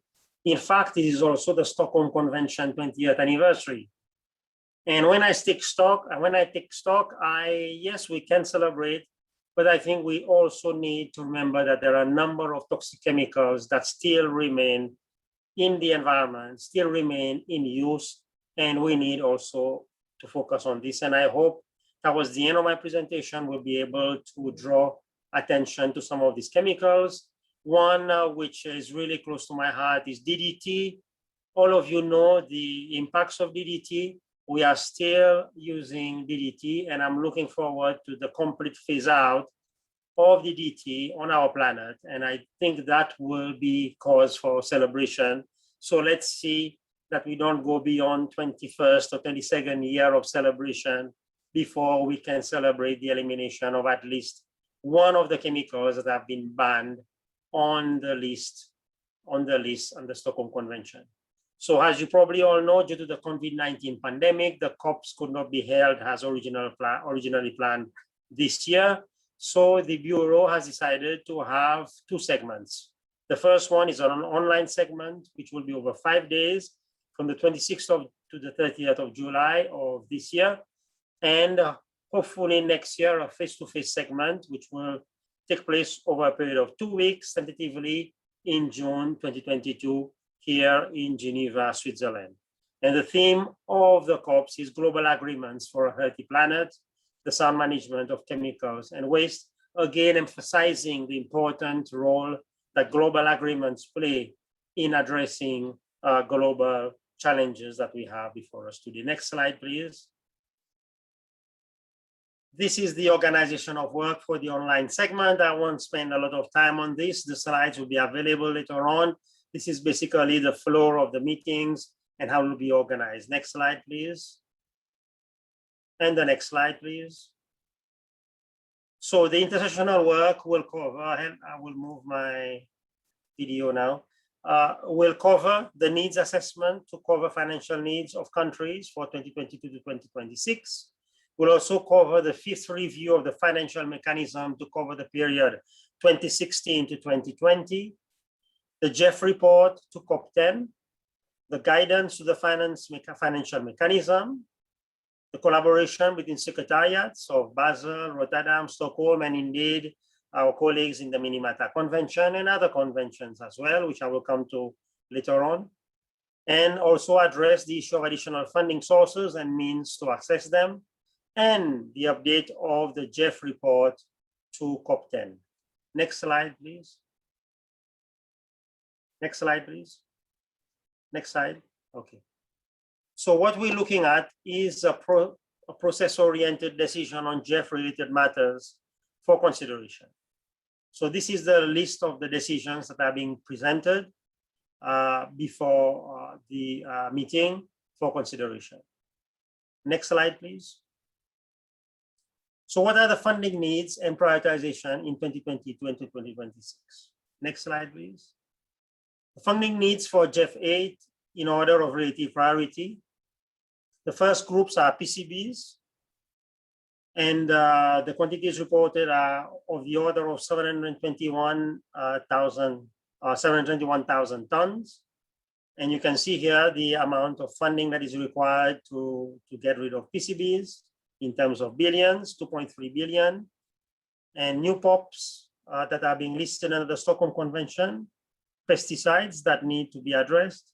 And of course, as I've mentioned before at the beginning, DDT, where we need $0.17 million to eliminate it completely.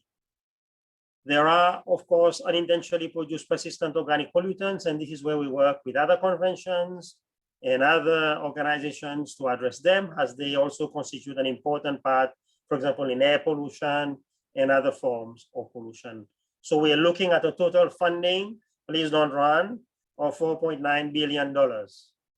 This is the funding that we need to bring about the transformation or the change towards the sound management of chemicals on our planet. Why is that amount? And I think I will echo the colleagues before, is we've been delaying decision-making year after year. And the more we delay on decision-making, of course, the more costly it becomes to repair and reverse the damage we are doing to our planet. Next slide, please. So PCB management in GEF 8 and GEF 9, the projected funding gap is about $2 billion. Next slide, please. So other priorities. We have started work, the Stockholm Convention has started work on plastics and additives to plastics. Many of you know that plastics are very versatile. They are used in different applications, but for them to be able to be used in those different applications, we add additives to them. And many of these additives are toxic and have demonstrated POPs properties. That means they have the ability to accumulate in the environment, to survive over long distances and long periods of time, and of course, cause irreparable human health and environmental damage as a consequence. So POPs are right now on the radar of the parties of the Stockholm Convention. It has not come to the COPs yet. It is still being considered under the scientific body of the intersessional group of the POPs review committee. So we're hoping following the meetings this year and next year, we will see an increasing number of chemicals that are being used as plastic additives to be on the list for consideration by parties at its future meetings. Next slide, please. We have also, together with the Minamata Convention on Mercury, published this month, in fact, released 2 important documents. And I would like to invite my colleagues, Patricia and Elizabeth, to work together with me and Monica and the Minamata to see how we can distribute and also share the outcomes of these 2 important reports. These 2 important reports have been produced to provide clarity on the interlinkages and also potential coordination that can happen between those important MEAs. I say this because sometimes there is a misunderstanding that climate change stands on its own, biodiversity stands on its own, but when we look at climate change, the main source of climate change is combustion, which is a chemical reaction. The problems of climate change, carbon dioxide and other chemicals are products of human chemical production. So they are part and parcel of the solution on chemicals and waste, and also the work that we do in chemicals and waste are also part of the climate change solution. Another point is, of course, the burning of waste. Poor management of landfills are a big contributor, as you know, to greenhouse gases. Emissions from the Montreal Protocol chemicals are also contributors to greenhouse gases. So there's a clear, very clear and definite link. And I think it's very important that we start talking about those links and we start looking at how we can work together. And in the case of Minamata as well, as you know, mercury is ever present in coal. Coal is a very important energy source, and we are emitting tons and tons of mercury into the atmosphere as a result of coal production, cement production. I can mention other sources, but just to give you a couple of examples where the chemicals convention have a very strong relationship with the climate change convention and the work that it's doing. Similarly with biodiversity, a lot of the problems today we've heard from the report from staff, they are going to look for lithium. And where do you find lithium? By mining. And where do you find mines? In forests.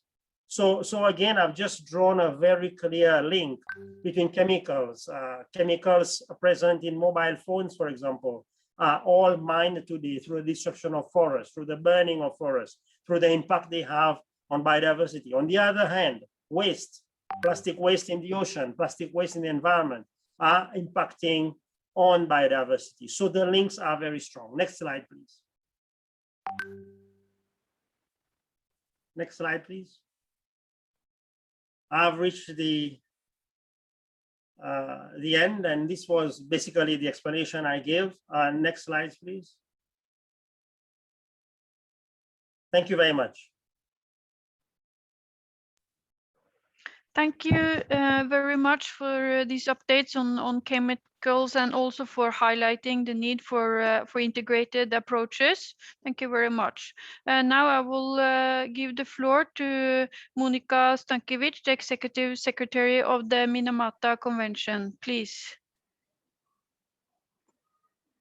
Thank you, Madam Chair and Carlos Manuel, and also to GEF Council members for sharing your time with the Executive Secretaries today. It is really indeed a unique opportunity for me to speak to you, but also to hear the interventions by other Executive Secretaries and during the really important time of the GEF 8 replenishment. Congratulations, of course, also to GEF for your 30th anniversary. Let me maybe report to you good news first, that we are now having as many as 131 parties to the convention, and the new countries are joining nearly every month. So with this rate, I think universal ratification of the Minamata Convention can not only be my dream, but this is actually highly likely scenario.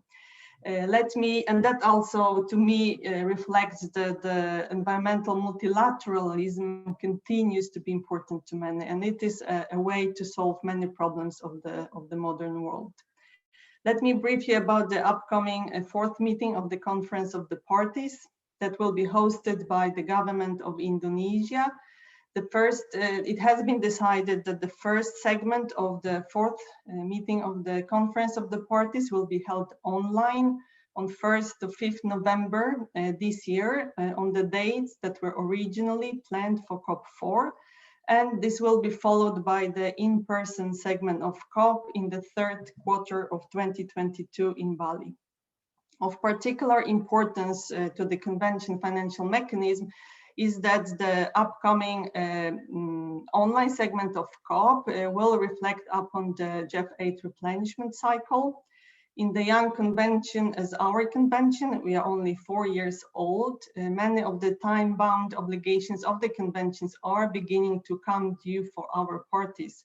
Therefore, robust funding in GEF 8 will be essential to our parties' abilities to fully meet the deadlines of the convention. And as I noted last time I addressed the Council, for GEF 8, I believe we are in position to seek larger global benefits, environmental benefits in terms of reducing mercury emissions, We are also in position to seek transformative change in trade and in supply chains relative to mercury. My staff and I participated in the technical advisory group meeting held in February for the replenishment process, and we were encouraged by the compelling arguments in favor of One Health. We cannot separate the people's health from the planet health, and this is fundamental simply to the Minamata Convention. The TAC discussions also showed clearly that investing in any focal area provides benefits to other focal areas, and programmatic approaches do produce transformational changes. At the same time, the needs are vast. Underinvestment in any focal area will put at risk other focal areas, and we must not lose the sight of the needs of the conventions. We are overall very pleased with we have had the opportunity to provide comments to the first draft of the programming directions document for the replenishment negotiations, which we found to be substantively consistent with the convention guidance to the GEF, which we expect will continue to guide preparation, approval, and implementation of projects also within GEF 8. I'm confident that the GEF 8 mercury portfolio will continue to be responsive to the COP guidance and focus on the obligations of the convention, and that we will raise the collective level of ambition. The COP is also expected at its in-person segment to adopt the terms of reference for the second review of the financial mechanism. This will not only cover the GEF's mercury work, but also the work of the specific international program that we, the Secretariat, are administering. The review will be completed within GEF 8 timeline. It has not been meant and timed to influence the programming directions, but it will definitely be very useful for the design of the programs and implementation of programs and individual projects within GEF 8. Of note, Article 13 of the Convention is entitled Financial Resources and Mechanism. So we are looking at the operation of the financial mechanism in the context of the broader financial resources, including from the private sector. Furthermore, we need to ensure that the targets and monitoring of individual projects and across the portfolio match the ambition of the Convention and build additional evidence so we can be intentional in maximizing the benefits while attracting larger investments. We also hope to do more over time to map and visually display the good results of work of our financial mechanism and other funded projects. And lastly, within the Secretariat and with our partners, we hope to do additional analysis of linkages and co-benefits, such as we did jointly with the Secretariat of the Basel, Rotterdam, and Stockholm Convention on studies of climate change and chemicals and biodiversity and chemicals. Let me say now a few words also on intersessional and other work leading up to COP4. Within our convention, even though we are in existence for a little while, many technical guidance and tools have already been developed and are in place, but still a few more are upcoming. An expert group is developing thresholds to define mercury waste, and a proposal will be put forward to COP4 in this regard. And with these thresholds in place, parties will be provided with very much needed and further guidance on one of the most important articles of the Convention. Other intersessional group is finalizing their report on mercury releases to land and water, including draft guidance on methodologies for how to prepare inventories of emissions. And while another group has finished their review of Annexes A and B to the Convention, and these annexes cover the mercury added products and processes using mercury, we have received 3 proposals to already look into possible amendment of those 2 annexes. So there is a lot of interest and a lot of activities and contributions from the parties to make sure that the instrument is really up to date and up to speed to the challenges of the mercury pollution.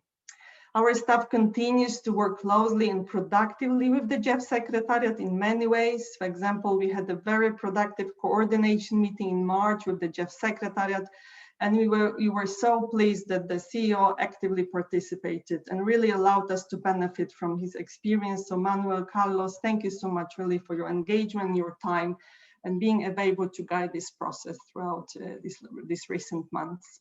So in closing, let me say that the economic and social benefits of full implementation of the Minamata Convention are widespread. The costs of not doing what the Minamata Convention obliges are enormous, and our parties and they work to protect human health and the environment from the harmful effects of mercury are and must be part of the blue and green recovery. Thank you so much. Thank you so much for the update on the work and process and progress of the Minamata Convention. And thank you all again for your presentations. Now I will open the floor for questions and comments from the council members. I will encourage council member being conscious of time to have concise and to the point questions and comments. And for your information now, Patricia Espinosa, she had to leave, so you may well mention comments you have for the UNFCCC here to the benefit of the group, but she will obviously not be able to respond now, so please you might submit your questions in writing to the Secretariat and we will pass them on. So with this, I open the floor for comments and questions. And may I ask William, as the Secretary of the Council, to announce the list of speakers. Thank you. Thank you very much. First speaker is Gabriela. You have the floor. Thank you very much, William, and thanks to all the executive secretaries. It's greatly appreciated that you are present and giving us your time. Let me start with some general comments that you all made and that are greatly relevant, I think, especially in the light of GEF 8. You all mentioned synergies and an enhanced integration between the various conventions and the importance of generating multiple environmental benefits together. I think this is well heard and will certainly be considered in the context of the GEF 8 replenishment. Also, rest assured that we will emphasize with great importance the reporting and results monitoring to all conventions along your keynote indicators, even if we move ahead with a stronger integrated programming across the portfolio. I would also like to highlight the appreciation for the efforts of all the GEF staff members for their collaboration with the conventions, which was also mentioned by all of you. Having been a negotiator in many of the conventions over several years now, I can underline the importance of the presence of the GEF staff members during the negotiations, providing their expertise and also working intersessionally with the secretariats in the preparation of the documents. So thank you very much for that, for the staff members on both sides of the table, of course, including the conventions. Now, some concrete questions with regard to the CBD.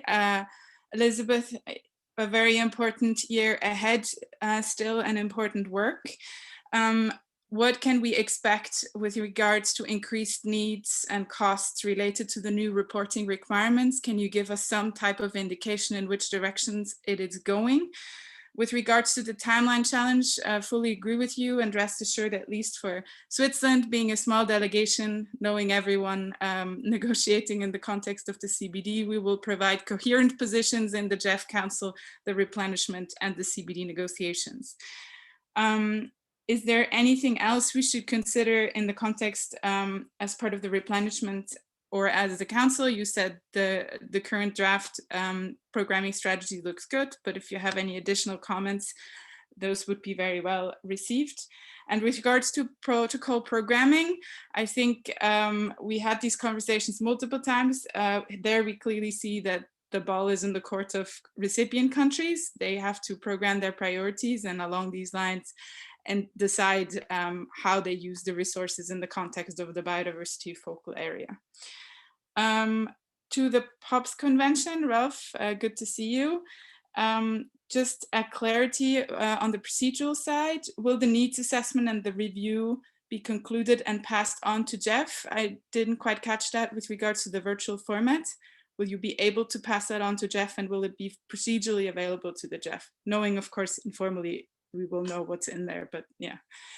The comments to Patricia, we can tell her directly when we talk to her again. The Minamata Convention, Monica, interesting about COP4, the virtual setup. Will there be formal decision making at the virtual setup, since the relevant parts of the decision for the GEF 8 replenishment will be in that virtual setup? So, or will we have to wait for the physical one and then it would be too late for GEF 8?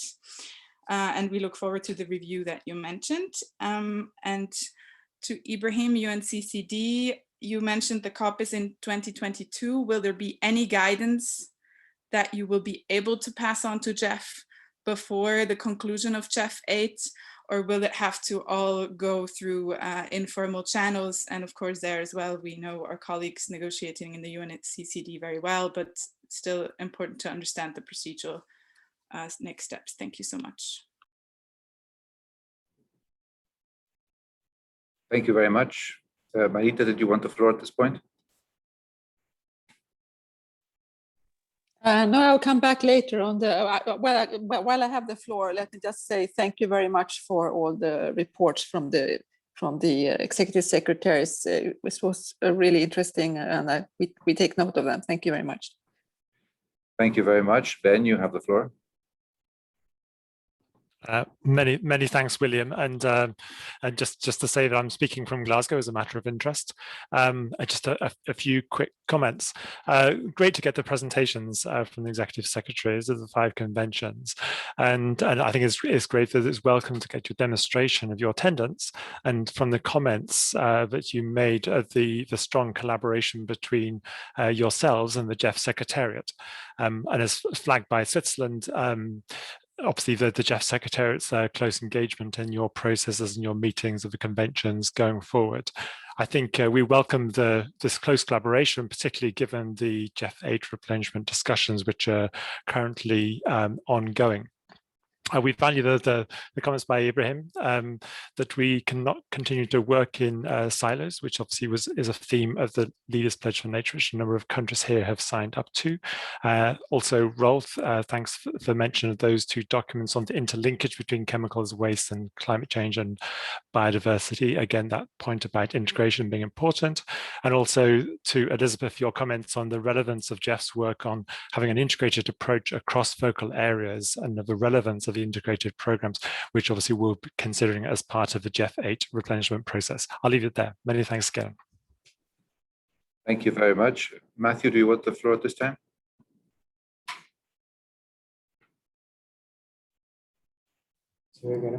Otherwise, Richard, you have the floor.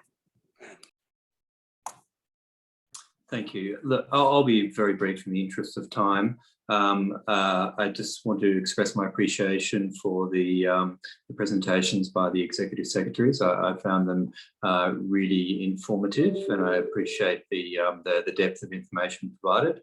I guess reiterating previous comments, I think what comes out very strongly to me is the extent of collaboration with the GEF Secretariat and the importance of integration across different areas, and I think that's really central in terms of moving forward. One point I'd just note that we didn't get coverage of the Montreal Protocol, and that's another important area of work for us. And just to note that in the report from the GEF Secretariat, it indicates there wasn't any formal meetings with the Montreal Protocol. And I think it's probably worth noting there were informal discussions between the Secretariat and the Montreal Fund. And I think that's another example where there is looking at integration with climate change and energy efficiency with the operation of the Montreal Protocol. So I think it's worth drawing out those examples of where those collaborations are taking place, but also looking at other opportunities where we can bring those together. Thank you. Thank you very much. Tanya, followed by Lisa. Tanya, you have the floor. Thank you. Thank you very much, William. And we thank very much the executive secretary, the secretaries for their comprehensive overviews. We very much appreciate the possibility to hear your statements and your messages. We welcome the continued communication and collaboration between the GEF and the MEA secretariats, as well as other international institutions. It is important to ensure that support to countries can be provided in a timely manner. This year is very important with the ongoing CBD post-2020 negotiations and negotiations on the Beyond 2020 framework for chemicals and waste. Provisions of continued financing is an important element of building trust and confidence to reach agreement on these future frameworks and their implementation. We look forward to continuing the discussion on future financing in the replenishment meeting. In addition to close relations with the MEAs, we welcome the future involvement of the GEF in the BBNJ process if the negotiators so decide. Thank you very much. Thank you. Liesl, you have the floor. Thank you. Just to make some very brief remarks on behalf of our constituency, we would really like to appreciate and acknowledge the large amount of work and the cooperation between the Convention Secretariats and the GEF in these demanding times. And thanks very much for very informative presentations from all of the. The GEF plays a vital role in supporting transit to the enhanced transparency framework of the Paris Agreement. We call on the GEF to address the strategic approach to international chemicals management, emerging policy issues and projects as appropriate. Thank you. Thank you very much. I know Stephanie has put her comments in the chat, so I move on to Erin from Canada. Erin, you have the floor. Thank you, and thank you to the Executive Secretaries for the very informative presentations. We would also like to take this opportunity to express our appreciation for the collaborative work between the GEF Secretariat and the Convention Secretariats to help meet the challenges of the COVID pandemic. As we have heard from all of you, the GEF's role as a financial mechanism to the 5 conventions is vital to assist eligible recipient countries as well as donors to help meet their legally binding obligations and take transformative and ambitious environmental action. We encourage the GEF Secretariat to continue to consult with the Convention Secretariats on GEF 8 programming directions to ensure a comprehensive replenishment that supports these MEAs through GEF's focal areas and integrated programming. The focal areas have a proven track record of achieving specific convention objectives, and this role must continue. Additionally, we would agree with many of your messages about the need to stop working in silos. The COVID-19 pandemic has brought to the forefront the interconnectedness between biodiversity loss, climate change, ecosystem health, and public health. Further, we would like to welcome the staff's earlier presentation and their support in looking at innovation and issues such as climate adaptation, nature-based solutions, and circular economy, and how these approaches could contribute to co-benefits and synergies across the GEF focal areas.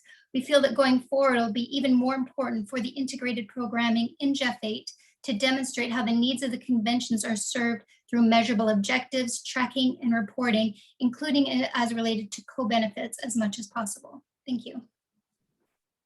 Thank you very much. Renato, you have the floor. Thank you, William. Just a quick, for the sake of time, just a quick intervention on behalf of our constituency. I would like to highlight the importance of GEF as the financial mechanism of these conventions. And I particularly would like to thank Elizabeth for the update and to celebrate GEF for its leading role as a financial mechanism for the Convention on Biological Diversity and for the implementation of the post-2020 Global Biodiversity Framework. Thank you. Over to you. Thank you very much. That seems to end the list of speakers. So back to you, Mette. Thank you very much. Now we will invite the executive secretaries of the conventions to respond to the questions and comments from the council. I will also read one question from the chat. Also, it's support to welcome some elements regarding the articulation and calendar between the COPs and the GEF 8 negotiation discussions. I understand that goes to all convention secretariats. I will give the floor to respond in the same order as you did your presentations. So if I may please invite Ibrahim Touaw to start. Please, Ibrahim. Thank you very much, Mete. First of all, I would like to thank all council members, first of all, for the opportunity to speak to you, but also for the comments and the questions that you have just asked. To the Swiss delegate about the guidance that may come from UNCCD COP, the decision of the Bureau was to postpone the COP and have it between May and October in a date to be determined. As I said, we have a Bureau meeting at the end of this month, so I do not want to venture too much into details, but if the COP is held in May, which is a likely option, then I think we will have a little bit of time, at least few days, few weeks before the end of your process. Meanwhile, what we would do is to continue to work with the GEF Secretariat, as you said, in an informal way, through our own networks of parties, through the guidance of our bureaus, but also working directly as between secretariats. I also want to comment on many points that have been made by council members with regards to the integrated approach. We firmly believe that we will not do a good service to the world if we continue to work in silos. Now, starting maybe with the Rio conventions, both Elizabeth, who is still here, Patricia, and myself, we meet on a regular basis to see how we as Secretariat, we can facilitate that, starting with the 3 Rio conventions, but eventually we hope that it will be extended to many other conventions to articulate the connections between climate, biodiversity, and land. I can do the same, climate and POPs, climate and mercury, climate and also all other sources of pollution, as well as land. So I think that we will really do a good service to our parties, especially if the small countries that do not have real capacities as national focal points for our conventions, to really help them understand the connections between different conventions. Now, it may not be very easy for the GEF Secretariat as you are, and for you as GEF Council to make everything integrated, but I think it would be very important to pass that message on to say that we cannot deal with the big issues of the planet in slices. So it is extremely important to have that cooperation. I would like to conclude, to take this opportunity to again thank the GEF Secretariat, because even the discussions we are having now as 3 Rio conventions, we have designed a joint program, a joint communications campaign that we will launch next week as 3 executive secretaries. We are enhancing the Rio Pavilion, which you all know, was being held or organized during COPs. We would like to have it now as an online process. So we have a number of tools that we have developed together. We are already in collaboration with the GEF Secretariat, who has already expressed interest in continuing to work with us. And we hope that this collaboration will continue and will be expanded to other conventions. So again, thank you very much for the collaboration. Thank you very much, Ibrahim. And may I then pass the floor to Elizabeth Meremra to respond to the comments and questions, please. Yes, thank you very much. Allow me also to begin by thanking not just the GEF Secretariat, but members of the Council, especially those who spoke in terms of supporting Synergy's integrated approach in looking at the issues we are looking at. I mean, if we all just recall the IPBES report of May 2019, the primary drivers of biodiversity loss includes climate change, land use change, land sea change, pollution. So you can see all of us are already, whether we want it or not, we cannot look at the solutions on biodiversity loss without really working with the other colleagues. Ibrahim has mentioned about the Rio conventions, climate change, desertification and CBD, but we also have a group again of biodiversity related conventions, BLG, which we meet again regularly looking at common issues and reporting also to each other.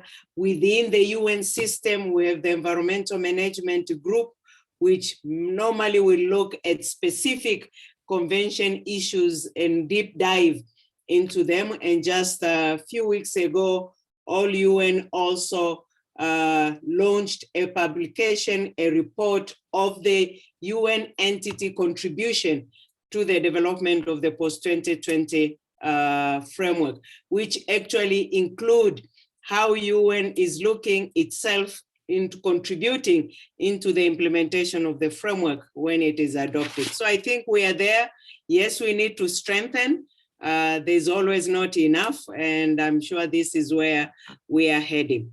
With regards to specific questions raised by the distinguished delegates of Switzerland, if I understood very well, the first question, whether there will not be increased needs or added reporting layer. If that is the question, I would say probably not, because one of the main lessons learned from the failures of the Aichi biodiversity target was there was no mechanism to track progress over the last decade. And this is part of that gap which the parties decided when they set up the process for the development of the framework, that it should be accompanied with a separate, the framework need to be accompanied by a separate component of review, monitoring, and accountability. And our intention actually for this review mechanism should not be only by the parties, but also by all other stakeholders. And this is part of our current discussions, for instance, with business, financial sector, to also feel obliged to report on the actions they will take as far as responding to the goals and the targets of the framework when it is adopted. Whether the 8th replenishment will be adequate, following from the April meeting, which we looked at it very positively, I think I will say the financial needs for the framework are enormous. And again, one of the lessons from the last, the failure of the Aichi biodiversity target 20, was looking at increase in international financial flows, although the international financial flows doubled, but was still not adequate to really respond to the needs of the rest of the other 19 targets to be able to reach the goals as expected.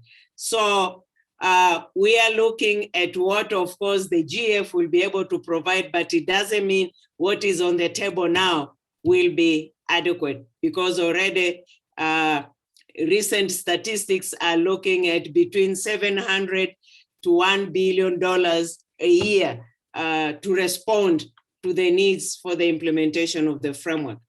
So I'll stop there, Madam Co-Chair. Thank you very much. Thank you very much, Elizabeth, for these responses. Thank you very much. Now I'll give the floor to Rolf Payet, please. Thank you, Madam Co-Chair. I think I would echo what my predecessors have stated in terms of coordinating and working together. But with due respect to what Ibrahim and Elizabeth, I think we need to stop saying Rio conventions and non-Rio conventions, because then this is where we stop cooperating, because we are put in two different classes, a first class and a second class. I don't know, but I'm just saying we tend now to compartmentalize everybody in their minds that this is Rio Convention, this is Minamata, the new convention. I think these are conventions that the parties, the countries of this world have seen as being important to address key global environmental issues, and in their own right have a very important role in contributing in this global move towards sustainability. And I think I would echo this sincerely and with all respect to both of you and others, and Patricia as well.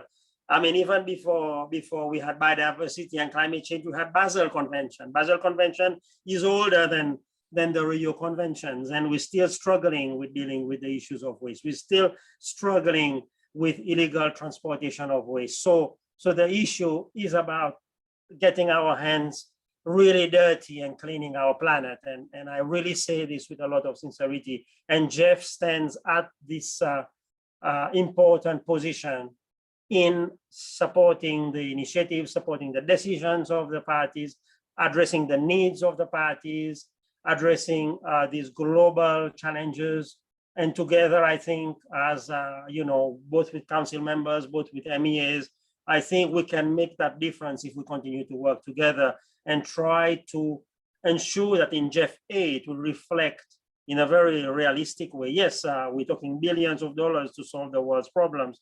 Yes, we cannot do it in one go, but we need to put in a very strategic way, in a very forward-looking way, in a very measurable way, how we can tackle the global challenges that we have before us. I think COVID-19 has shown clearly that we as humans are responsible. There's no doubt about it. We are responsible for the state of our planet today. And we as humans have also the responsibility and accountability to reverse that change. And I think we can do it. We have the technology. We need the political will. We'll need the financial resources. We need the engagement and involvement of all countries, of everybody, to really shift that needle, as they say. So this is where I will stop from a very passionate plea to colleagues in the MEAs and also to colleagues in the GEF. With regards to the question by Gabriela from Switzerland, yes, we've discussed this with the Bureau. We've had the regional preparatory meetings. We've had feedback from the regions on how they want to deal with this process. At this stage, I think, like Ibrahim, I will not pronounce myself, but I'm hoping, and we have briefed the presidents of the COP as well, of the president of Stockholm COP, to ensure that we can have a decision during the online meeting, so that effectively we will have for you a decision, an online decision from the COP for you to consider and look at the needs assessment and other important decisions coming from the Stockholm Convention. Indeed, as you know, and colleagues and Carlos, when you come to our next COP, you will experience this. This is one of the toughest negotiations during our COPs for Stockholm, which again points back to the importance that parties put to the role of the GEF, to the needs assessment, and to the action on the ground. And it's very tough negotiations, and I found myself sometimes intervening on numerous occasions to try and advance the negotiations forward. So it is expected then that parties are not comfortable negotiating online on this issue of needs assessment and the financial mechanism. So this will not happen during the online meeting, but what will happen is hopefully a support by the parties, the Stockholm Convention, for us to send you the documents. And as in the same light as Ibrahim has said, we will then engage with you in informal consultations and informal exchanges during the GEF 8 negotiations. Now, with regards to the timetabling of the events and how we can synchronize them, again, that is very difficult because of the uncertainty in how COVID-19 plays out over the next few months, 6 months to a year, whether people are able to travel to attend physical meetings and all this. But I think we are talking to each other all the time. We talk to the GEF, we talk to even other colleague MEAs to ensure that we don't have overlaps, because there's concern by countries with small delegations as well, who cannot attend all the COPs in one go. So there's all these dynamics happening, but we're hoping and trying to ensure that we can dovetail or have this this nice mesh between the GEF aid replenishment and the work of the MEAs, in particular in my case, the Stockholm Convention. Thank you, Madam Chair. Thank you very much, Rolf. Then I will invite Monica to respond to the question regarding the Minamata Convention, please. Thank you, Madam Chair, and maybe let me first start by saying that the COP guidance to GEF, which was adopted a few years ago, has not been for this COP meant to be opened or revised or amended. There was no process to start any amendment of the guidance, simply because it's compact but comprehensive. It's still relevant, and parties have just started to be in position where they have to meet first deadlines of the convention. So we do not expect any major change in the guidance provided to the COP so far. And for our virtual COP, this issue has been tabled because, of course, we are aware of the replenishment process timeline and when effectively input could be given. So our online segment in November would provide opportunity to be informed of the draft programming directions document at its latest version, and also an opportunity for parties to reflect and make statements on the replenishment process, which we could then share with the GEF Secretariat.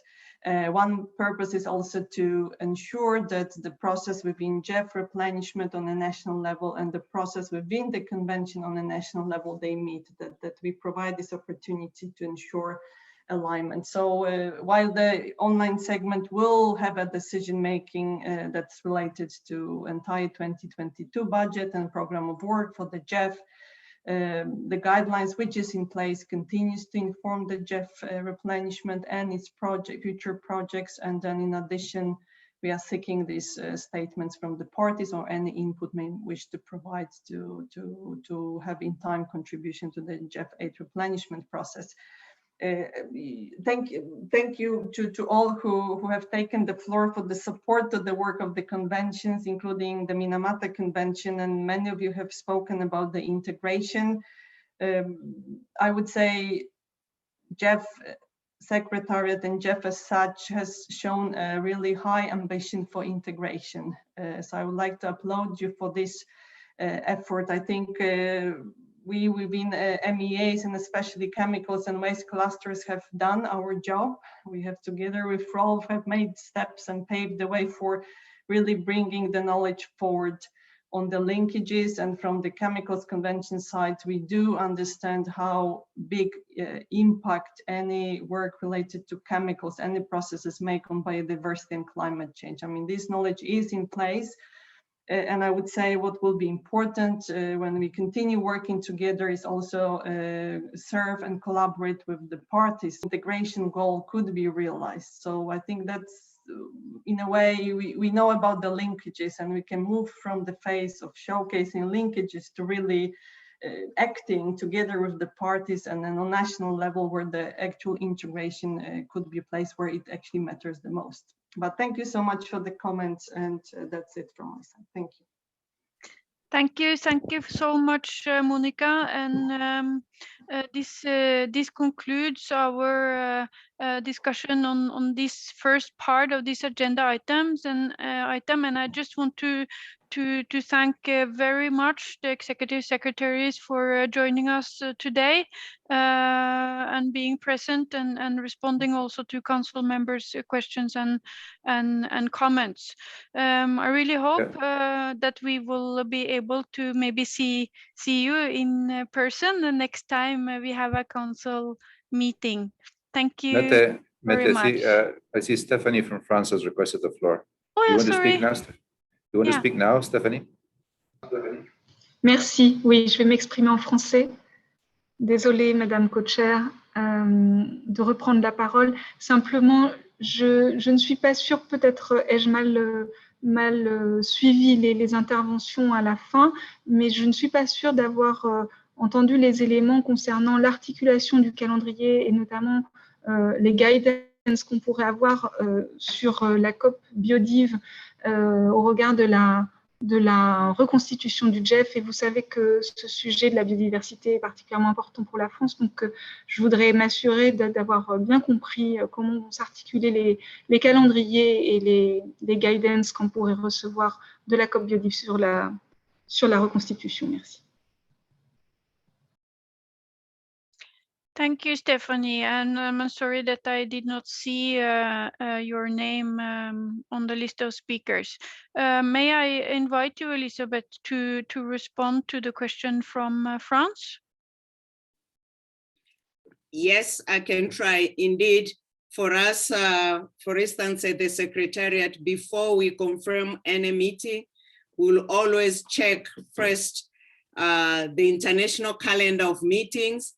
And also separately, we have, again, within all MEAs, a particular portal where we update our calendar, and that's informaea.org, basically with that intention to avoid an overlap. However, we should also remember how difficult it had been last year and this year to really get space in the calendar of any months where there are no meetings. So in some situations, probably we'll find those inevitable overlap because of that reason. We are now in the competition of space for dates in a month or in the calendar of the year. So during pandemic, we have faced this challenge, but otherwise we do check each other to make sure we avoid that. Thank you. Thank you, Elisabeth. May I ask if there are any further requests for the floor then?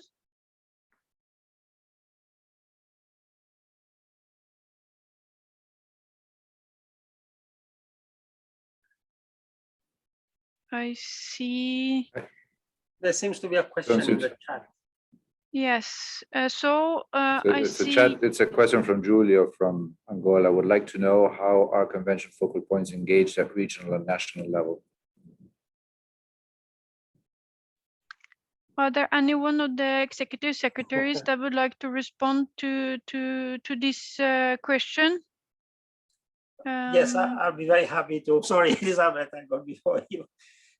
It's a very, very interesting question, and it's something that we've been trying both within the GEF as well and in the MEAs trying to bring that together. The main challenge I see, and coming from a government as well, is most of the GEF focal points are sitting in the ministries of finance and in the ministries of foreign affairs. And the focal points for the conventions are sitting in the ministries of environment, ministries of health, ministries of agriculture. And many a times they don't organize at the national level to meet and exchange and share. And I've seen this in many countries, including my own, where I had to push to have this coordination at the national level. We try when we organize meetings at the national level to invite and engage with the GEF focal points. Myself, personally, when I meet, I do bilaterals with countries. I ensure I not only meet with the focal points of that country for Basel, Rotterdam, or Stockholm, but also invite the GEF focal point. So there is work to be done, in my view, on all sides, the MEAs, the GEF, and also the countries themselves need to become more organized in that respect. Thank you. Thank you so much, Ralph. Elisabeth, would you also like to address this question? Rolf has addressed it correctly, so I don't need to repeat the same thing. Thank you. That's why I wanted to jump over. Thank you very much. I see a comment in the chat, but that's not a question. Thank you very much for that. Then I see no additional request for the floor. I will try again to thank all the executive secretaries for their presence today and for your presentations and for your responses to the GEF Council. Thank you very much. We will now And I hope to see you in person next time. Thank you, Madam President. Thank you. Thank you very much. Have a nice day. Bye-bye. Thank you very much. Bye. Thanks to all. Have a good day. Thank you. Bye. Bye-bye, Carlos. Bye, Carlos Thank Rodriguez. Best wishes from the St. James Network. Thank you very much. Thank you. Ciao. Have a great day. Thank you. Merci beaucoup. Thank you all council members for that part of the session. Now we have passed the time and we have finished this first part of agenda item 16. There is 2 more parts of this agenda item, but I will hand it back to the secretariat to suggest the way forward. Thank you. Well, thank you very much, Mette and everybody. I think we did very good work today and caught up with a lot of what was left over from yesterday, but it still means we're a little behind. As Mette mentioned, we have 2 items under this agenda item to finish. So the proposal is that we start half an hour earlier tomorrow. So we start 6:30 a.m. DC time tomorrow morning, if you can all agree, and see if that way we can catch up the time during the day. I don't see anybody requesting for the floor, so we will start at 6:30, and we will send a reminder by email also. So with that, Carlos Manuel, you want to close the meeting? No, well, but basically, thanking everybody for the great job. It wasn't easy today. We had a lot of things, but as William says, we're still with 2 agenda items on this last one that we may begin with tomorrow morning at 6:30 DC time. So with that, I would like to close the meeting. Thank you all. Wish you a good evening, good night, and see you all tomorrow. Thanks. Thanks, Matt. Bye-bye. Bye. Thank you. Thank you. Bye. Thank you, everyone. Bye-bye. Have a good evening. Thank you. Bye-bye. Bye. Thank you. Bye-bye. Thank you. See you tomorrow. Bye-bye.